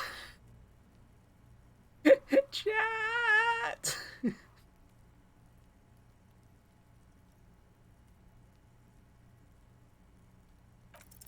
Holy After shit! some deliberation, you sink the cutters into the knot tying the belt together. You squeeze the rubber handles together, sweat forming. I am the most lucky bitch on the planet. Nobody helped, and yet I still succeeded. Yeah, don't worry, you helped in spirit. Snap. The knot is slashed. Another cut, and the belt falls apart like a flower bouquet, revealing the dead man's neck and the dark red ligature mark around it. The rope rises to a point, leaving a gap in the ligature mark. The suspension point is in the back of the neck. Lieutenant has kneeled closer, running his finger along the dark red groove. Hemorrhaging is observed on the skin, above and below the ligature mark. The mark is well pronounced, consistent with a drop from 1 or 1.5 meters. Chest is intact, normal contour. Abdomen is protuberant, pelvis intact, genitalia... Down the man's underpants, goddammit, she's gonna say something. No! It's gonna happen, see! I fucking knew it! This is clearly what they've been waiting for, ever since the autopsy began. The lieutenant is trying to make it as boring as possible. Genitalia is male and unremarkable. No evidence of injury. The dead man's penis is average-sized, congested from the downward collection of blood. The testicles are uneven in length, hanging underneath. The genitalia is greenish. Marbling is present around the crotch. Enjoying his death. Ah, yes, your hunch before. We can have a semen analysis requested from processing, if that's what you meant. Yes, processing science, that's what I meant. Mm-hmm. Just write down that we request an analysis. The corpse with his pants down does not have an opinion on the subject. All he has is genitals and a deathly odor. Write it down, add semen sample. Back is symmetrical and intact. Upper and lower extremities are intact, but asymmetrical. There are combat injuries on the right hand, thigh, and hip. In addition, I see smaller, residual scars, too numerous to count, covering about 30% of his skin. Last item, hands. Right hand. Other hand. That Lieutenant Walker. Hands are clean. No sign of a recent struggle. Oh, we. I was. Maybe I'm just not seeing them. Honestly, this stench is making it hard for me to think at the moment. That's a thing. It would be quite odd that he was overpowered and yet who finds he fought back. Working so close to the fumes coming from the corpse must be hard. You realize suddenly that the lieutenant has been barely keeping it together these past 2 items. Ooh. That's all for the external. Well done. What next? He turns to the side to breathe. It's not enough. He buries his face in the sleeve of his jacket for a voice. Oh, gods. Oh, gods. We gotta keep going. Corpse. Central nervous system. I have nothing. Do you have anything on this man's central nervous system? Of course, there is a moral to be drawn from it. A moral to this story. I may add the moral of this story? What would that be? The dead man looks, too, with barely contained excitement to hear the moral of his story. The brain is very vulnerable to compromises in its blood supply. I think that may well be the moral of every story, officer. All right, N.A. Good. Musculoskeletal. Purge fluid is coming from the mouth. Not injury-related. Eyes and tongue protuberant. Hyoid bone. Let's see. With his eyes almost closed, the lieutenant puts his hand on the dead man's throat and begins to massage it, gently. A rotting smell erupts from the mouth. Purge fluid runs down his lips, black and viscous. Yeah, jack that fucker off! That's not how sex works! The hyoid bone is fractured. The rest of the musculoskeletal system is intact. Unremarkable. Is it down? Respiratory system. Back hunched, as if in prayer, he begins to pry open the dead man's jaws. He stops to exert more force. Both hands are used. Oral cavity shows no lesions. The victim has received dental implants, possibly after a combat wound. Mouth swollen. Hemorrhaging present in mucosa of the lips and mouth. From here, it looks as though the clown-faced man is screaming. The tendons of his jaw are torn apart. Hyoid ripped from the force of the lieutenant's hands. No scream, no sigh of relief rises from the darkness inside. It's humid there. Sickly sweet air, unlike anything living. You feel like you're about to throw up again, straight in that mouth of his. It's hard. Once more, you taste stomach acid in the back of your throat. A contraction. Your throat pumps a little something from your stomach and into your mouth. You're forced to swallow, just to keep looking. Inside, you see darkness. Just a mess of meat and darkness. There are ancient mysteries down there, Kobo. Ask me later. Hemorrhaging present in mucus. The lieutenant repeats impatiently. He lets go of the jaws of the mouth. Shut before you. Down. Hepatobiliary. NA. Why? Don't we have anything? Are you a hepatobiliary expert? Looks at the corpse's stomach with the mixed eyes and just... I don't think so. Neither am I. Right, NA. Same for toxicology and serology. NA. Both? Unless you have untapped reservoirs of knowledge there. Which is me, what does this do? We already have one test as per regulation, and we already requested Shit. We already asked about his jizz.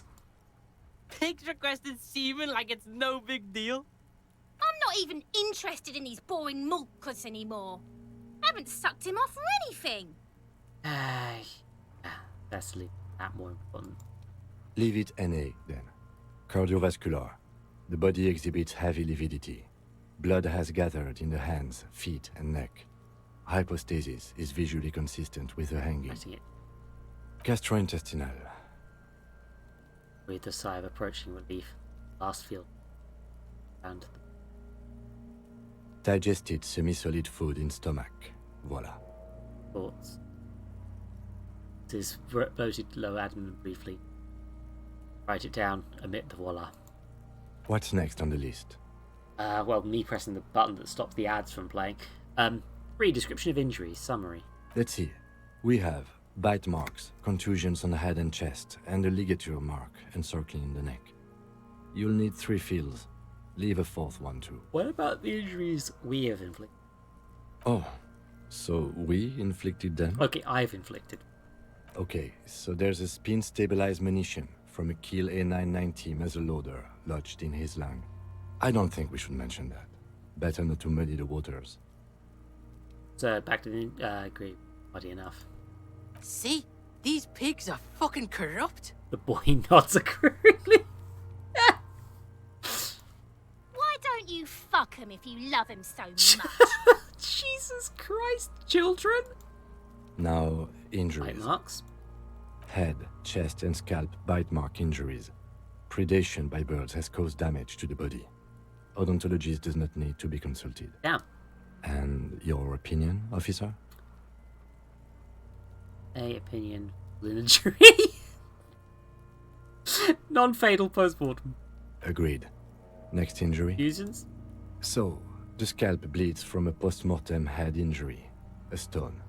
The injury does not have the rim of an early inflammatory response. The perpetrator on the scene has confessed to causing it post-mortem. At maximum velocity, fucko! Has confessed to causing it at maximum velocity. The lieutenant's admission has caused great gratitude in Kuna. He is silent. Writing it down. Coagulated blood sticks to his scalp and chest, where the countless stones have hit the dead man. Beneath, the description of injury. 2 boxes. Non-fatal postmortem. Right. Next. Ligature mark. A dark red abraded ligature mark encircling the neck, with a gap on the nape measuring, let's say, 7 centimeters. The hyoid bone is fractured, the cervical column intact. I see hemorrhaging on the skin, above and below the ligature mark. Depth of the mark, 1 centimeter. No signs of clawing on the Write neck. it down. Below the note, 2 customary boxes wait to be ticked. The man's head jerks to the side. The ring around his neck is visible. Opinion. It was the fatal injury. I can't, but... Fatal. And abruptly. He is deep in thought, eyes fixed on the bright red ring around the dead man's neck. Why do you say that? Seriously, I don't think it was the injury that killed him. Okay. Why don't you think it was fatal?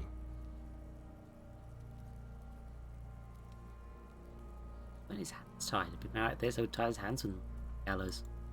Honestly, I'm not sure there weren't marks on his wrist. That part got blurry for me. The stench. But you're right, I was ready to call this. Now I think we should leave it empty, at least for the time being. Let's wrap this up. I pronounce this field autopsy over. First, how did it go? It was an irregular field autopsy. We did not establish cause of death, which is supposed to be the goal of an autopsy. But, personally, I do not see this as a parameter for success. We requested a test to be run on the genitals. That was the règle. The results should arrive in a couple of weeks if we are lucky. I will not hold my breath. Else. We were thorough with the list of injuries too. We described them all in detail. What is there to say? Given the circumstances, It was a professional field autopsy. What now? I need a copy of that autopsy form. Then I will drive him to Faubourg. Copy of autopsy paper. For processing. Looks at the dead man. Red paper. And the call. He's thinking, did I miss something?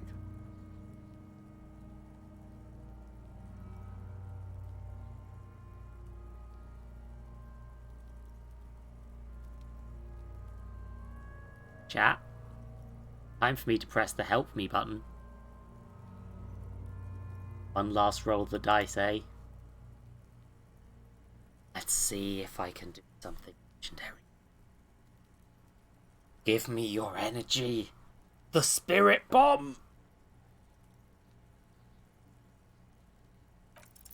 No. You run your hands over the victim's cold body, his limbs, his torso with its swollen organs. Maybe you should be more thorough. Look in his pants again. The genitals in his breeches continue to be unnoteworthy. You see the penis of a dead man. If you've seen it once, you've already got the picture. Can't get enough of that dick. Do you think we missed something?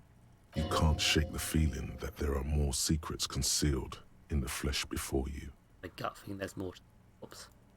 Okay, well, we are in livor mortis here. He is disintegrating. We need to refrigerate the body if we want to conduct another examination, and we need to do it fast. Okay, where do you find a fridge for the body? It would have to be industrial in size. Let's start by asking Gart at the Whirling in Rags and the Fritz store down at the gates. If they don't know, but only if all else fails. Was chosen. That's on Uno. Fuck are you looking at, Beano man? You want a piece of the Kuno? Wanna get fucked? Only if all else fails. Yeah. This is one task we cannot sideline. With every hour, whatever we are looking for will become harder to find.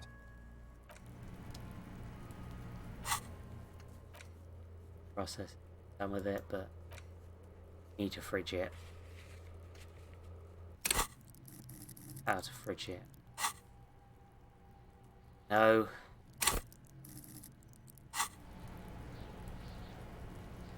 I think. Well, not really much else I can do. Gotta be honest. Because it's time to end the fucking stream. Oh, bloody hell, this has gone longer than I intended. This is supposed to be a short one. Yeah, Silver, don't worry, the stream's ending. If you want to drop out, you can drop out.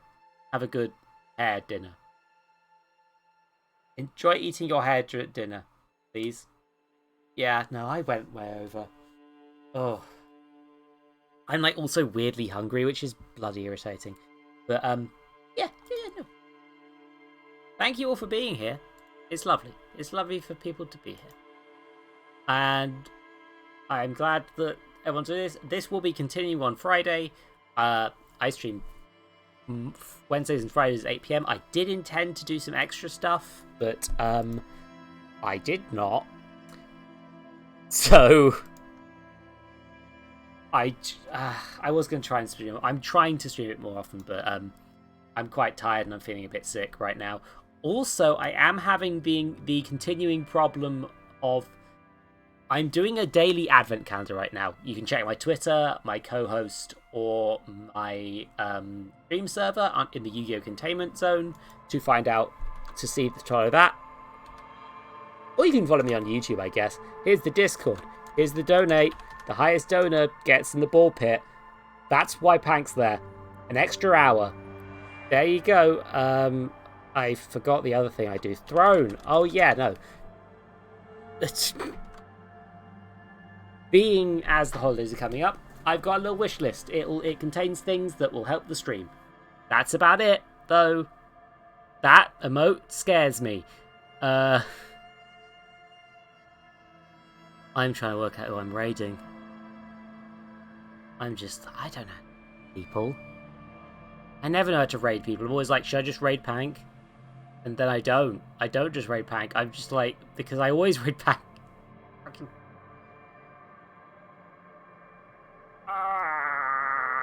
I don't know how to do things. Fuck it, I'm raiding Pank. You know what? I trust Pank won't murder you all. That's about where I need to be. Pank's in the ball pit. Look at them. Look at them. Live with them. This is where you go now. I mean, you don't have to. You can just drop out of the raid if you don't want to. But nah. You know, it's a nice thing to do. I never shout out Pank.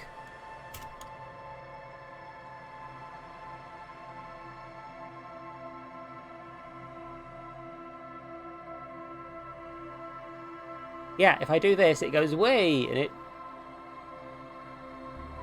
I am not feeling slightly buzzed. Hey, look. Besides, this is working now. Everything's... Oh god, the ads are trying to play. Fucking hell. Yeah, Pank there. Confirmed pervert Pankraru. Out here. This entire everything was just fucking... Ash, give me that second daiquiri. You've only had one? Yes. Enjoy liquid squid. Consume. Yeah, no, I'm really enjoying this game. I really hope I get to do. I hope that you can all join me for the rest of it. That would be real fun.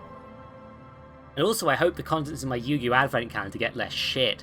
I'll be honest, they really fucking suck. Like, the cards I'm getting on the side, I'm having fun with, but most of the actual cards I've got from the actual Advent calendar have been delicious Pringles